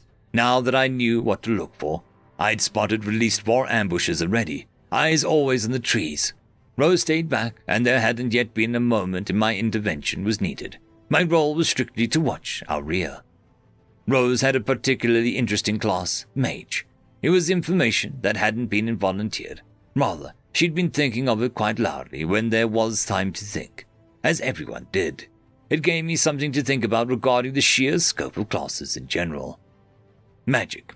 I'd already confirmed the possibility just by encountering the Twilight Wand, an item a clone of mine still had not managed to make any breakthroughs with. Yet, it teased the mind with thoughts of what someone could do if they survived. Parker stepped over another defeated creature, a glow beast going by the dungeon notices. It seemed that people directly participating in the creature's downfall were most likely to level, lending credence to the type of contribution reward system. As for actual material rewards, these single creature encounters were only rewarding us with minor items. I was beginning to think Parker had some analog of the hard body skill. He was bearing the brunt of these creatures' attacks with surprising ease. Parker walked over to a tree, pulling something from the branches. "Glow pendant," he said. "Provides a light radius, wards off dark-type creatures." He shrugged, looking around. That first uncommon chest, apparently, had been something of a stroke of luck. From what I'd gathered, chests were more likely to contain higher quality items and had a chance to contain multiple. It was more common to gain single items and non-effectual ones than that. Nothing so immediately useful or powerful. I paused with such immediacy for the foes around me to notice. A hunch across all my senses, a sudden creeping intuition. Solar instinct was hissing at me, hushing whispers with all the intensity of a scream.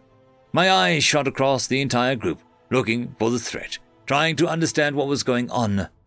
There has always been that feeling that it was all too easy, that killing these creatures and gaining rewards was too effortless. If there was anything I learned, it was that levels and valuables had to be paid for, in danger. The sleepy wood woke up.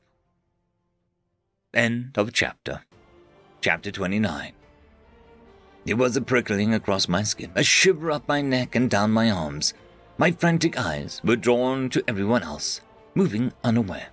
I twisted, unable to locate what was wrong when I found Rose and Jack staring at me with wide eyes. No, behind me, screams broke out. In a single moment, everything crystallized, and I whirled around. A nightmare loomed, a too-human grin on a creature that was anything but. Angular features as to highlight the sharpness in the air, hands that stretched to long claws, black skin that seemed to meld with the dark, eyes that crinkled in malicious glee.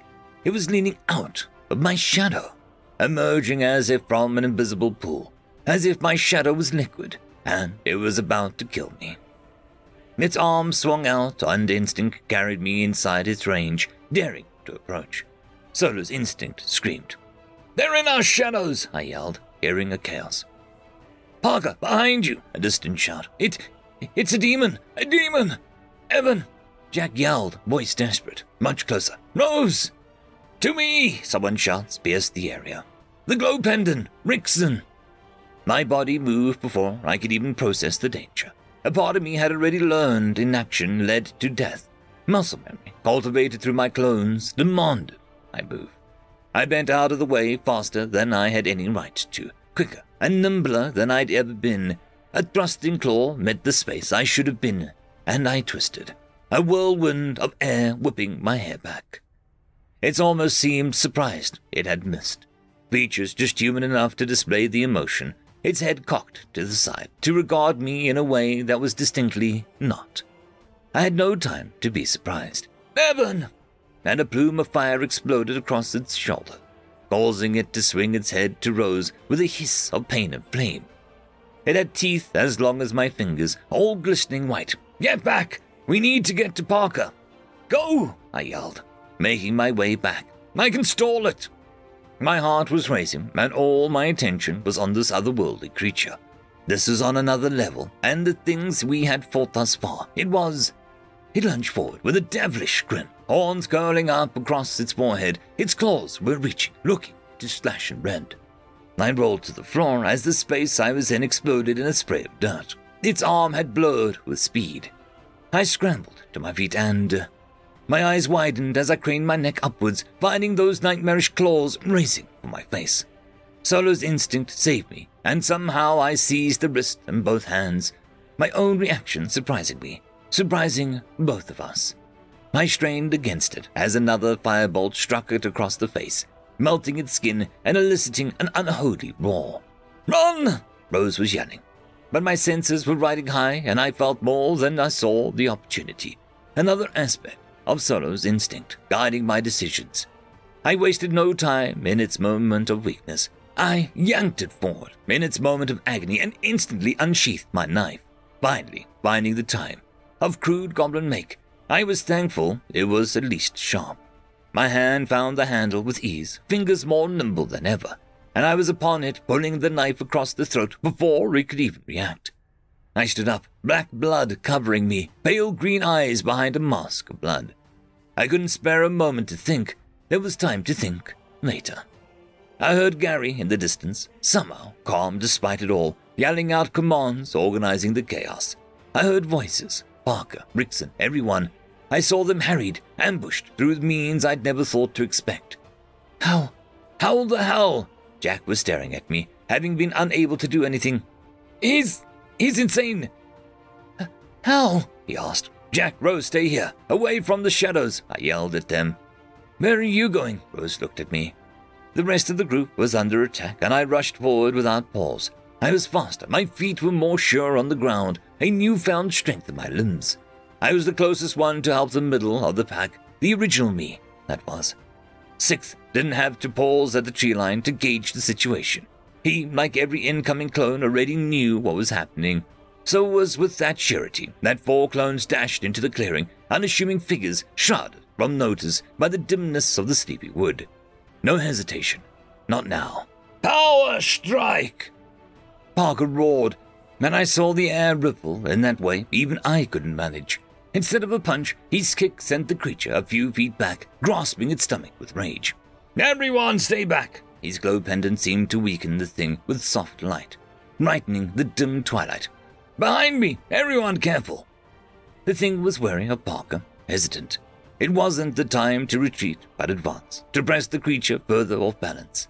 That was how I saw it, but I operated without fear for my life. Sixth rammed into the creature with all the force of his weight, decidedly regular feat of strength. It was enough to send the demonic thing a few feet back, sheer momentum enough to substitute its strength. Evan! We can't fight that thing, get back! The glow pendant! He trailed off, staring. Evan? How is he doing that? Gary said, wide-eyed. I ducked under its strikes, weaving between the sharp movements like flowing water, an incredible display of precision and instinct. A confidence that was a necessity, bored on the edge of death, fueled by fear of pain and agony, with no consequence beyond it.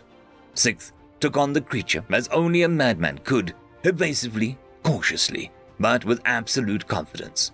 A complete disregard for any repercussion a mistake might visit.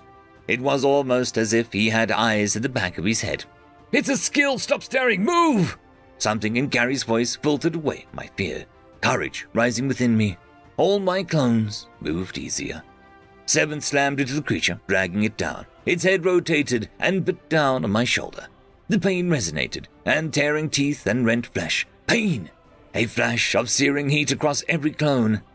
But an agony no worse than anything I had already endured. What the hell? Someone whispered. There's 2 of...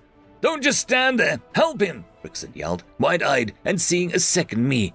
But there's... Help him! Parker shouted, rushing forward. Both of them, damn it! Slowly, then with increasing speed and urgency, help came. My strength, despite my numbers, was not enough to overwhelm the thing. Instead, it was a combination of various skills, displays of power, and strength's sheer stats and numbers couldn't exactly match, that left the creature dead upon the tinted blue grass, black blood seeping through the soil.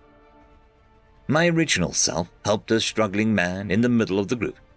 "The demon!" he screamed, scrambling backwards, waving a knife around. "Help me! Help me!" he pleaded as the creature approached, enjoying the frantic babbling of its prey. Eighth and ninth each took an arm, the latter receiving a gash across his chest, the former stabbed in the arm. It was just too fast for my clones to respond. They could react and process the movements, but at a certain point, its reach and maneuverability earned it my clone's blood. And yet, together, I moved. 3 of me, moving in tandem, I could sense its intent, faintly, and moved from where it might strike. My hair whipped forward and backward with the force of its lethality. Angry, it dashed forward, but Eighth was there, ducking under its blows and striking at his leg. He tripped and fell, rolling to the floor, and tried to get up. Ninth stomped on his arm, shattering the bone at the elbow, then snapping what was left by pulling the arm where it shouldn't bend. It screamed, black blood leaking. My other clone did the same, the force of gravity of a welcome friend. It reared its ugly head, and I kicked it across the face, slamming my foot down on its skull. Then I brought my fist upon its back with all my strength, testing that influx of stats. My fist made contact, faster than the eye, and something within the devilish beast burst. It looked at me, eyes glaring even in its last moments, before going still. Dungeon notice. For defeating 3 nightmare ifrits, your group is rewarded with 2 uncommon chests. Dungeon notice. Congratulations, as you are the first group to explore the Sleeperwood, the uncommon chest rewards have been upgraded to unusual chests. I let out a breath, and found many people staring at me. End of chapter. Chapter 30. I sat as Ninth dug into my backpack. He wordlessly handed me a water flask, which I drank from voraciously. It tasted like plastic. 6th, 7th, and 8th were leaning on trees around the camp, staring out into the dusk. A few people were checking their shadows, flickering around the campfire. Most were staring at an ebon, wondering which one was real. So you can copy yourself, Rickson was somehow the bluntest. That's amazing. Is that a class? Something like a multi-fighter or... I gave him a genuine smile, but Gary spoke up before I could respond. What level are you? To be able to have a skill so powerful, he said pointedly. Gary, Parker cut in. He owes us nothing. He saved our lives. The blonde man gave Gary a hard stare. If you can't see that, then so he did, Gary said stonily. And how much closer will he risk us? He said, hushing the clearing. If his clones had been here from the start, we'd never have been in danger. He's hidden his true strength until now. He looked to me across the fire, eyes cold. Holding back might have cost someone their life. Do you understand that? His eyes caught the flickering flame, and I realized that they were burning, angry. I looked at him, wisdom and charisma allowing me to remain calm and navigate a justified accusation with collected composure. The man had enraged at me, just stated facts, throwing the evidence at my feet and calmly telling me to explain. He was angry, but not impolite. But I already came to an answer. My eyes narrowed. And I'm supposed to, what? Hold your hand? I spoke somewhat coldly, staring at the fire. Someone could have died, yes, but the blood wouldn't be on my hands. Everyone here entered this place fully expecting the danger, the risks, death among them. I held his gaze. I have no responsibility for your lives. We're strangers, aren't we? And I was still there, jumping in. My clones feel pain, you know. Every time they're beheaded, I'm beheaded. When they burn alive, so do I. I threw all 4 into the fray. Miraculously, no one had gotten injured beyond a bruise or a cut. I had dealt with one of the creatures almost immediately. The man in the middle had some ability to evade his ifrit, and Parker along with the vanguard were sturdy enough to withstand the immediate ambush. Everyone had stalled enough to get their feet under them and for myself to lend aid. We all came in here expecting the support of all, Gary replied, glaring at me. Death is one possibility, but we came in as a group, a team, even if strangers. That's opposed to everyone's utmost effort, at least, with lives on the line. There's nothing less we can ask. I looked at him flatly. And, you think what? That my other selves were twiddling their thumbs in the trees, I said slowly, implicative. Gary frowned, something crossing his expression. His eyes slipped behind me to Ninth, whose gaze, even during this conversation, never left the flickering shadows of the campfire. Then to the dusk beyond the campfire, to 3 figures in the shadows staring outwards, silent watchers. Jack was quick on the uptake, staring at the clones. They were watching us. How long had they been there? I nodded. An early warning system, if we ever needed it. First contact with anything that might be too much for us. I glanced at Gary. I didn't expect something like those ifrits. Rose was rubbing her shoulder. I don't think anyone expects an ambush from their own shadow. Her gaze fell to the flickering shade cast by the fire. Gary took it all before settling into a deep exhale. He looked at me. I'm sorry, Evan. I'm out of my element here. I'm accustomed to transparency within a team, not to this. I was mistaken. I can admit that. I used to be a manager for Skylar Industries, he explained, mustering himself. I'm used to knowing my team, what they can do, and where I might best utilize them. I'm adapting, he said lamely. I suppose something like that isn't realistic in these conditions. I sighed. There's no harm done, so don't worry about it. We're all adapting, Rose said quietly. It's just that not something anyone could have been prepared for. I mean, those things, she trailed off.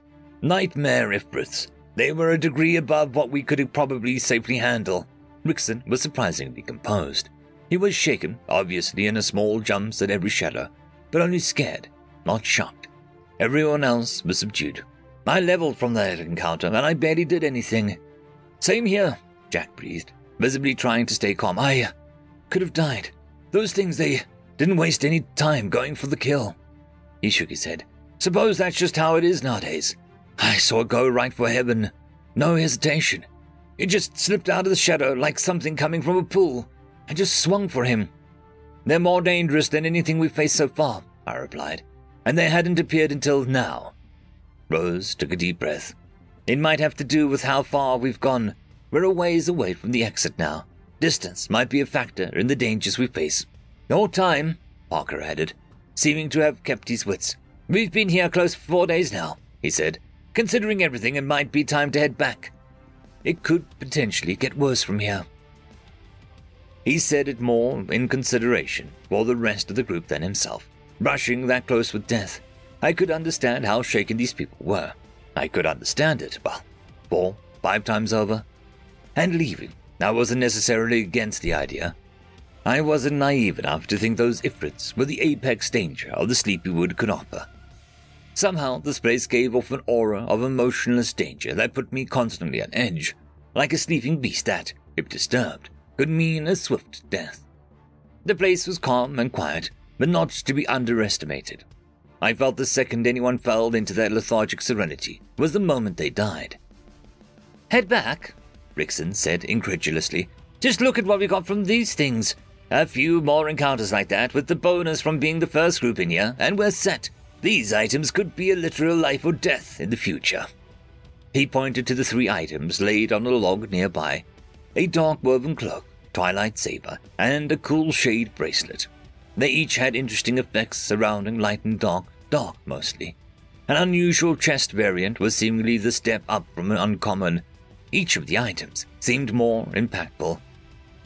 We could be facing death now, Rickson, Parker responded grave. Don't forget that. His stuff only has value when there's someone alive to use them, I cautioned, looking them over. If we die here, then more equipment means nothing. Parker nodded, arms on knees, sitting heavily. It's a matter of when to cash in, he added. But I suppose we should count our gains in the meantime. He spoke, glancing at the reward. We might as well make use of them. Item, dark woven cloak. A cloak made of light-absorbent material resulting in a color darker than black. It is further enchanted against the light such that it seems to be made of shadow itself. Item, twilight saber. The blade crafted from metal that glitters under the moon. Its edge rests between dawn and dusk, effective against creatures of both night and day. Item, cool shade bracelet. A bracelet with an encompassing enchantment. In the harshest suns, it offers an escape from burning rays and shield against all else. Jack was staring at the items as well. If we're distributing them, I think Eben has the right for first pick, he proposed, looking around. I'm sure we can all agree on that. I glanced around the campfire and found no one gainsaying me. I barely took a moment to think about it before Ninth wordlessly walked over and retrieved the saber, to everyone's bemusement. My only reasoning was that the saber beat the goblin-made knife. A sturdy weapon was something I lacked. Ninth handed it to me, and I felt an odd metal in my hand. A comforting grip. I guess I'll take this then. I was clueless when it came to blades, but even I could tell the saber was beautiful. In short order, the other 2 items were given to Rose and Rickson. The former was given the cool shade bracelet, and the latter the dark woven cloak. The cloak would fit in with Rickson's clasp, but the bracelet was up in the air in terms of best usage. Rose eventually ended up with it. Once that was done, It was a discussion on whether to continue or withdraw. There were reasons for both. "Evan, what do you think?" Rickson asked me. He was a slimmer man, an office worker. His glasses were dirty, clothes a mess.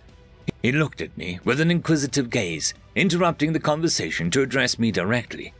The last person one might expect to be the most adjusted.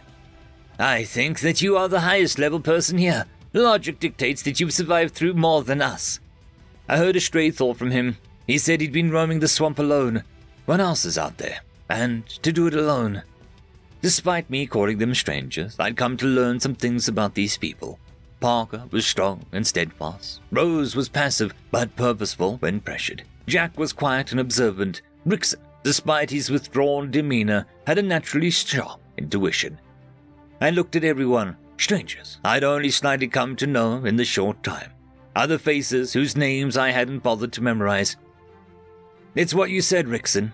You can't get stronger in this godforsaken world without putting yourself at risk. That's just the way of things." I spoke after a moment. "To me, that means staying here as long as possible." Gary spoke after me.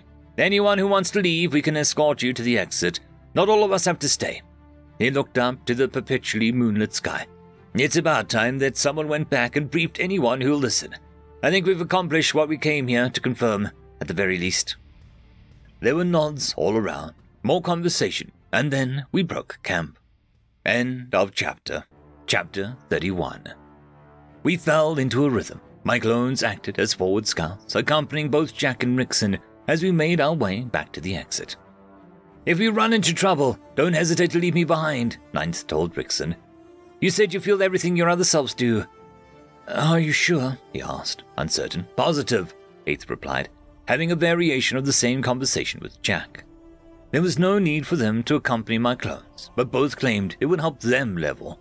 Their lives weren't my responsibility, and so as long as they were aware, I had no right nor reason to stop either of them. Meanwhile, my original self walked ahead, and Sixth, who allowed me a third-person perspective of myself by watching my original self's entire surroundings. Nothing by the way of a regular approach would go unnoticed, including one from my shadow. Ahead of me, Parker, along with some men and women with applicable skills in actual combat, took the vanguard. Nearby, Rose and Gary. Seventh took the rear guard, further back than even Sixth. Our trip back was actually less eventful than before, although there was a renewed sense of uncertainty and paranoia in the air. We were able to navigate away from most dangers, only taking fights we were completely ready for. I wasn't sure how that affected our gains, but we didn't come away empty-handed. "This place gives me the creeps," Jack commented, his quiet voice easily carrying across the silence. The forest was tinged blue, shrouded in just enough shadow to make people see things. Sometimes, things that were actually there. The low light, along with the unfamiliar flora and fauna, made everything uncanny. Normally one moment, alien the next. I'd realized over the course of the week that I was actually seeing better than everyone else. My perception attributed at play, no doubt. "It's not welcoming, is it?" I said, pausing slightly as I caught a pair of eyes along the tree line. They disappeared as I spotted them, and that was normal. "It's like the entire place is watching us." I wasn't sure if anyone else realized how true that rang. Eventually, we came to a stop. It was hard to gauge the day and night cycle here. Gary took the lead of those matters, either having an impressive internal clock or somehow understanding the fatigue of the group as a whole. I was leaning towards the latter, almost certain he had employed some kind of skill during the encounter with the nightmare Ifrits. I found myself with relative privacy for the first time in a while. I shrugged off my spider silk backpack, rolling my shoulders. I reached inside and came away with a small container that had been dominating my thoughts recently. I held up the small glass jar against the moonlight. The blue liquid moved on occasion, minutely, almost as if it were nervous, or perhaps weakened, dormant, yet unmistakably alive. Item: Regenerator Symbiote. An organism that blinds to a single host. Once bound, this symbiote improves all biological functions, increases vitality, and enhances recovery effects upon the host. Constitution increased by 10. Natural regeneration and recovery effects increased by 80%. I shuddered, staring at it, but I couldn't disregard its effects. Seeing as the thing came from an epic boss chest, I couldn't even estimate its worth. That epic modifier, that purple glow I'd witnessed, was in a realm of its own. Not to mention, it came from a boss chest, which likely connotated greater rewards in and of itself. With both combined, every single thing received from my encounter with the Root Mother Hive Mind was a precious treasure. Aside from the Ring of the Hive Mind, Third had been testing the living armor to great effect. It turned away the mundane blades of goblins and was semi-reactive to his thoughts. Sturdy beyond reason, breathable, adaptable. It was hard to find any downsides to it. The symbiote was more, invasive than any of the others, not something just to put on. It was undoubtedly powerful if I were taking the system at face value, though I couldn't be certain there were no consequences of letting something bond with me on a biological level. Essentially, letting an alien lifeform tie itself to me, in whatever form that took. What consequences beyond the extra stats would that entail? The nightmare ifrits, along with the uneasy danger I was constantly feeling, had forced the issue. I was acutely aware of any injury. 3 of my selves were currently wounded. 7th had been bitten across the shoulder by a mouth as large as his head. 9th had a more superficial gash across his chest, and 8th had been stabbed in the arm. If my original body suffered those injuries, I was keeping it together. The problem was, I felt everything. It did wonders for my mood. I suspected that was the reason will factored into the never alone skill, because it was needed to withstand and negate sensory overload. I popped the cork, watching the symbiote react. It bubbled as I brought it to eye level, roused. It wiggled and sloshed, moving to one side of the bottle as if fearful, inching forward as if curious. That blatant display of even slight intelligence gave me immediate pause. Evan! I nearly jumped to my feet. I somehow missed his approach and jerked slightly, covering the jar. Jack caught my surprise. Sorry, he said sheepishly. It's a new skill, silent approach. Came with the levels, he explained. Though it was less his sound and more the dark woven cloak covering his figure that allowed my surprise. Most of my clones were looking outward, and one looking inward had been focused on the edge of the camp. Sorry, I breathed, relaxing my posture. My free hand had instinctively gone for my knife, a sad reflection of my reality. Did you need something? Nothing, just to talk, if you don't mind, he said, holding 2 skewers of meat. Dinner, using the processed meats from the day's hunt skill. I smiled, grabbed the offered skewer, and gestured nearby. Be my guest. Jack took a seat beside me. You are sure you're staying? He asked. This place is maddening. Already made up my mind, I shrugged, biting off a morsel of sweet and savory meat. I think the best thing for anyone right now is to become strong enough to survive. The dungeon might be a blessing in that regard, something for us to throw ourselves against. Memories of horrors and bodies came unbidden, a ruin and destruction. All the helpless people, mindless thralls walking around the clearing, walking to their deaths. You know the majority are leaving, right? Jack asked, glancing at the mingling people. And the more people that go means fewer people are left. It gets more dangerous.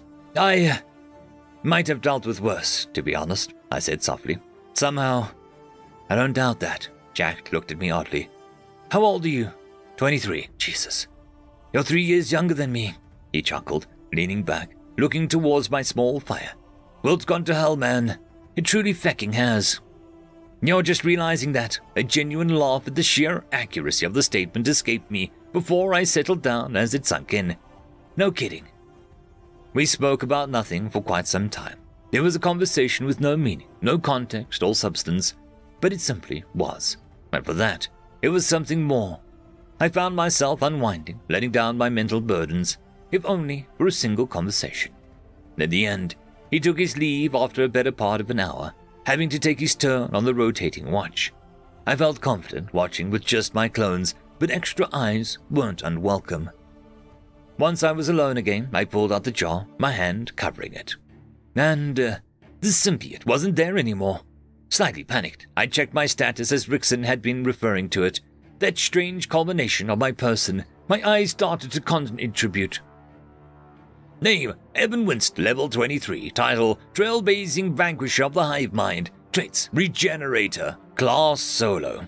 Strength 16, Constitution 27, Dexterity 15, Agility 16, Perception 19, Intelligence 20 plus 5, Wisdom 27 plus 5, Willpower 29 plus 5, Charisma 14 plus 5. Luck 14, Stat Points 18, Skills, Never Alone, Low Profile, Solo's Instinct, Solo Sanctuary, and Telepathy. I immediately found the value had risen from 17. Heart speeding up. Then I saw something else entirely, mental gaze drawn to a new section of the status. Traits. And I was immediately flooded with what they entailed. A trait defined an exceptional quality or characteristic, generally one which was inherent to an individual. In my case, I took a breath, resigned to accept the conclusion I'd come to after seeing the empty jar, perfectly sealed off with my hand and with no symbiote within. I wanted to slap myself, realized I could, and then instead took a breather with a mental image. Trait, Regenerator. You are, in some way or another, exceptionally suited to recovering from injury. A mutualistic symbiont lives within you, improving your constitution and enriching biological functions. The symbiont enhances natural recovery and coordination external healing factors. Constitution increased by 10, natural regeneration and recovery effects increased by 80%. It had the exact effects of the item, only it was now an intrinsic part of me. I stared at my hands, my arms, waiting for some waves of nausea or wrongness to hit me, some feeling under my skin, in my flesh. I focused my perception inwards, leveraging every sense I had to focus on my internal understanding of my body. And I felt better than I ever felt, alive, back then, when I had become the trailblazing vanquisher of the hive mind. The influx of stats was mind-boggling. I'd barely had time to trace them all, and with each one increased similarly, it was as become suddenly more. Now, I felt my body as biology intended. I remember reading somewhere that very few people could claim they knew what health felt like. I understood that now. There was living as one did, and then there was this. It was like my body was brimming with energy, inexplicably restored. I opened and closed my hands, amazed. It was funny how weak I could feel, how vulnerable, with so many instances of myself running around, that it always just been 9 more me's. As odd as it sounded, they didn't make me feel any more capable in the strength of my person. This was different than any of my skills. It was me, plain and simple. And slowly exploring my raw capabilities, it was reassuring to see tangible growth, to not just see these numbers, but be certain in their application. In this apocalypse, I was sure that it was something precious. End of chapter 32. In the end, enough people decided to leave the sleepy wood that it passed some invisible threshold, whereupon the rest decided as well. I watched them leave. They stepped through the primordial sheen framed by stone portals, and, on the other side, I watched them in return. Inside, Parker was one of the few left, along with Rose and Rickson. He looked at me. "Shall we head out then?" I blinked. "You're not leaving?" Parker looked at me, and I saw genuine surprise in his posture. He thought we were all going, and he chose to stay. "I thought you knew," he replied, looking at me astonished. "I guess I didn't. From what Jack told me, just about everyone was leaning towards leaving," I reflected. Rose gave a soft smile. "I still owe you for saving my life, Evan," she said. "Not that I can claim to be much help, but the dungeon is a way to get stronger, and I don't want to be put in that position again." Rickson looked at me, and I already knew why he was here. The same reason we were all here, if not so direct and true. "We have to level," he said, shrugging. Parker nodded, looking at all of us. "You saved a lot of people's lives. I was probably among them. The least I could do is stick around, especially when it's to my benefit." I looked at the survivors thrown into hell and found people who'd never given up. I nodded, smiling. "Be ready for anything then," and I turned around and began walking. Outside, events were less heartwarming. The darker side of humanity reared its ugly head, the inevitable depths of character that rose in times of distress. Clones 2nd through 5th were just a handful of faces among the crowd, watching a scene I judged to be unavoidable, where the disagreement between large groups became physical. I watched from multiple angles as men paraded around, interrogating survivors.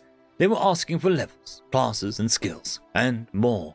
All information that I was convinced were deeply personal and revealing. the likes of which no one should share freely.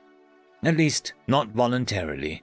The thug was high enough level to harass these people without consequence. There was no doubt in my mind he actually helped him, and, in a twisted way, that was his path to survive. "Hey, I'm talking to you!" He grabbed the man by the collar, yanking him backwards with more strength than he should have had. "Name, level, and skills, and class if you have one, now!" "That's not..." The man hunched over and knocked out of him. He fell to his knees. "Answer now! We need high-level people if we're getting out of this damn swamp. Anyone who wants to stay can rot here for all I care, but if you're useful, you're coming with us, whether you like it or not." I'm level 5. I have the quick step skill," he groaned, rolling over. The man released him, allowing him to moan. "Comply, you won't end up like him," he said, addressing the crowd. People immediately began to disperse and quickly found themselves surrounded by a handful of others, apart enough that it was clear that they were with the thug. One stepped up to a woman who had tripped on a root. He reached out. "You all right?" Second asked, helping her up. Yeah, she said, wide-eyed, but there. "Hey," the man said, "name, level, skills, and class now." I ignored him. "You better be on your way, miss. There's bad crowd today." I smiled at her, too sharp, I think. She flinched and ran off. The man watched her go, then he eyed me. "Think you're hot stuff, huh? You might be a good fit if you're that confident." Then he frowned when I showed no reaction. More so when I started walking away. Hey, I'm talking to you, you bastard!" He reached out, trying to grab my shoulder. I stepped out of the way, and he fell off balance, glaring at me in surprise and anger. "Get the feck over here!" He lunged for me, and my elbow slammed into his face, dropping him, fourth and fifth watching from the sidelines. I continued walking. I heard him mumbling, cursing, and groaning on the floor. They'd been put enough fear in these people that the mood had drastically fallen. Anyone speaking out had instantly been silenced, appearing next day with bruises so black and blue they would have been invisible in the sleepy wood.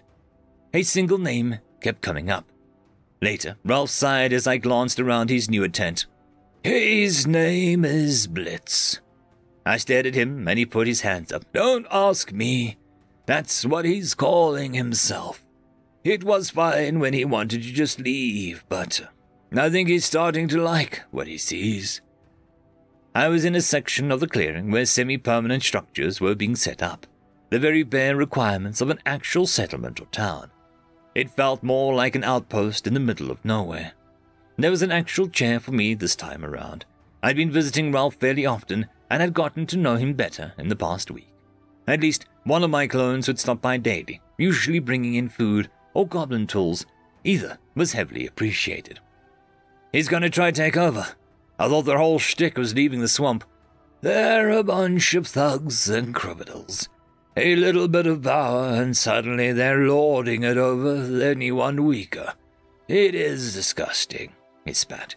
"They've taken to coming here every day. Thankfully, there's always a few lads nearby. They'd steal everything if they could." "You have to expect the worst in people, I guess," I said, disappointed, as a sudden displeasing thought came to me. "Actually, they might have more of a reason to stay soon," I groaned. "Fantastic," Ralph joked. "Oh, and I've got that thing ready for you. The wood you found was actually perfect. And the stringer, it was spider silk, wasn't it? The material itself was thick, but luckily I could process it to the right tensile strength, thin it down." He placed an item on the table, an honest-to-God's bow, a curved, smooth wood, bent by the tension of that accursed spider silk. I'd actually found another one of those caves on my survey of the area. The same horrible spiders inhabited it. It had been the most nerve-wracking thing I'd ever done, even if it was a clone. Just the memories alone.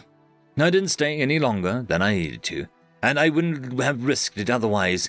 My perception and Solo's instinct guided me, and I escaped without catching even a wink of the arachnids I knew were in there, deeper. "How big was the spider?" Ralph broke my thoughts, looking at me. "Really big," I chuckled after a moment of surprise. "I nearly died the first time." "And you killed it?" he asked, impressed. "That kind of not without paying in blood," I said, morose. "The first time didn't go so well. This time, I only went for its webs. Ah, he said softly, a shame. And that was all he said. Ralph was an older man, muscled, advanced in age, yet somehow hearty. He was wise enough to allow a moment of silence as I inspected the bow. I picked up the weapon. I doubted anyone among the survivors would have the technical skill to create medieval ranged weaponry. Ralph's craftsman class was invaluable. This kind of craftsmanship wasn't exactly common knowledge.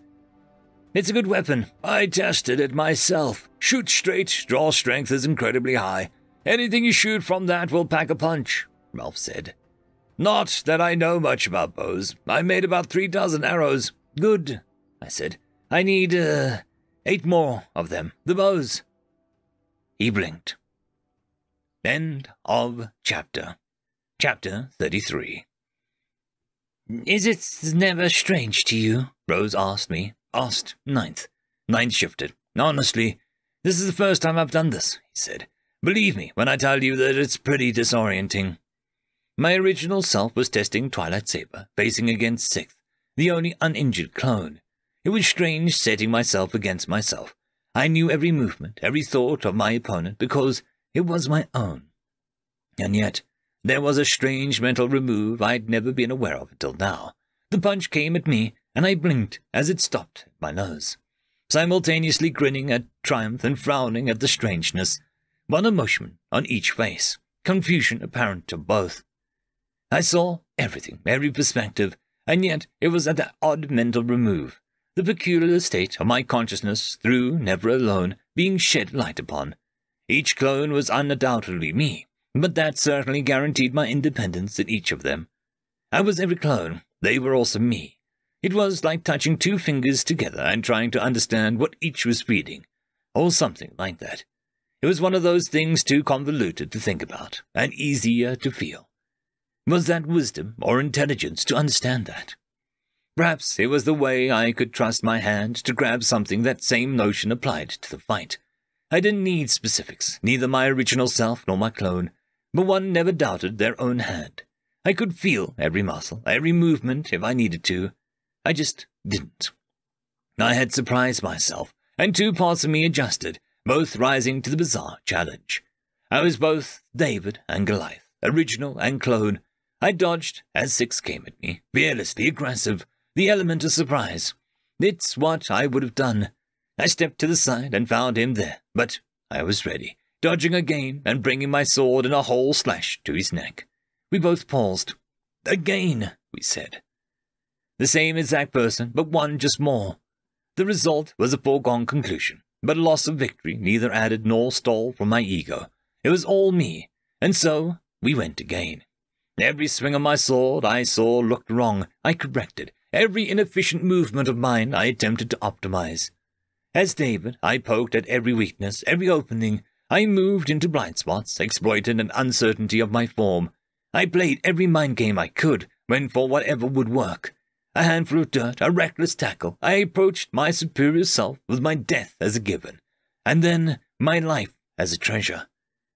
As Goliath, I pressed every inferiority. I became overwhelming, speed, power, and strength of body, where simple techniques failed.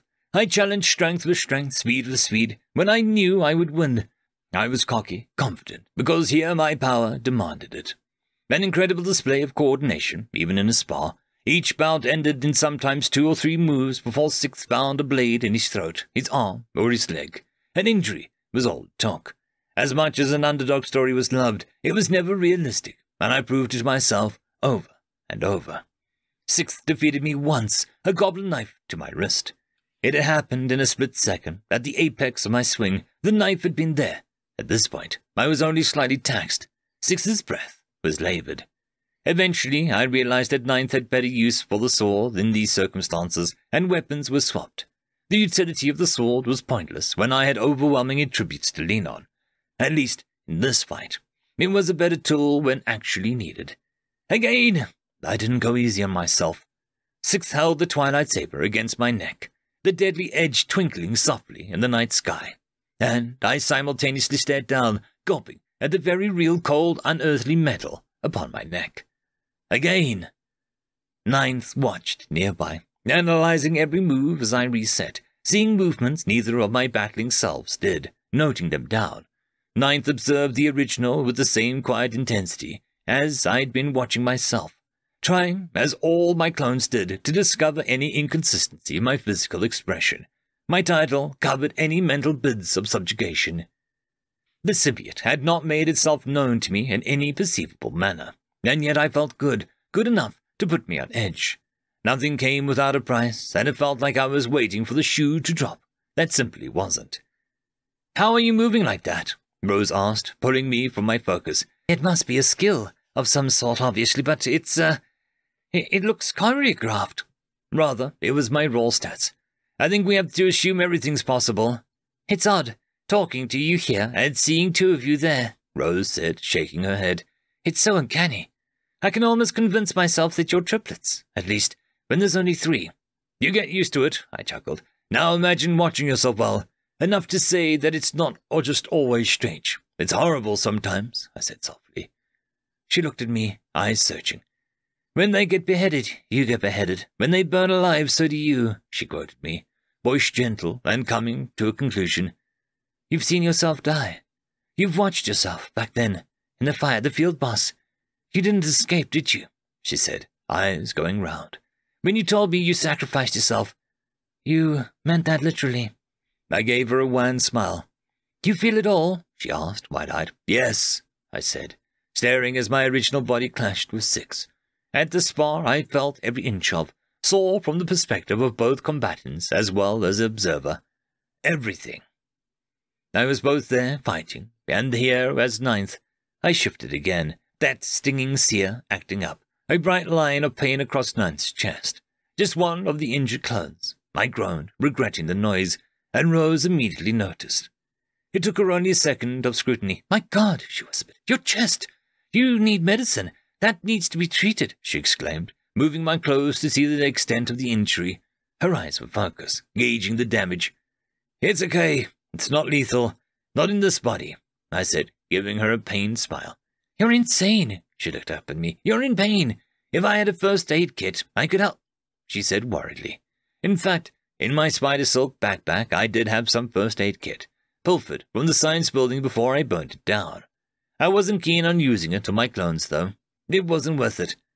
"I guess there's something I could try," I trailed off. Without any particular fanfare or obvious signal, the sparring session ended and 9th approached my original self. I stared at him, and he merged into me as if our steps and breath became entirely the same. That he moved in such perfect resonance as to become one. And then, barely a heartbeat later, he stepped out of me, forking once again into individualism, tougher than the rest of the clones, and importantly, 9th was now whole, undamaged. "Whoa," Rose said, watching quietly. "That's that," she said, looking at me. "And this is normal for you?" "It's getting to be," one of me replied. Items didn't copy over when I used Never Alone. I tried, but, without a doubt, the new 9th had an increased constitution. So why did the stat bonuses from the symbiote apply to my clone? It didn't take me long to figure out why. It was because I wasn't wearing an item. I had gotten a new trait. Because the symbiote was now a part of me, I wasn't sure how to feel about that. It was a roundabout way to confirm an unsettling truth, and I opted to focus on another revelation instead. With the boost to my statistics, I got to update my clones. They retained the physical attributes of their conception, meaning clones 6 through 9, the ones I created after gaining the title, and coming into Sleepywood, were the only ones benefiting from the physical attributes. The others outside, after checking, were indeed more limited. I recognized that truth instinctively. Some aspect of my class, or Never Alone itself, lending some inherent intuition. Since my consciousness was pseudo-shared across every clone, the mental attributes were constant, regardless of what they were at the time of each clone's creation. "So this is your skill," Rose said, attentive. "Is it some kind of magic?" She looked at me curiously, watching my clones walk about. "I don't think it's like your firebolt, if that's what you're wondering," I said contemplatively. Then, after a moment, "They're here, by the way." I stopped, further sparring as Rickson, Parker, 7th and 8th returned. The place we had chosen to shelter in was a particularly thick copse of trees, with a single unobstructed exit such that the small area could be watched with relative ease. It was our current base of operations. Rose looked at me, the original who hadn't left the clearing. "Run into any troubles?" she asked. "He sees what they see, feels what they feel. That means this Evan should know what those ones do." "Troubling, more like," I replied to her, greeting Parker and Rickson as they returned. I absorbed the injured 7th and 8th, the motion so smooth it looked as if they simply stepped through me. And it was with the addition of them that I realized this particular interaction didn't come without a cost. I felt a fraction of the injuries. No, I received a fraction of them. I pulled my clothes forward and glanced down at my chest, a shallow cut across it, a small wound in my arm, and my shoulder was stinging in a circle, the shape of a bite mark. All diminished versions of the injuries 9th, 8th, and 7th sustained, respectively. If I had a hunch, it was that the fraction was an even 9th of each injury, the exact number of my clothes. I winced. The pain, lesser, overall, though more consequential. This was the cost of absorbing an injured clone. It was also the first time I felt some small fatigue from using the never-alone skill in such quick succession, both absorbing and creating. I sat on a log, rummaging through my spider silk backpack, and took out the first aid kit. Then I pulled my jacket and shirt off as 2 of my clones broke away to assist.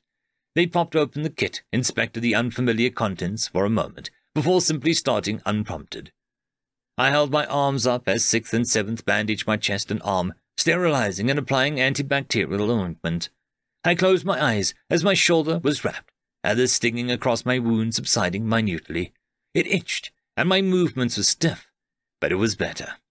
Meanwhile, Parker and Rickson updated Rose on what they had found. Naturally, I knew the results of their scouting since 2 of me had been there. Technically, all 3 of us were updating Rose. We had found a ruin. End of chapter. Chapter 34. My eyes glided across the otherworldly scene of modern man in the closed spaces of a ruin framed by a forest-tinged blue. A space removed and alien, washed with moonlight. 6th's twilight saber glinted in the twilight, sleek with scarlet blood, a stark contrast against the blue-green backdrop of the sleepy wood. My clone had wordlessly taken to the front without any complaint. They were, after all, expendable. It was a good thing that they did. The monsters here were thicker in number, a degree more dangerous. The trap we had found was rather conspicuous ruin, with tall walls and a state of disrepair with a single broken stone gate. In fairness, it was so obvious a trap as to instead be a challenge, like we had been prompted by the sleepy wood itself to dare try it. I saw them as shadows first, more fluid, deeper than any others. A minute difference in their shade of black against the shadows of the ruins. They clung to the walls of what might have been a small fort or keep, now covered in blue moss and rubble. "Ifrits," Rickson called out before me. It was his search that had initially brought us here, a vague confirmation of something of immense interest, according to him. Apparently, his particular skill had a reliance on perception, wisdom, and intelligence. "In the shadows." His perception attribute was high, if not higher than my own after these days of leveling. "Get ready," Parker said, just as the shadow shot forward from the walls. The edge of the light from his globe Brendan dissuaded the Ifrit's incorporeal form. Instead, he blocked another one of the creatures slipping out from the shadow nearby. 6 stabbed the squirming shadow, a violent hiss escaping the pierced ground. Smoke rose up from the edge of the twilight saber, like the barest edge of a ray of sun, burning. The Ifrit crawled out of the shadow, face twisted in anger. "Firebolt!" Rose's voice raised beside me, and the bolt of flame was brighter than I remembered. It exploded on another shadow snarling towards one of my other clones. Everyone had at least one offensive or defensive item now, if minor. Parker turned around as a clone warned him of an Ifrit, striking the creature in the chest with a pair of chitinous gauntlets that had come from defeating a gloaming scythe. My clone moved in tandem, using an ill-fashioned wooden spear to stab forward between his strikes. It was enough to draw blood, and eventually its death. Rickson had 2 clones supporting him, taking another Ifrit. did emerge from the shadow nearby, but Rickson and my clones were ready for it, stabbing it with makeshift spears. I would have been happy with Ralph's bows, but this would do in the meantime. Without real weapons, Rickson's idea of spears was ideal. An Ifrit appeared behind Rose, clawing its way from her shadow. My eyes went wide as Solo's instinct prompted me. "Rose, behind!" She whirled around. A black claw fell, accompanied by smiting teeth, and rebounded off a barrier of shadow. The Ifrit recoiled as Rose's coal shade bracelet twinkled. It was enough of a distraction for me to plant my own spear into its neck, driving it to the ground. It struggled, unholy screams filling the quiet woods. Its eyes shot to me, a spark of malicious intelligence. I twisted the weapon, killing it immediately. Black blood dribbled down, and I took a breath, looking around. 3 Ifrit corpses and no rewards forthcoming. And this was just the outside. So far, everything had been handled as best as we could have. No injuries, no freezing up, no costly mistakes. Just enough to learn. These days, we were working well as a team. My clones acted as a kind of multifunctional glue, filling every role unmanned, or covering every mistake they could. "These weren't here when we scouted the place earlier," Parker frowned, kicking an Ifrit corpse, one which had been pummeled to the ground after being stabbed down. "We never got this close before," Rickson said, studying the ruins. He didn't wear his glasses anymore. They'd broken a while ago, and he claimed that he could actually see better without them now. "They might have seen us and went into hiding." "It's dangerous," Parker sighed. The cautious demeanor clashed with the black blood splatter across his face. He looked like a mess, but his eyes were constant, unyielding. "It's always dangerous," Rose smiled. She perhaps had the same dose of reality as I did. The apocalypse weighed on her, drained the light from her eyes, but propped her back up, steeled the nerves. Rickson shuffled, oddly more confident without the glasses. "It's something of incredible value," he said plainly. "That's all I'll add." But I could see the eagerness in his posture. "All right, or I'll lead," I said, gesturing to my clones. And we entered the ruins, stepping through the gateway that was missing an arch. Buildings stood to the test of time, some reduced to empty space, others standing tall, the majority between either state. There were fading symbols on every inch of stone, any pattern or meaning lost to the rubble. A bright flash of something was our only warning against our enemy. Ahead of us, 7th was missing an arm, blinking at a limb like it had been instantly cauterized. He screamed, and I powered through the pain to stare at something that I could only describe as a ghost. If it were made of sunlight. They stepped between rays of twilight in some kind of inverted version of the Ifrit's movement, and they had weapons, albeit made of the same sunlight. A sword and shield, a spear. Bladed weapons made from the sun, bright enough to blind our adjusted eyes. "Run!" I yelled, immediately recognizing the new foe. "Watch out, Rose!" Parker grabbed Rose as her cool shade bracelet flickered again, rebounding a sword strike made of sunlight. Rickson ran after them, calling out ahead. "There!" he yelled. "That building!" It was one of the only ones still intact. I was right behind him. One of them swooped down with a scream like a banshee, and I yanked Rickson out the way, into the shadow of the building, staring at the creature. Human features twisted by something, ephemeral, as if made of the light itself. It hesitated as we tensed, running, but it didn't move, and I slowed, looking at it, then at the border of the building's shadow. Then it screamed and flew off. I lingered but followed Rickson into the building. "What are they?" Parker asked, looking through the stone window. He was grimacing, treating a burn across his arm. "Their sword burnt me." Rickson was out of breath. "The Sleepy Wood is a haven for creatures of night and dawn," he said, repeating the description of the dungeon. "I'm betting those are the creatures of the dawn. But damn!" He's finished slumping. "They look like ghosts," said Rose, glancing out the window. Everyone is in slight shock, but for better or worse, they were used to these situations now. "Evan, you okay?" Parker asked me. "I saw they took an arm." "I'll be fine," I replied, wincing, idly rubbing the phantom pain of the missing arm. "We have a bigger problem." 8th blinked as his spear went through the creature. It rushed down, moving freely in the twilight dimness, and swung for him again. He dodged, their movements wildly projected. It flew right into Ninth's fist and faced through it. End of chapter. Chapter 35. From what I've gathered, most skills are affected in some way by their attributes, Rickson was telling us, looking out of the building's windows. The group had taken to speculating about the system and theorizing how it might function in our free time. The structure used to be some kind of study or warehouse.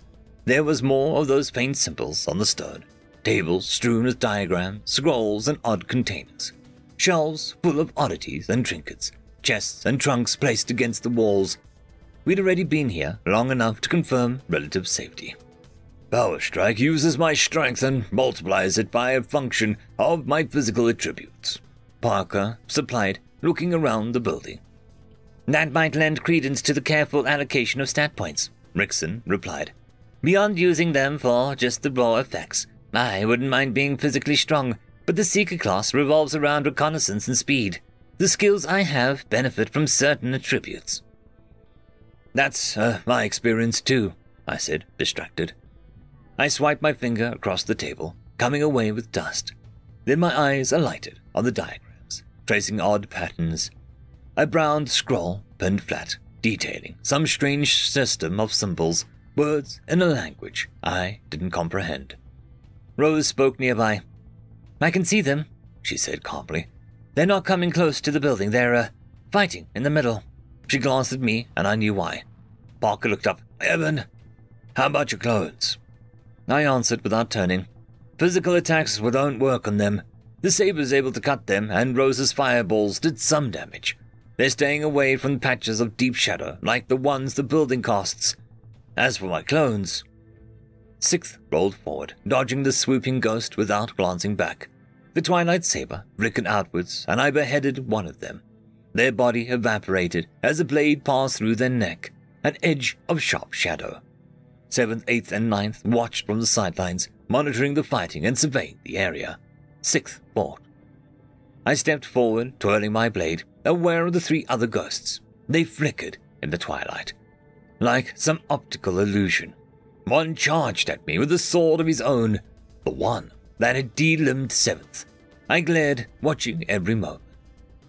There was no cadence to his steps, no indicator of attack. He flickered, then rushed forward, gliding across the air with no respect to the ground. He was still swung, though, and the deep shadowed edge of my saber caught his sword. The ghost screamed as my blade rode up his sword, with the ringing noise of burning sunlight, and beheaded him. It was the 3rd or 4th one that I had killed. Then I got stabbed in the back, burning pain shooting through my chest, literally through my chest. I turned and thrust my own sword into my enemy. The ghost screamed, jerking away. Even knowing where the enemy was, I was too slow. They were faster, more agile, a difference in speed and number, and my sheer awareness couldn't overcome. It was the first time I could so clearly watch a clone die. 6th, after some time, degenerated into nothing, the same effect of never alone, only as a winking out of existence instead of coming into it. The other clones moved. Back in the building, I found Rose glancing at me, worried. I braced myself against the table and clutching my heart. I took a breath as my other clones worked to recover the saber. 7th first, as he was already missing an arm. The conversation continued as part of me died. They're, the opposite of the Ifrits, Parker grunted, arm resting on his knees. He glanced at his gauntlets, a faint glow to them. I should be able to hit them with these then. Does it have an effect to do with darkness? Rose asked curiously. Imbued with shadow and sunlight, he replied. My strikes are burning the Ifrits earlier. Then it should work like my saber, I responded, slightly depleted. That still leaves us with embarrassingly little to retaliate with. And those things come in numbers, I said gravely. It might be safer to leave, Parker said after a moment. That same danger is what makes us level, Rickson played the other side. Yeah. We might want to crash out. Whatever's in the middle of this place is protected, and we don't really have the reliable way to fight the ghosts made of literal sunlight. Parker glanced out the window. Are we leaving the dungeon? He asked simply. I glanced around. Everyone here wanted to stay as long as possible, to become stronger. But there was mental fatigue in the group that I saw in their postures, a weariness stemming from the constant alertness. It was in the way Parker's breaths came, the bags under Rickson's eyes, the slouch and weight to Rose's posture. I felt better than I had any right to. These people didn't have my constitution or levels. We'll head back tomorrow. We've stayed here long enough. I looked at Rickson. Whatever's here isn't worth our trouble, not as we are. He nodded without argument. There was some relief in that, knowing that we were leaving. I took the first watch that night. 8th was my only clone that returned, handing me the Twilight Saber. Every other clone had died. My mind flashed to the images of death, searing wounds and cauterized flesh. The sweet smell of burning meat. I shook my head and renewed the clones, feeding the faint drain of Never Alone before I fell asleep. I slumbered fitfully, but I managed. The Sleepywood didn't exactly have a day and night cycle, just varying degrees of twilight. One was where dawn reigned, brightening the surroundings, and one where dusk dominated, throwing the forest in more shadows than normal. Neither far more from the other.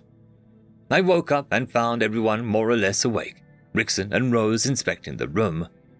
The clones had been quietly surveying the ruins in my sleep, watching each other move, acting as lookouts for the incredibly efficient one-man scouting party, going as far as they could out of plain curiosity.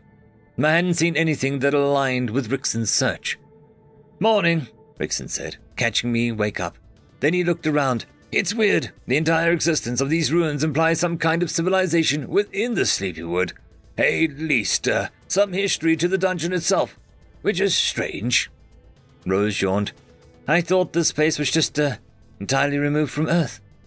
"I think it is," Rickson replied. "This stuff is alien, rather, not human-made," he said, picking up a scroll. "But that means that the space is static." I stretched, mind coming to speed. "Only more reason to treat the system as an unknown," I said, waking up. "Is Parker awake?" "He's outside," Rose responded. "We went through the place scavenging. It's all literature or the like, nothing usual." "Right," I said, distracted. I got up and walked over, feeling something faint. It took me a few minutes of moving through the area before I realized that it was a particular aspect of Solo's instinct acting up. Skill. Solo's instinct. You have an innate sense of your immediate surroundings, an uncanny awareness of potential harm, opportunity, and the world around you. Opportunity. It took a moment, picking through the shelves until I found a single tome. It didn't appear to me as an item or anything like that. It was just a book. But to my senses, it was like a lighthouse if I focused. I pulled it off the shelf and took a look at it, and found it was all in unintelligible language. I could almost swear the symbols were moving. I rubbed my chin and put it in my bag. Rose and Rickson were staring at me. "What? It might be worthwhile." Rickson chuckled. "I didn't say anything." "Me either," Rose smiled, eyeing the book. "What's that one?" she asked. "Just a hunch," I said, looking out the building. Dim twilight, like every other day so far. Everything was awash in moonlight and the world in a palette of grey-blue. Our conversation was cut short. Parker walked through the door. "Hey, are we ready? I don't see a single one of them. We could leave right now." My clones confirmed that. We were out the door within minutes, feet light as we swept through the ruins, tracing our path back, retreating from danger. Clones above as Overwatch, eyeing the twilight beams. The bright ghosts weren't the only danger, as we spotted nightmare ifrits roaming around the ruins, along with other monsters. We dealt with them easily, using our spears to keep them at bay, and the clones as an early warning system. They followed us out, but nothing was watching their backs. Outside the ruins, I turned around, suddenly stopping. The cold hand of fear grabbed my spine. "Evan, what's wrong?" Rose asked me. The relief in her posture froze as she looked at me. "What the hell?" I said, eyes wide. My arms went limp, my face was pale. "What is it?" Rickson asked, pulling me forward. "We can't waste time here, let's go." "All my clones are dead," I said bluntly. "Something's following us." I just died 4 times, and it had been the most painless I'd ever felt. Somehow, that made it worse. End of chapter. Chapter 36. Solo's instinct warned me just a moment before the ground exploded and the world was thrown to dust. My head snapped back and something ripped at my flesh, tearing a scream out of my throat. I heard shouting faintly as my head lolled. It took me 2 seconds to realize my hearing was shot, 2 more to realize that I was on the ground. I forced my eyes open, seeing double vision. Parker was dragging me away, blood dripping down his forehead. His mouth was open, veins bulging, yelling, and I barely heard it. I followed his gaze and found Rickson racing, scrambling amidst showering soil and debris. Rose stumbled backwards, cool shade bracelet flashing. A veil of shadow around her. Stone fell from the sky. Small bursts of fire erupted behind them as I stared at Rose's target. A large, shining figure behind, struggling at the border of the ruins. Rose was unleashing everything she had. I saw Rickson throw away his spear. I kicked out, trying to master my limbs. Parker gazed shocked to me, seeing my lucidness. My eyes were locked on the enemy, a being of pure moonlight. Only this creature was no ghost. It looked solid, like a dawn on dusk-made flesh, an organic being of twilight. Area boss, twilight elemental. A being of twilight, a creature that exists between dusk and dawn, equilibrium in the moonlight, caught between the ever-bright and ever-shade. It's from its constant shifting, like the phases of the moon. Another boss. It shone in mute reflective radiance, a swarm of sunlight ghosts surrounding it. Its form was fluid, flickering between impressions of large beings, monsters, creatures, beasts, and figures I couldn't name. The only thing static was its size, and it was regrettably the size of a large van. I paused, organic twilight shifting in the form of some gigantic lizard. A pale blue pallor, a grey of the moon, an intense shining. I heard the vibration from Parker's yell as he hurled me towards the tree line. I rebounded off the ground, rolling to a stop, and then the ground exploded again, and the force pressed me to the floor, scraping across it like a crash of wave. I was dazed, breathing hard. My back was against a tree trunk, a handful of thinner trees near the tree line completely splintered. Parker lay nearby, unconscious, bleeding. I stared down at my body as Rickson and Rose slid to a stop nearby, getting a shoulder under each other of us. I was a mess. It was the most bloody I'd been. The pain engulfed me. Lances of fire rushed down my flesh, my torso. I didn't burn like fire. It was sharper, colder, somehow softer than frostbite, no less intense. My ears popped and I realized Rose was talking to me. My hearing was back. "Okay, Evan, can you hear me?" There was a roar in the distance, an answering surge of ghostly wails. "Rickson, I don't think he can walk." I tried to speak, but the headache assaulted me. A wave of vertigo, a concussion, I thought idly. Rickson had Parker's arm over his shoulder. "There is no time, Rose. Just pull him as best you can. It's a damn area, boss. That thing's guarding whatever the hell is in those ruins. We need to leave the dungeon." Oh my god. Rose was panicking, head snapping back to the ruins. "He was in the middle of that blast. That thing shot a laser beam at him. I'm surprised he's even alive." Rickson was staring backwards too, shaking, adjusting Parker on his back. "Parker was on the edge, and just look at him. Feck!" I felt my world turn upside down, and I almost threw up. "Okay, I got him. He's lighter than I thought he'd be," came Rose's voice, practically in my ear. I heard Rickson's shaky breath. "All right, here goes. Safest route. Follow me, stay close." I blacked out for a few minutes because the next thing I knew we were moving. I hadn't been this close to death since the very first day of the apocalypse.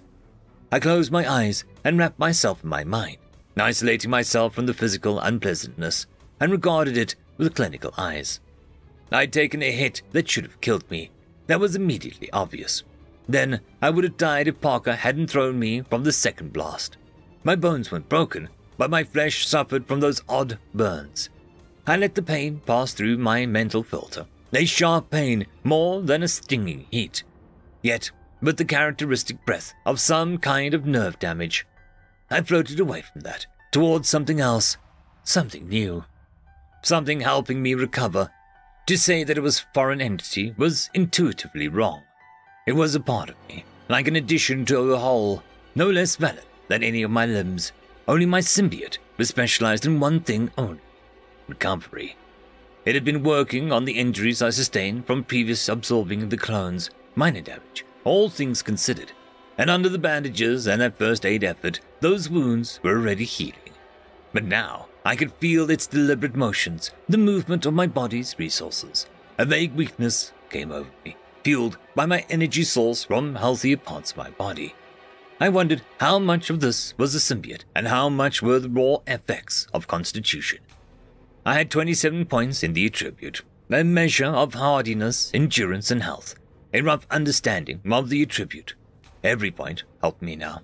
The worst part was I couldn't rely on my clones. Anything I made right now would just be as useless as I was, and they would all instantly die back at the ruins. I could only focus on recovery, and so I watched as the symbiote lost to consciousness. It felt like tendrils of warmth suffusing my body.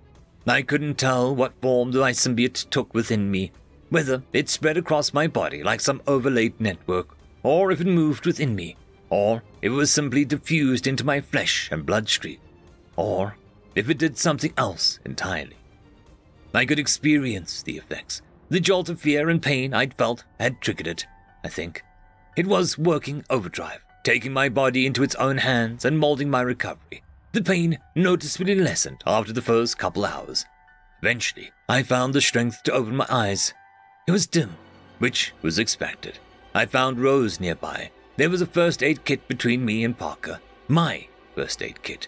I vaguely recalled her apologizing in advance. She was tending to Parker, so I rested back, staring at the stars. I laughed a little, then winced, immediately drawing Rose's attention. "Evan! Don't move, you just got burns all over," she said, concerned. "Why are you laughing?" No reason," I said lightly. "I just, a good reminder, I guess, that death is just around the corner. For anyone." I used your first aid kit. Sorry about that," Rose said, checking my bandages. I felt like a mummy. "I know," I replied. "How's Parker? Is he—" "He's fine. Less damage than you, fortunately. I think he has some kind of skill to mitigate damage. His body's tougher than I should be." She glanced at me, predicting my next question.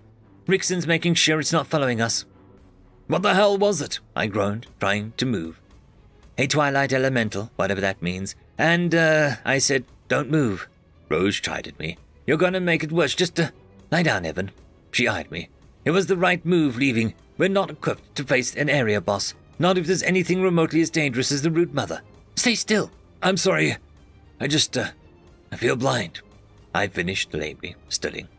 A single perspective is an unknown place. This wasn't how I operated. This feeling of exposure, of not knowing my surroundings, was this how everyone had been navigating the dungeon? It was sobering. "If I stay in a place too long," I trailed off, mind flashing back to the silence building, to the spider, to Horace in the hallway. "Relax, Evan." A hand pressed against my chest, forcing my breath to slow. "Calm your breathing. It's just another day in hell." I found Rose giving me a small grin. "We all get through it." I took a deep inhale and heard the rustling before I saw it. I tensed, then immediately relaxed. Rickston broke into the camp silently. His words came softly and directly. "It's sticking to the ruins. We definitely woke something up," he said without preamble. He saw me awake and nodded to me. "Any idea what happened?" I asked him, giving up and propping myself up. "We have to have woken it up somehow," he said. "It could have just been our presence that triggered it. Maybe the ghosts we killed." "It's dangerous," Rose said. "Some kind of shape-shifting moon beast more than I'd consider an elemental," Rickson nodded. "Is what I would say, if that didn't imply any werewolf," he sighed. "It's not a normal monster, that's for sure. If anything we've fought so far even constitutes normal, I'm convinced it's guarding whatever valuables are in that ruin." Rickson gave Rose a pained look, and I extended my sense of my mind. Curious. Telepathy. I think it was easier now that I'd gotten accustomed to the faint frequency of other minds. Before, it had been overwhelming. But here with so few people, I'd had enough time to practice some measure of precision when perceiving the minds of others. I heard his internal monologue. "How are we supposed to leave like this? I might be able to make it out myself, but Rose and the rest, not injured like that. If I went for help, could Rose manage? No. I can't leave them, not like this." The thought of actually abandoning the group never crossed his mind, only leaving for help. Not that it had never crossed his mind. I couldn't always be listening. But I didn't peg anyone in this group as the type to do that. "Can they move?" he asked Rose. "I can," I gasped, reclining back. She frowned at me. "Not Evan, at least." She grimaced and I focused on her. "Not anytime soon. If we run into anything like this, it'll be bad. I could handle maybe 1 or 2 enemies, depending. Rickson doesn't have combat capabilities other than a spear, and he doesn't even have that anymore." The sleepy wood was only sleepy if one convinced themselves it was. There were creatures roaming the twilight everywhere. Not enough for constant harassment, but enough that any lull in the alertness would lead to a potentially fatal encounter. It was only a matter of time before something stumbled upon us. That quiet, unspoken understanding slowly slunk in, and a mood to match the twilight gloom fell over the camp. End of chapter. Chapter 37. I faded in and out of consciousness. General weakness and a natural desire for the body to recover forced me to sleep, to rest. When my original conscious slept, everything else seemed like a dream. Stark points of realism, lucid dreaming, with a vague awareness everything I did was somehow real. Because it was, actually. I lowered a bow, watching the arrow quiver in the wood, 10 feet from my wooden target. I frowned, adjusted, and loosed another arrow. The whistling projectile sunk into the gnarled wood of a nearby root. Closer. I nodded, readjusting the way I held the bow and calculated the arc. Elsewhere, I harvested edibles, berries, and fruits growing on the wayside of an enormous roots. The swamp was bountiful if one knew where to look. I'd cultivated some manner of goodwill by bringing foodstuffs from the swamp, showing whoever would listen what was edible and what was not.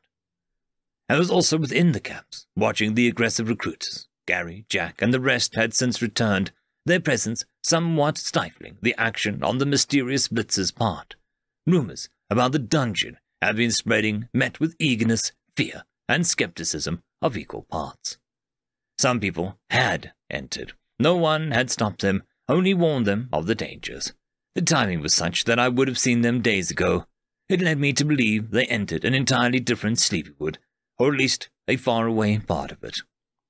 Even if there had even been anyone equipped to rescue, it looked like it was unfeasible, let alone the obstacle of convincing any group of people I somehow knew there were people in peril within the most hazardous topic of talk around. No one would be willing, not voluntarily. My perspective shifted. I was above, carving a small place high in the canopy to dwell. More exposed, yes, but I hoped the altitude would deter most dangers. It afforded me an overwatch of the entire clearing. I could pinpoint each of myselves, the harvester to the north, the archer amongst the semi-permanent buildings, and the observer near the crowd of people mingling around the dungeon and the ruins of the skyscraper. Most people were still scared to approach. Likewise, with a glance upwards and towards the looming trees of the swamp, I could spot myself there, barely a speck amongst the canopy, watching. It was a great way to monitor how the conglomeration of survivors moved. Here, I could see distinct groups, trace my finger and implicit territories each commanded, see the crowds ebb and flow, the foolish and the brave that tested the edges of the swamp, the few who regularly left and returned, those who didn't. It all happened at a strange remove, a certain awareness of my person that wasn't exactly grasping the danger of my original body, or at least one that didn't feel it. An objective worry and a logical understanding with no emotional component, efficient but not personal. Right until I opened my eyes to dull pains, staring at a dim twilight sky. I groaned, trying to move my body. Stiff. I was covered in camouflage, leaves and branches, really. Enough that I looked like a bush. Why? I didn't immediately see Rose or Rickson, but it didn't take me long to realize Parker was nearby. He was blanketed similar to me, both of us stashed deep in the bush. My physical senses were not the only ones I had at my disposal, however.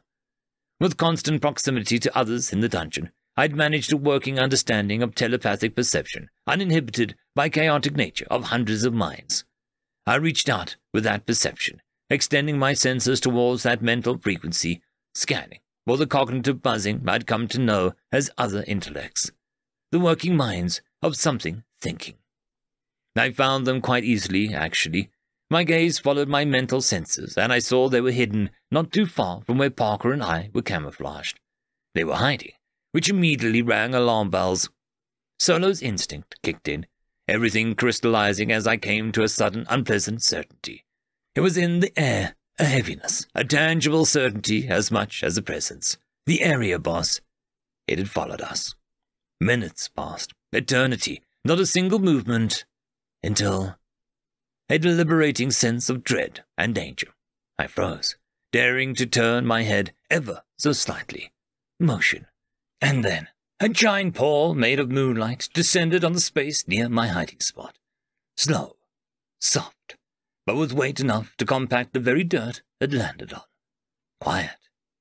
I saw Parker, awake and staring at me, between the passing legs of a creature larger at the shoulder than I was tall. Both of us were deathly silent, lest any noise draw its attention. His eyes were hard as the twilight elemental passed through the shrubbery, like a phantom bereft of noise. A shifting figure of moonlight, a beast of twilight, fluid between forms that flickered between light and shadow, sometimes two-legged, other times four-legged, oftentimes caught between. Humanoid, bestial, feathered, scaled, dynamic, every form flowing into the next, creating a smooth, impossible movement across the grass. Hunting. It stopped exactly between all four of us, too perfectly at our center, cocked its head, staring at the moon, then slowly dropping its gaze towards the trees. Uncanny and alien, a creature of the sleepy wood, not so much seeing anything, but sensing. Its head snapped right from shifting to something completely new. Its mouth opened, a silver light shining from its maw. Screams! Rickson was already diving away. A firebolt exploded across its face, jerking its aim to the side. An entire tree was obliterated. Wood, splinters, and soil exploded, raining. I saw Rickson get thrown to the side. I propelled myself up on the trunk, getting to my feet, shaking off the camouflage. I could move, painfully, but I could move. The roar threatened to deafen my already ringing ears. More silver light. I went for Parker as my other hands grabbed my twilight saber, cones forming as I moved. It followed us, Parker grimaced once I found my way to his side. I worked to get his arm over me, situating his weight. God, we need to get out of this fucking dungeon, I cursed. We can't leave them. I'm not, I assured him. An insect stabbed the creature's flank, blade hissing as it entered the moonlit flesh. The elemental screeched, its entire body jerking. Sixth ducked as Seventh ran past, seeing the blow as Seventh did. The creature glowed with silver light, head tracking the latter clone. Eighth whacked it with a branch. It hissed, and the claw that eviscerated Eighth came too fast to track, let alone react. It struggled to reach Six, shifting to strange forms before a tentacle eventually found its way around Six's throat. Ninth dashed forward, grabbing the dropped saber and slashing the tentacled moonlight, releasing the former clone. Ninth hacked and slashed as the creature's flanks, glittering pale blood seeping into the ground. Seventh found Rickson unconscious, bleeding, rose nearby. Heaven! She growled, tears in her eyes, casting firebolts. It crashed against the flailing creature, eliciting violent thrashing, born of frustration and pain. You're awake! You're awake, she repeated, eyes wide, sparkling in the twilight. Rose, Seventh called, scrambling behind the trunk Rickson had been dragged to. It's all right. Let's get him out of here. I immediately got under him, trying to move him. Quickly now. She nodded, wasting no time even under pressure. Bless the shield, she mumbled, and I felt something insubstantial pass over me and Rickson. That was new. We don't even know the way back. Rickson's the one who... I've got a good memory, I interrupted her. Let's go. Sixth and Ninth, on now another Eighth, harried the beast. Physical attacks worked to extent, but the only real damage came from the twilight saber and Rose's firebolt, and even then, it was minute. This was a creature that sheer stats couldn't match. I needed a weapon, a skill, anything, than just bodies to throw against it. An enemy that could kill me instantly if my attention lapsed. Seventh met up with my original self and Parker, Rose and Rickson in tow. What even happened? I asked. Rickson was clearing our tracks, and he ran back to the camp, telling me something was following. We thought that it was roaming the area, but it was somehow heading straight for us. We picked up a pace for hours. I don't know. Rickson's skills, we couldn't run. Our best bet was to hide, and both of you were unconscious," she said breathily, grimacing. "The rest—" It was then I noticed the dark bags under her eyes, the fatigue etched into her posture. Her expression was in every other inch of her. How long had I been asleep? Something was wrong. How long had we? The beast screamed, and I was at least thankful it killed fast. I groaned, dizzy. I checked my status and stared at the precious stat points, and dumped them across my physical stats. The dizziness rescinded, my vision became sharper, and I stared backward. I stepped away from a new sixth, who immediately went to support Rickson. Fatigue fell over me, more than my new weary body, one born from excessive use of Never Alone. Eighth and ninth died too, a blast of silver energy that burned for a single moment, for a terrible agony. I made them again, the new clones walking to my left and right, stepping away from the original, and then I sent myself to die. Rose and Parker saw them start running, wordlessly, 2 more Evans into the fray, towards the beast, who, in its frenzy, seemed to have lost our position. I could still see it through the tree line, too close for comfort. The clones had their task. They looked at me in askance, a question on Rose's face, the answer in Parker's jaw set. "Distractions," the man said, making a solemn face. I nodded, glancing towards the area boss. "Rickson said that we were close to the exit," Rose said, exhausted. I thought I recognized where we were. The sleepy wood wasn't completely monotonous. There was enough wispy trees, flower beds, and odd plants, or other stone formations to be noted as landmarks. We were not far at all. I stared at Rose, something not adding up. We were farther along than we should be. "How long were we unconscious?" I asked, gaze heavy. She slumped. 2 days, she said, tearing up. My heart froze as it all came crashing down, the perspective on my clones outside the dungeon, the timeline asserting itself. 2 days, she repeated. Parker inhaled. "What? That's—" I unwrapped a bandage of my arm, slowly, with mounting dread. Where burns should be, I found pink flesh, bruises that were in the process of healing, aches and dull pain, scabbing where the injury and wounds should have been fresh and stinging. Alone. They'd done it alone. For 2 whole days. Protecting 2 unconscious people. They could have abandoned us. They should have. I stared at Rickson, limp, and found his body entirely relaxed. A certain restful peace on his face. Breathing lightly, bags under his eyes too. "Parker, can you stand?" I asked, gazing at Rose and Rickson. "These 2 fools." He took her to his own feet, and I got the look of his injuries. He hadn't healed as much as I had, nowhere close, but he'd been better off from the start. He stared at me with determination, tense, but standing. I nodded. With my clones, we could do it. "One last stretch, Rose. After that, I'll build you a damn bed and the whole house with it. You and Rickson." The moment we started running, our moonlight adversary howled into the gloom. End of chapter. Chapter 38. The howl was piercing. It shook bone and rattled the twilight sky. A shimmering of light in the air. A blanket of something falling over the forest. The woods became altogether dimmer, sinking deeper into the equilibrium of light and shadow. Suddenly, awake. The first glowing scythe appeared from the tree line, peeling away from its natural, mottled, a firebolt slamming into it, setting it on fire, stronger and brighter than I remembered, hotter. It practically exploded. That was just the first. A slew of enemies, as if lethargy began to converge. I spotted them throughout the tree line. Gloom tigers, scythes, moving cautiously, sunlight wraiths, flickering like beacons between the trees, wailing, causing creatures of the dark to flinch and those of the light to gather. Shadows lengthened as we were pursued.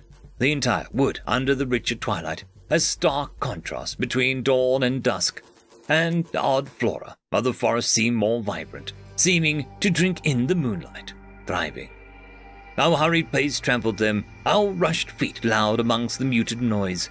It wasn't so much that it was silent, but rather that it was a pregnant quiet filled the air. The sound of breathing, footsteps, and the rustling of the passing was too loud. We had nothing, no weapons, no way to fight beyond the exhausted Rose and the injured Parker. I could handle a random stray, but that wasn't realistic for the horde of enemies we faced. So we ran, dodging between an enclosing net of enemies only I could see. A suffocating blanket of monsters, born of the sleepy wood, lying in wait. Creeping up on us, someone less aware would have led us right into the poised six-legged tigers prowling the canopy, the bladed creatures pressed against the trunks, and the lesser creatures and hazards, obstacles in our path. The pace we set was faster than we'd normally dare. We didn't have a choice. The roar was like a physical thing, a pressure on our backs. It sent creatures in the canopy into a frenzy, winged figures taking to the sky, higher than the tops of the trees. Things answered back, alien sounds, the uncanny noise-making of denizens of a silent forest. My back itched and my eyes saw the shadow rushing me. The Ifrit didn't even have time to fully emerge from its shadow before my foot collided with its face, snapping its neck. I'd learned that was their most vulnerable. A clone broke away and forced another one back with his feet, releasing Rose and Rickson from danger. Rose turned, readying her magic. "Save your strength," I told her, bearing much better than her. She was dead on her feet, but with dogged determination. She didn't even bother to respond, only listened and pulled away. "Watch out!" Parker yelled, and his fist collided with a screaming ghost of sunlight. A flicker of shadow upon these gauntlets made manifest, enough to touch the ephemeral nature of the wraith. "We're not outrunning these, Evan." "We have to," I yelled back, looking up. A tiger leapt from the canopy, but I was ready. A common foe, dangerous, and much more unsettling than one's normal idea of a tiger. I was faster than it was, ready for its attack. So when it fell upon me, I was already shifting, and my elbow cracked its skull. It fell to the floor, limp. Parker was there. Power strike. Its head exploded in blue blood. I looked at Rose, helping Rickson along with 6th. 7th caught back up to us. She was too tired. I grimaced. "Let me take him, Rose. You just stay on your feet." We never had a moment's rest. The forest leaned on us, breathing down our necks, enraged. Why had the thing left the ruins? It was sending everything it had heard, its roars, into a frenzy. 8th and 9th tracked it, grabbing the twilight saber and running. It was bleeding silver light, a trail of silver buds where the life flowed. Blossom flowers reaching towards the twilight. The clones harvested them curiously, a swish of the saber netting some cuttings. 8th and 9th followed the creature, tracking its progress. It had a slow, strange pace, blowing into forms, taking a number of steps before the moonlight shifted, and it was walking between the trees as something else, enraged. It was faster than we were. The 2 clones weren't undetected, but both had enough independent movement to stay out of trouble. The same couldn't be said for us. Through them, I watched the creature move in absolute silence, but with deadly speed. This was how it had killed my clones so easily, without alerting a single one. Speed and silence amidst close quarters of ruins. Its shifting forms were lethality in motion. If it wasn't for my clones keeping an eye on it, it would have snuck up on us again, although it seemed enraged, giving up the pretext of stealth. We had bitten off more than we could chew. We had overstayed our welcome, got cocky, and now there was a price to pay. It was something that we all knew could happen, and we had moved to avoid it in that last moments. Too late, evidently. 20 minutes later, the howl was enough to shake our bones. It changed depending on its form. Sometimes deep, sometimes screeching, but always with that inexplicable quality of moonlight, that pale chill. I turned and saw it flowing between the trees, the bright silhouette of moonlight, and the line of silvered light sheared a tree widthwise, and the cracking of timber and falling leaves shocking us with the sheer volume. Then the trunk exploded in a painfully familiar explosion of splinters. I shielded my face, but the debris exploded outward. I ducked as I felt the explosion of another tree, a silver flash of my light. Streams of silver light, another one exploded to the left, an orb of silver, the ground erupting. "It's on us!" Parker yelled as the beast of twilight blasted through a tree, taking the form of some spiked, plated creature. The elemental charged us, a deep, guttural roar. It tore through the forest like a machine, no longer adopting a lithe forms. It rammed into the tree hard enough to shake the entire canopy at the ground. The silver light appeared again as it opened its mouth. "Get down, Parker!" I screamed at him as the beam of light ripped overhead. He dove to the floor as another tree exploded. Eighth, catching up, tried to stab it in the face with the twilight saber, but found the organic moonlight hard. Like the plated creature had just that. It had manifested actual armor. The sword rebounded, and it swatted Eighth with a blunt tail, breaking ribs and knocking him painfully to the side. Ninth ran forward, taking his pace. Its form shifted, and a flash of moonlight sent Ninth's head rolling, too quick to glimpse the aftermath of a scythe. I grimaced as firebolt struck the creature, distracting it. It roared, shaking the flames off the hide and face. It destroyed another tree, trampled the ground, and charged Rose. I had to pull Rickson away far from the danger. "Rose, get out of the way!" I screamed, carrying Rickson off. I could only watch as the beast was tackled by Parker. No, not tackled, rammed, intercepted like a missile. The creature bent, and point Parker struck it, violently arresting its momentum. Rose screamed. I didn't realize it at that moment, but at the same point, I'd gone partially deaf again. Parker's face was twisted into something I could only classify as a battle cry. Veins on his neck pronounced, muscles flexed. His entire body was glistening with sweat or blood. I realized the man was screaming at the top of his lungs, hair caked with grime. "Rallying cry! Battle rage!" A mental voice said, booming. I couldn't have missed it. Raw, exhausted, and full of wrath. I heard it then, a dull, muted, but enough to send a shock down my spine. It was undeniably his skill. It was Parker, shouting. I didn't know what the hell it did. All I knew was I could move easier. A surge of stamina and strength.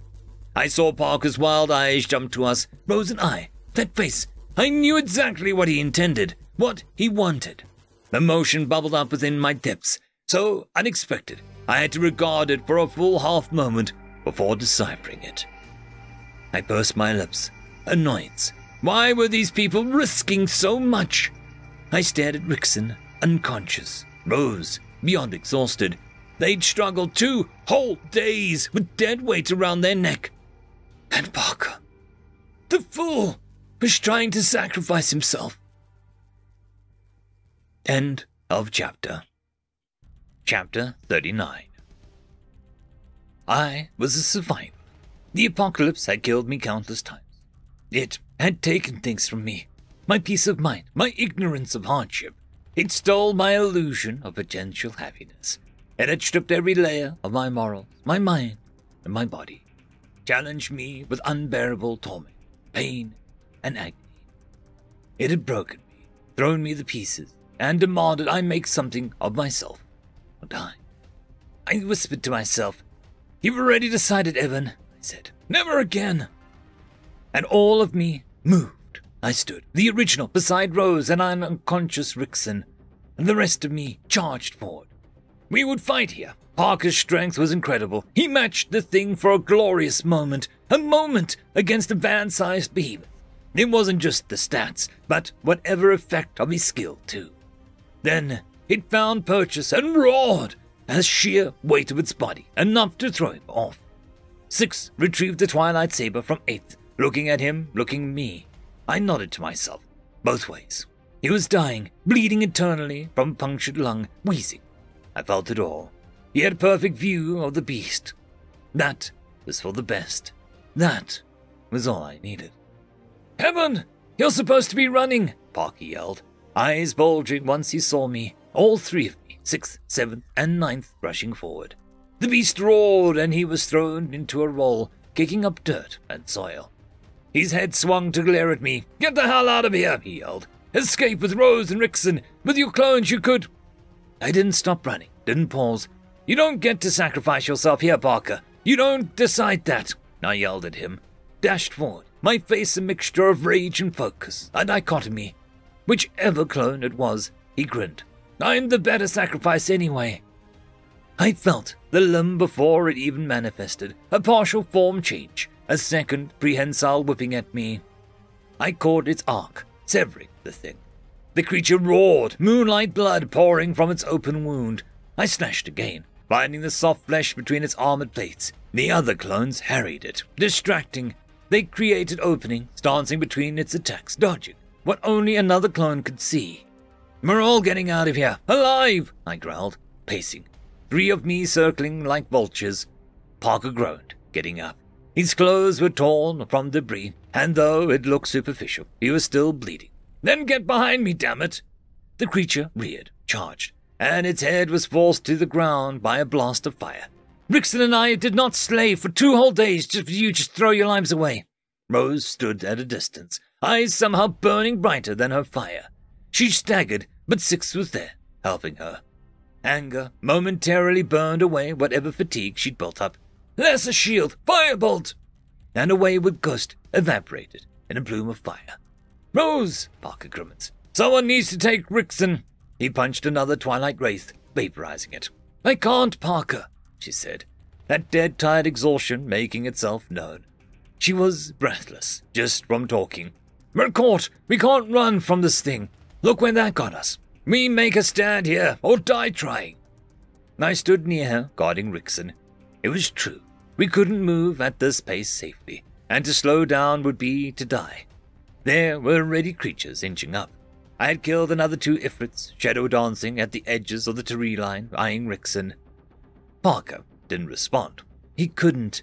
He dodged the battering ram that was the beast. 8th saw him pivot, turn, and watch his entire arm blur.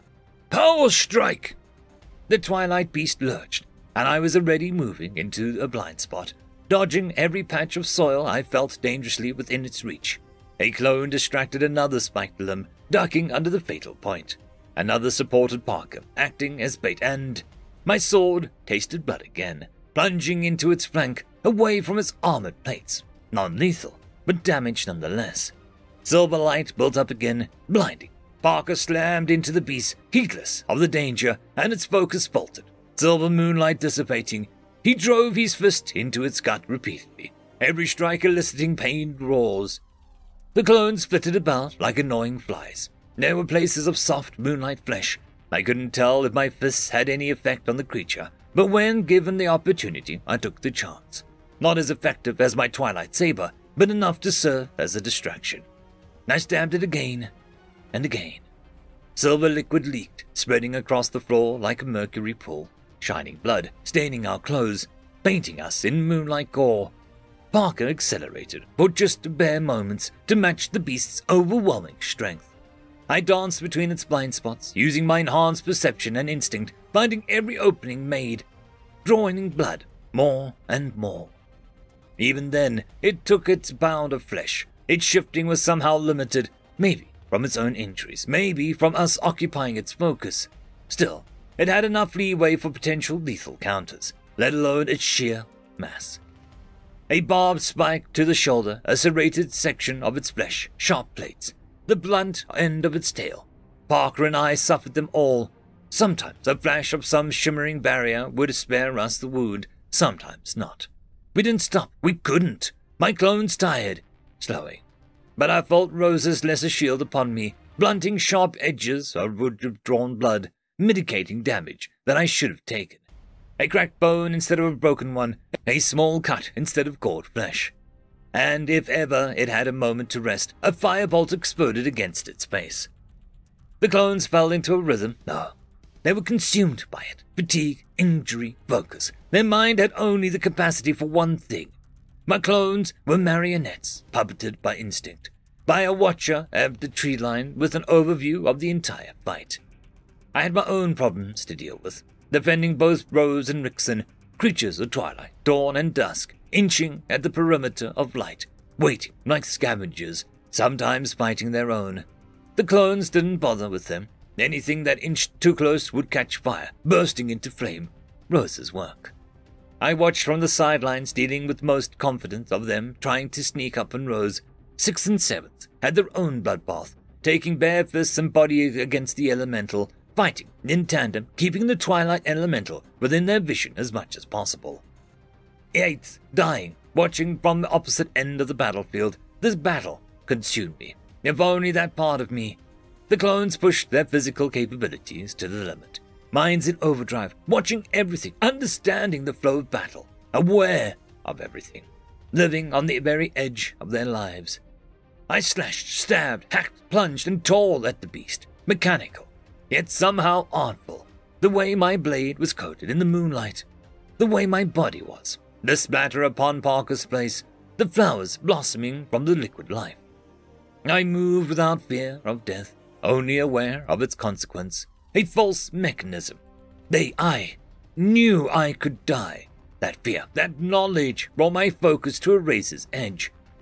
And yet, I died so many times. I balanced upon the edge of mastery beyond what anyone could hope to match. Another power strike, another roar, this time from Parker. Something cracked, snapped, a rib, a piece of moonlight, shattered, and the noise of agony elicited from the beast was all too familiar. I'd screamed at myself countless times. The clones focused on its bruised areas, where the twilight body dimmed, relentlessly striking it whenever the chance arose. It struggled to move at this point. We all did. Parker's chest rose like a piston, heavy, fast. Steam came off of him, the pale rays of moonlight shining down, reflective on the blood covering us. The fatigue threatened to collapse my clothes. I was breathing just as hard, grasping in the end, fighting off the rest of the sleepy wood with my bare fists and stats. I realized the creature had shrunk somehow. Its blood, that liquid moonlight, had been a leak in the balloon. It was made of moonlight and twilight, and it had been bleeding ever since the first stab. Parts of it were now dim, like broken, smoky glass, darkened and dull beyond recognition of the light or relief of shadow. Brittle. Its death wasn't climactic. It was slow bleed, a drawn-out thing. It fighting it, we were forced to retreat, reposition, and move. It felt neither victorious nor triumphant once Parker stomped on its head, ending the beast in a visceral splash of shattered light. There was only a sense of relief and irony once we realized the stone formations nearby were familiar. The exit. We had fought all the way here, somehow. Rose was collapsed against the stone, Rickson unconscious nearby, but unharmed. Parker and my exhausted selves stood, catching our breath, watching flowers bloom, drinking in the moonlight. A cool breeze caressed us, like a comb of wind through the woods, a deep exhale of the sleepy wood. The dungeon notices came like an afterthought, a hysterical aside, a polite, unobtrusive reminder of rewards merited for simply surviving. As if simply existing in this world warranted praise, a mark of this twisted thing I knew as reality. Dungeon notice for defeating an area boss Twilight Elemental. Your group is rewarded 4 unusual chests. Dungeon notice, congratulations, you are the first group to explore the Sleepy Wood. All unusual chest rewards have been upgraded to scarce Twilight chests. I raised my head. A part of me registered it was over. Notice you have leveled up multiple times. Level 25. Eventually, I found myself walking to one of the chests, utterly exhausted. Parker? Rose? Parker looked at me, heaving. Rose looked up, eyes barely staying open, completely slumped. Let's get the feck out of here. End of chapter. Chapter 40. A single step was enough to say goodbye to the twilight sky. We wasted no time in leaving the Sleepy Wood, taking our rewards, items, and everything else before pushing through that prismatic portal. There was a subtle sense of displacement before the world reasserted itself. The constant buzz of insects, the humid warmth, and the new surroundings slid into clarity. It was a welcome change in atmosphere. Better this than the feeling of constantly being watched. And even though I was ready for him, having seen him keeping watch through third, I found myself giving Jack a tight grin. Parker, Rickson, and Rose in tow. We all but collapsed, coming out, barely managing to stay on our feet. About time, he said, grinning. He took one look at us and was already moving, concern etched across his face. What happened? Serious injuries? We'll live. Parker gave a heavy smile, to which Rose and I hummed our agreement. None of us looked particularly well, which Jack immediately picked up on. Crap. Let's get you situated then, Jack said. You look like you've been through hell. We have, I replied, exhausted. From there, it wasn't long until we were escorted to the semi-permanent structures that were erected by Ralph and his people. Rose and Parker looked around in tired awe. It was amazing what people could do if given the motivation. They were actual buildings constructed of wood, insulated with an assortment of shrubbery and leaves. There was resourceful people amongst the survivors, even without skills. I was just as impressed the first time seeing it. We were shown to a large basins of water nearby these structures where we could rinse off the worst of the gore. Jack introduced us to a healer, a woman with the first aid skill, who treated for the worst of our injuries with surprised efficiency. "Well, none of you should be doing anything strenuous for a few weeks," she was saying.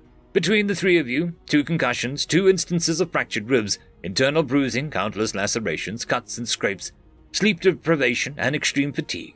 The Sleepywood looks like it took its namesake from you. Get some sleep. Shut-eye, the fastest road to recovery." She sighed, and I picked up on her surface thoughts. "So these are the ones Gary and Jack were talking about. I wonder what level they are. They look like they've been through it." Her eyes took in our injuries. Jack blinked at us. I just trust it was worth it," he asked, staring at us. We all gave him tired smiles, faint but triumphant. That was enough for him. When it was time to finally rest, I tuned into that frequency of my mind, using telepathy as a gauge to sense anyone nearby. It was incredibly easy to swap myself out with no one the wiser, leaving a clone in my midst and slipping into the soul space that was Solo's sanctuary. Solo's sanctuary was just as I'd left it, tranquility born from glass and black marble, hints of green plants poking out from planters in the wall, soft lighting, modern, simplistic, and beautiful. A muted space, free of worry. I would have been tempted to retreat here, but things weren't so simple. As far as I was aware, I entered and exited the sanctuary in the exact same place. If I left the group to hide in the sanctuary, leaving my clones to them, then upon exiting I'd be stranded. If one of those clones died, only my original self could renew him. That wasn't to mention the cushion I provided as another body, particularly one with a decent physical stats. More than that, though, the skill had been recharging. I couldn't have stayed here long even if I wanted to, not for days at a time. It was a reprieve, not a solution, but one which I gladly indulged. I stepped into the sanctuary from the front door. It felt the most natural, despite the sureness I could have materialized anywhere within the sanctuary. There, I made my way across the living room, through the bedroom, and into the bathroom. And finally, the shower. I undressed, tossing the filthy clothes into the shower floor, hanging my spider silk backpack on a hook nearby. It was the only thing I could think about ever since being doused in moonlight blood. A shower, a blessing amidst this hell. Skill, Solo Sanctuary. A personal space tied to the soul from which one may enter or exit. The size, design, and amenities are directly reflected on one's travel, abilities, and inclination. The sanctuary may only be entered by the owner. I wondered what part of the skill afforded running water. This quality of life. Was it a certain level of allowed a bathroom here, or the fact that I simply really appreciated a nice shower? Nonetheless, I let the clear water wash the rest of the grime off, sloughing away like caked mud. I carefully undid my bandages, hesitant and curious. Blinking through the stream of hot water, I saw only healthy flesh, my skin clearer than before. The aches were fading now, the worst of my bruises dull pangs. The small lacerations and cuts gained from the raining debris or random shrubbery were long gone. The symbiote was effective, even now, but it took its toll. I was exhausted beyond belief. The shower calmed my mind, and I took the moment to glance at my stats, eyeing the haphazard distribution. Name Evan Winst, level 25. Title, Trailblazing Vanquisher of the Hive Mind. Traits, Regenerator, Class Solo. Strength 20, Constitution 31, Dexterity 19, Agility 20, Perception 21, Intelligence 20 plus 5, Wisdom 27 plus 5, Willpower 29 plus 5, Charisma 14 plus 5, and Luck 14. Stat points 2. Skills, Never Alone, Low Profile, Silo's Instinct, Solo Sanctuary, and Telepathy. Somehow, I could trace where I placed everything. The 18 stat points I'd saved there were all thrown into the physical stats. 4 into Strength, Constitution, Dexterity, and Agility. 2 into Perception. It felt like a loss, but maybe that was the hoarder in me. An instinct I had even before the apocalypse, to hold on to what was valuable and precious, in case I'd ever lose it again. I'd done the math a while ago, allocating my stats for the purpose of never alone resulting in linear growth in terms of stats. That was all well and good, if not for the limits of each individual clone, which represented a unique dilemma. If the Twilight Elemental or Root Mother Hivemind, for example, were equated to a bear, then even 1,000 ants would do little to harm it. That would be for the case of allocating my points towards my clones, countless copies of myself, though weak physically. On the other hand, striking a balance wherein I invest my physical stats would cut the number of clones, but make each individual stronger. Rather than 1,000 ants, there is instead be, say, 100 rats. It sounded better initially. There was, obviously, more to consider for each side. Much more. I didn't think that there was a right answer, nor was there a wrong one. I recognized the benefits and demerits of both paths. My trailblazing vanquisher of the Hivemind title gave me an incredible boost that helped me along both paths, which was a boon. It was a personal preference, but truthfully, I couldn't discount the utility of sheer numbers. I was a little bit disappointed that I hadn't gotten another solo class skill. I'd been holding out for another defining skill that might merit the allocation of stat points to a particular attribute, similar to Never Alone. I'd leveled twice from level 23 and gotten nothing but extra stat points. It didn't really matter anymore though, since I'd allocated just about everything I had saved up. I suppose I should be happy with just that if leveling worked the way I thought it did. We killed an area boss, and I'd only leveled twice, which should be telling. My progress was bound to slow down. I could only imagine how much Parker, Rose, and Rickson did. I was too tired to think of more, and focused on the feeling of running water. Once I was done, I took the towel off the wall and dried off. Then, without ceremony, I found my way to my bed, low to the ground and cool. It wasn't far off to say I passed out as soon as I found its embrace. Sweet oblivion took me, my body spreading over the mattress. I woke up blissfully, taking in my sanctuary, closing my eyes and seeing the world outside as well. I spent the better part of a day resting in my sanctuary, poking at its limits, trying to understand the skill, resting. My clones couldn't access this place, only my original self was granted that ability. Regardless of my clones' apparent abilities to use other skills, Sanctuary, however, was also as useful to store things, something I discovered that made my Spider Silk backpack obsolete. I'd been able to partially access it like some interdimensional inventory, and I'd shoved my rewards through. I stared at the scarce twilight chest. It glowed and burnished orange, a separate illumination entirely apart from the moonlight it emitted, glowing silver as well. It was ornate, as these odd chests were, that implied promise of valuables within. I had nudged it into my sanctuary without even thinking, so tired that I'd been. I sat on my couch, looking at it in the plush carpet of my living room, along with everything else I'd reaped from the dungeon. Without further ado, I opened the last chest of the sleepy wood. I clicked open, and it was only a single item resting on the silver silk, but somehow I could already sense the value of it, beyond anything I'd attained from staying a mere Ifrit. Item: Hard Light Shelter. A consumable item that instantly produces a semi-permanent structure made of solid moonlight. The resultant structure is affected by intelligence, constitution, and strength. The shelter takes shape as one wills it, but it will dissipate if not fueled with energy. I cocked my head to the silver disc. Well, that's not exactly what I was expecting, I said. I picked it up, feeling it rather conspicuous button. Weird. Oddly, I'd been expecting something fantastical, but this was more technological. It looked like a piece of sci-fi themed around light. I hummed, trying to parse what I knew about the apocalypse.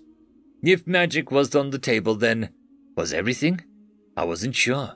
I put the hard light shelter aside and considered the items I'd received from the Sleepywood. The Twilight Saber, twinkling metal on a lethal edge, the Twilight Wand, a beautifully carved wooden thing, a mana light potion that gave bonuses to mana regeneration and potency under the moonlight, a silk root sash, shroom shade seeds, and a slew of miscellaneous items that didn't serve a particular purpose to me. Certainly, though, I could use them to barter for things, or perhaps I could just hoard them. Not all of the rewards were combat-oriented, which was telling. Some were just useful, like the hard light shelter. Others weren't even that, like the shroom shade seeds, which, as far as I could tell, were just the seeds for some type of mushroom. But those weren't the only things I'd gotten. That book that Solo's instinct had alighted upon of moving symbols and slippery words.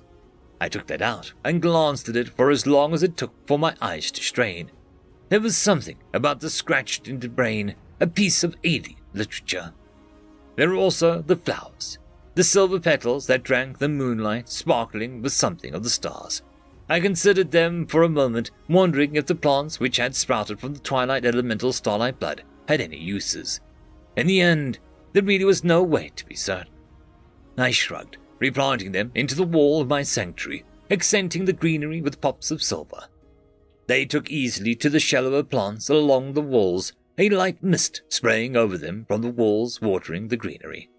I hummed, looking at the installation, then looking around the sanctuary. My life had drastically changed over the course of the last month. It was incredibly ironic that this sanctuary was nicer than my previous apartment. How exactly was this all possible? Even the kitchen had a working stove and fridge, regular electrical appliances as a result of an inexplicably foreign power. This strange and alien system, somehow all of it was in its power.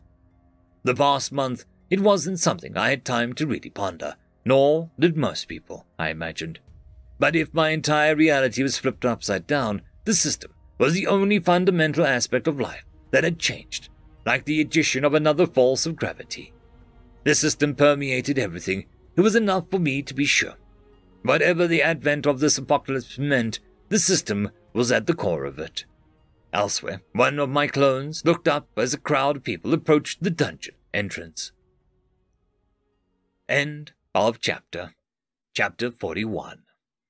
A crowd had formed as people elbowed their way forward, pushing and shoving to get a better view. I took my place amongst the crowd, watching from different vantages.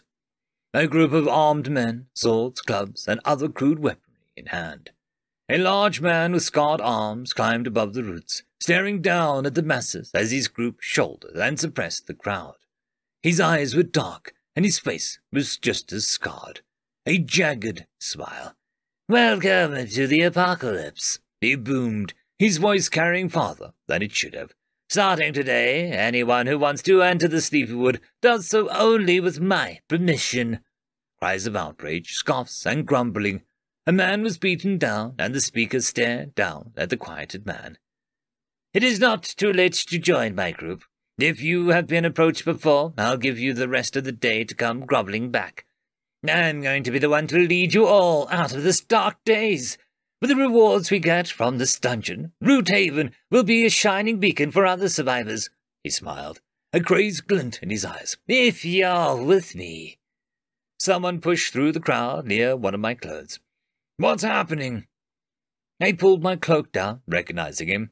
"Some crazy is claiming the dungeon," one of my clones said, eyeing the speaker. The man turned, blinking at me. "Evan?" I gave a small smile. "Hey, Gary. Good to see you again." I nodded at the familiar face. "Any idea who this is?" "I've got an idea myself, but I've never actually seen him."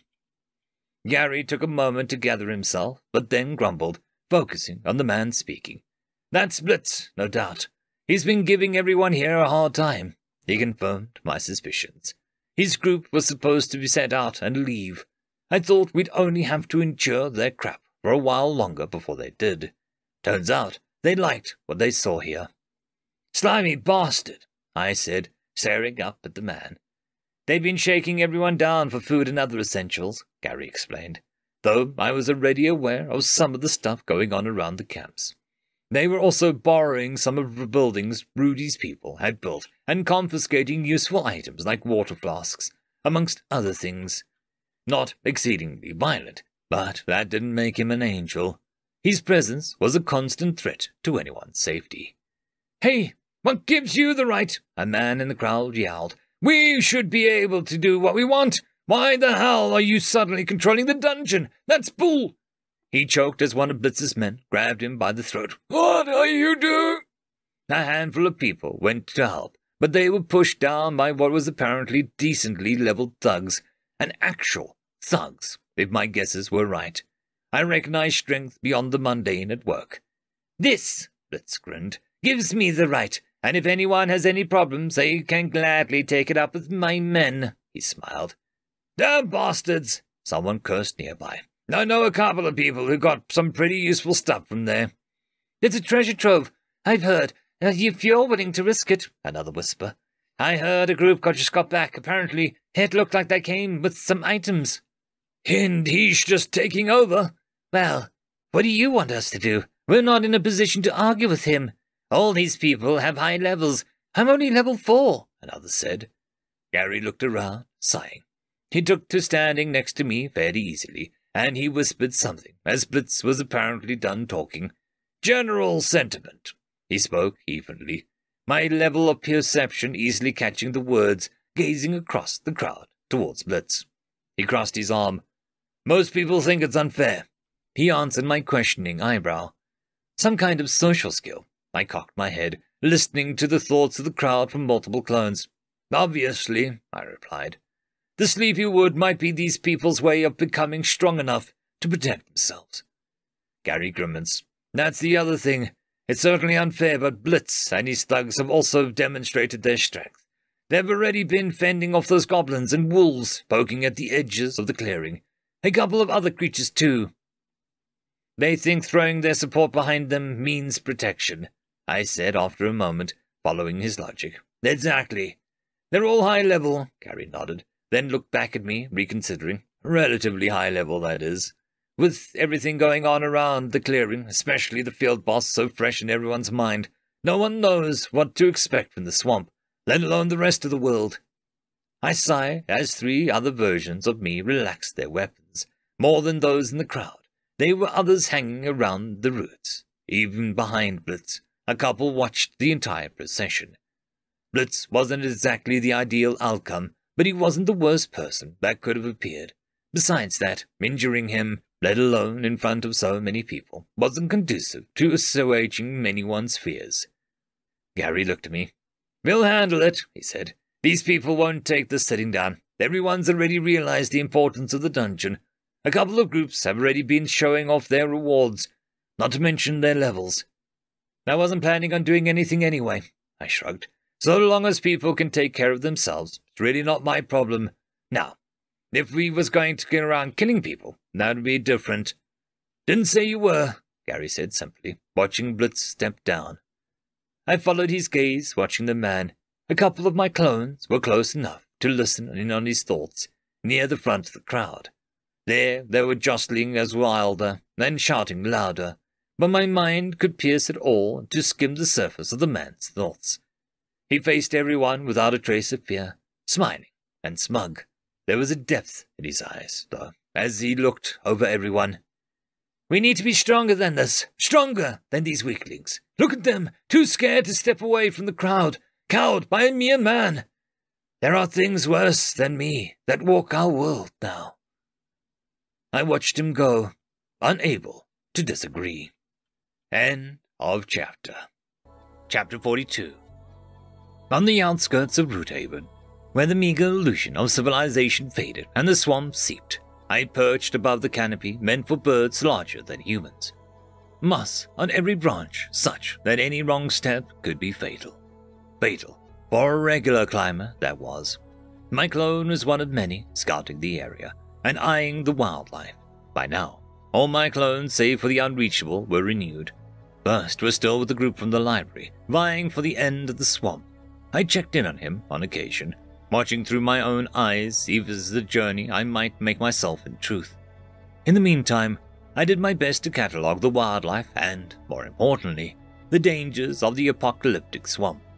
As Gary had said before, the most dangerous thing to roam the place was probably burnt to a crisp, but that didn't mean that the swamp was any less hazardous. One of those not quite wolves could kill just as easily as a root mother mind control. I ducked as a large insect buzzed around my head, swatting it away. Somehow, the bugs were the worst annoyance. My increased constitution came with an improved ability to regulate temperature. Normally, I'd be sweating right now, but with the influx of stats, along with the symbiote, the humidity and heat were only a small nuisance. The bugs, however, My clone was amongst 3 others in this particular scouting party, crouching low in the branches above, observing a group of goblins from 3 different vantages. A wooden bow with string made of spider silk in each of their hands, and a dozen bows to each quiver. The breeze shifted, arrows pulled against bowstring, and I sighted, and... "Can't have them do this!" A man, one of them had recently returned from the Sleepy Wood, albeit for only a day, was complaining amongst a gathering of people who'd actually delved the dungeon. "It's a huge natural resource," Gary said. "Blitz won't be able to hold control of it, not with too many of us complaining about it." "We've managed to gather a number of useful items from it," said a person, wearing what looked like a leather cuirass. "If Blitz controls it, his power will cement. Then we overthrow him, easy," another person said. "And risk bloodshed. Then why the hell not? I've already seen people die. That dungeon, I swear, it spawned as a result of the field boss dying. It has to be our key to survival." His voice elicited a chorus of agreement. "I've got a new skill too, shove off man. They're a higher level, which means they have more stats. They're stronger, faster. We can't just fight them without risk. We already have the swamp creatures to worry about." I sat towards the back, higher up on the roots. The meeting took place between 2 of the larger ones, gnarled and branching enough that they formed the likeness of a tiered seating. It was true. Blitz and his gang now was a little inconvenient. The death of the field boss, the root mother hive mind, beat up this entire clearing. The clever monsters of the swamp had been avoiding this place at first. Now they were creeping back in, the swamp reclaiming parts of itself lost to the boss. Even the ruins of the skyscraper were already covered with vines, lichen, and moss. The few campfires of the does unbothered by the charred remains of the hive mind around it. The argument droned on, and, weirdly, I found myself unfocused, or rather, focused entirely on another perspective, the feeling of freedom, exploration, and roaming. I never felt so unchained in my life, despite what these thugs were doing. Was it really my problem? The answer was easy enough. I had already planned to leave the swamp. The dungeon had been a detour, and it still is, considering the rewards it could give me. But the end goal, what was all out there? In my sanctuary, I lounged comfortably, rays of sunlight shining through the windows, lying on my couch. The moonlight flowers bloomed silver, almost perking up at the sun. I gathered that they liked the shade though, which made sense given their origins, so they were sheltered from direct sunlight. But those small trophies weren't my focus though. I was paging through the book. The only thing I'd pilfered from those ruins in the Twilight Elemental was protecting. The one thing, the aspect of Solo's instinct having to do with opportunity, had reacted to so far. Not an item at all, just a mundane book.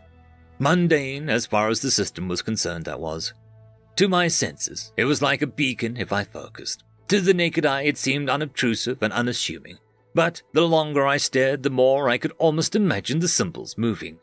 Speaking without sound, dancing in my senses as if to spell out. I blinked gently, shutting the book and looking around. My inner paranoid self darted to the description in my title. Title: Trailblazing Vanquisher of the Hive Mind. Few possess the capacity to challenge insurmountable odds as you do. You are the first in the world to defeat any field boss, and the first in the world to do so alone. In defeating the Root Mother Hive Mind under these circumstances, you are forever distinguished by your feat. All attributes are increased by 10. You gain telepathy skill. You are immune to external influences upon your will. I confirmed that last effect and glanced back down at the book. What exactly are you? I said slowly, trying to remember the room I'd found it in. The memory came easy, likely an effect of my enhanced mental attributes. It had been some kind of study, a storeroom of academic objects, oddities, and peculiarities, literature mostly. But this book, among all the scrolls, containers, diagrams, and all else, stood out the most to me. And the moment we had left the ruins, the Twilight Elemental had killed my clones. Just a flash of moonlight. That was all I could remember before we were being chased. Did me leaving the ruins with something trigger the area, boss? I asked myself. The timing fitted. I doubt it was the book in particular. I sighed, opening it once more. This time I welcomed the dancing symbols. Symbols that seemed to dance in my mind's eye, crawl across the page, and wrap around the iris. Symbols that curled around the ears, flooded the nose, and caressed the skin. Symbols that spoke to each sense and told me of... My eyes widened as I was suddenly reading. The symbols no longer danced, they took shape instead, formed images, sound, sense, and touch, filtering at a speed of my own thoughts and comprehension. They fluttered fast, moving on between concepts, taking full use of my mental capacity. And three things happened. First, there was a feeling, a new one beyond the solar's instinct, like a spark of electricity, a rush of energy from the very being. Then it faded before I could even grasp it. My attention whisked away to more important matters. Second came from the perspective of my clones. I stood upon the branches, familiar perches by now, and spotted what was perhaps the largest gathering of goblins I'd yet seen. The noise and din of their being was enough to drown out the buzz of insects, replacing it with chatter and gibberish. There were easily hundreds of them crawling across the roots, hooting at each other, brandishing weapons, and stripping the swamp. I stared, recalling the increased patrols. That's why I was seeing more of them. Forward scouts. There's a whole tribe. Were they reclaiming the area lost to the field boss? And lastly, an ember of hope that humanity was not yet lost. Build notice. Gerard Malot has achieved a feat worthy of global recognition. He is the first to establish a settlement skyward, and the first to settle the floating island of Allow. I blinked as the meeting quieted. Murmurs are all around, the argument stilled. I cocked my head, and the question I had was in everyone else's thoughts. It took only moments for someone to voice it. "What's a settlement?" And when he asked it, the word had the ring of the system about it. End of chapter. With this chapter, we are caught up with current, and unfortunately the author is on hiatus at this moment. Please don't bug the author about when they're going to do the next chapter. It'll be done when it's done, and we'll read it when that happens. On to the chapter. Chapter 43. Build notice, Gerard Malot has achieved a feat worthy of global recognition. He's the first to establish a settlement, skyward, and the first to settle the floating island of Allow. The magic from the book that sparked off energy faded, like a sugar dissolving into water, lost to all my senses, despite how I grasped for it. I tried to reignite the feeling to no effect. Other things took precedence. The world noticed for one. It was strange seeing it from this perspective, like everyone heard something or noticed a detail, not enough to pause or lose focus, but enough that anyone looking would have seen an expression across someone's face, a raised brow, a low whistle, an open mouth, as if the same thought had struck dozens of people at once. "What is a settlement?" someone asked, cocking their head and speaking over the mutters. "It has to be related to the system," another voice called. "It's got that ring to it. Maybe it's something like a skill or item from the dungeon. There's got to be some significance to it." "You think there might be bonuses for Roothaven if we can figure out how to establish one?" Jack nudged me. I shrugged. "You know as much as I do." I raised the brow. I sighed. "But it looks that way. There might be something to that, so long as people figure out what to do with Blitz." "The floating island of Allow," Jack said, contemplative. Down below, Gary was arguing with some of the key people in Roothaven, Ralph amongst them, on how to proceed. There were other key figures, some men who took it upon themselves to hunt out in the swamp a collection of people with healing abilities, a number of individuals suited to acting as sentries and more. I listened with all my full attention, although I doubted anything would truly interest me. Full attention, meaning just about 1/9 of my attention, as it related to my clones. Skyward. I had to admit the name was better than Roothaven, and these floating islands sounded like a much better place to experience the apocalypse than the damp and humid swamp we found ourselves in. The world notice served to remind me of how small I was. There was nothing familiar anymore, and I couldn't tell whether our world was spliced with some other one, or the whole of it had been irrevocably changed.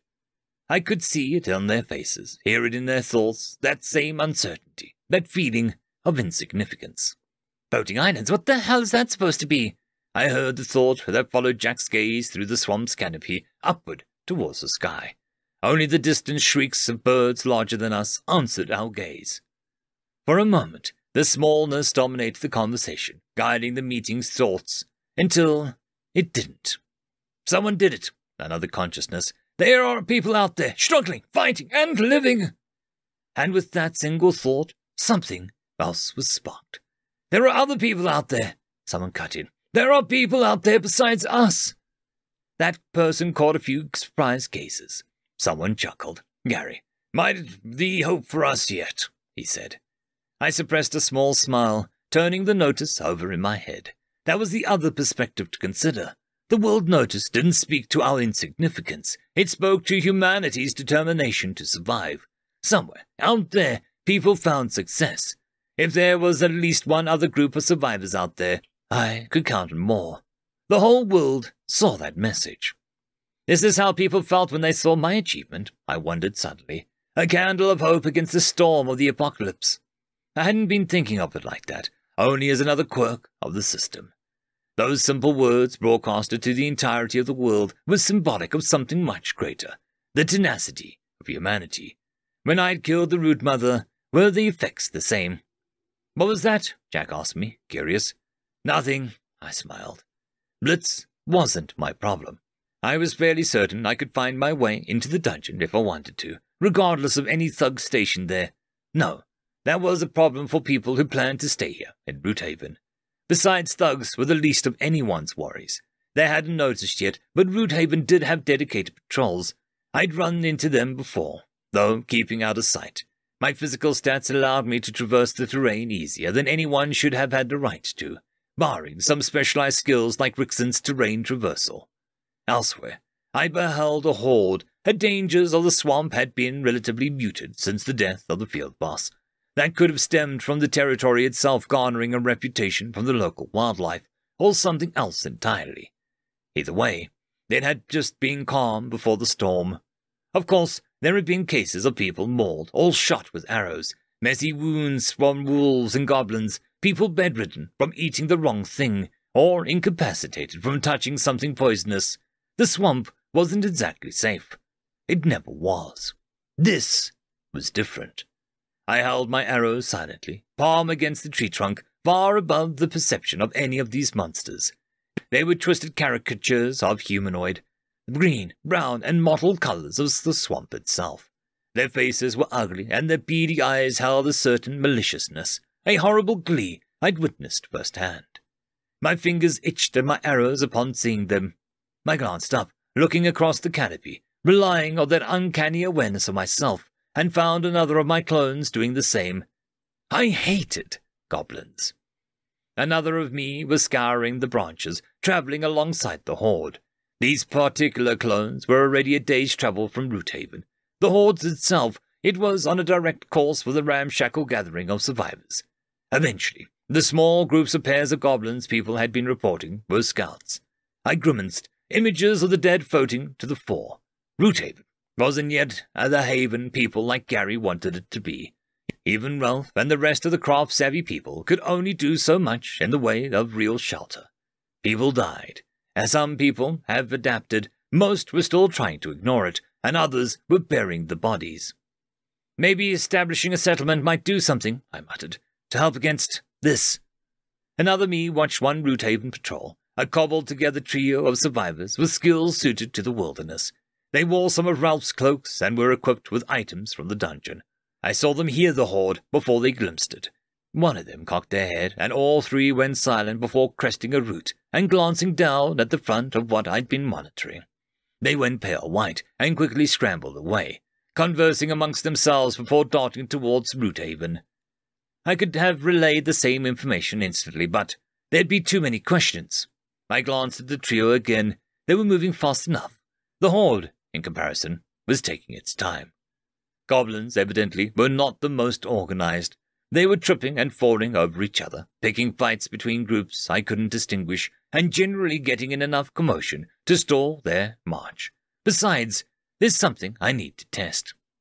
Skill, telepathy, the capacity to perceive and interact with the mind, consciousness, and thoughts of both oneself and others, to sense, communicate, and influence other thinking entities. The reason I'd found the damn horde in the first place was the absolute mess of conscious thought emanating from it. Not that I wouldn't have found it otherwise. Like the actual noise, their mental state was a constant buzz, with waves and peaks of emotion like anger, hunger, annoyance, anticipation, and more. As much as I'd like to explore whatever energy that book had sparked within me, I had a skill I've already neglected experimenting on with too long. There's always had been a little caveat in the description.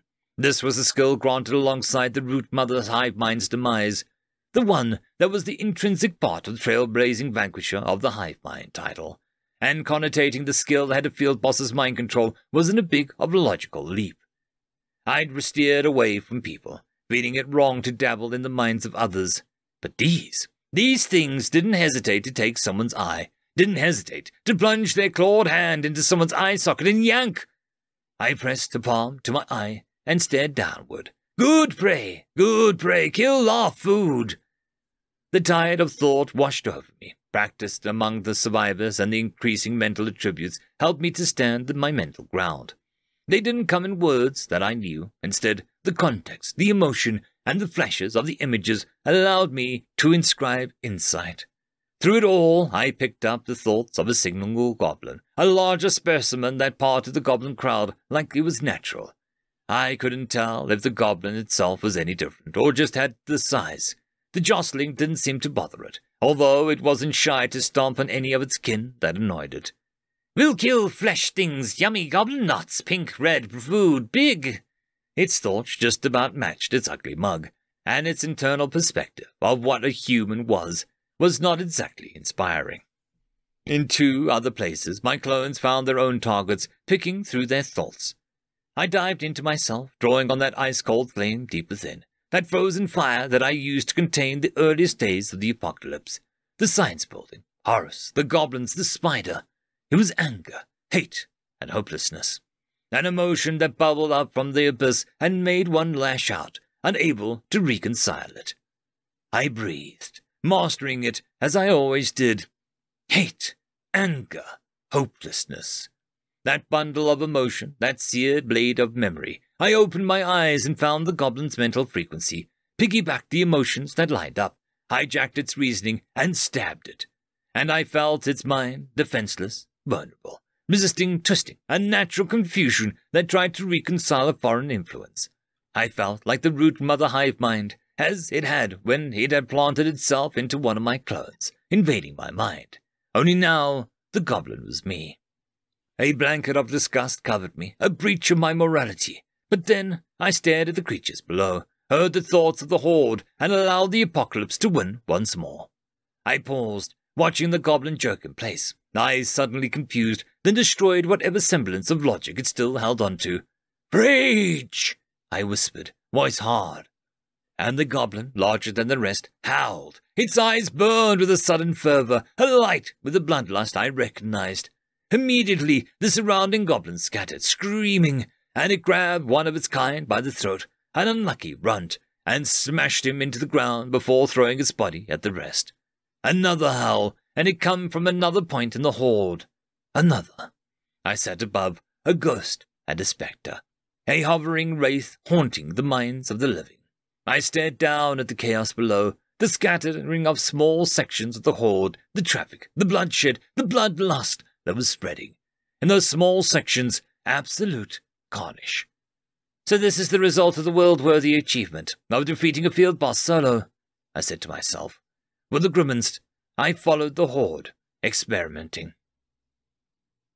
End of chapter.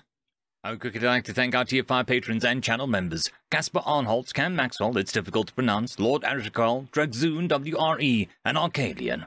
Thank you very much.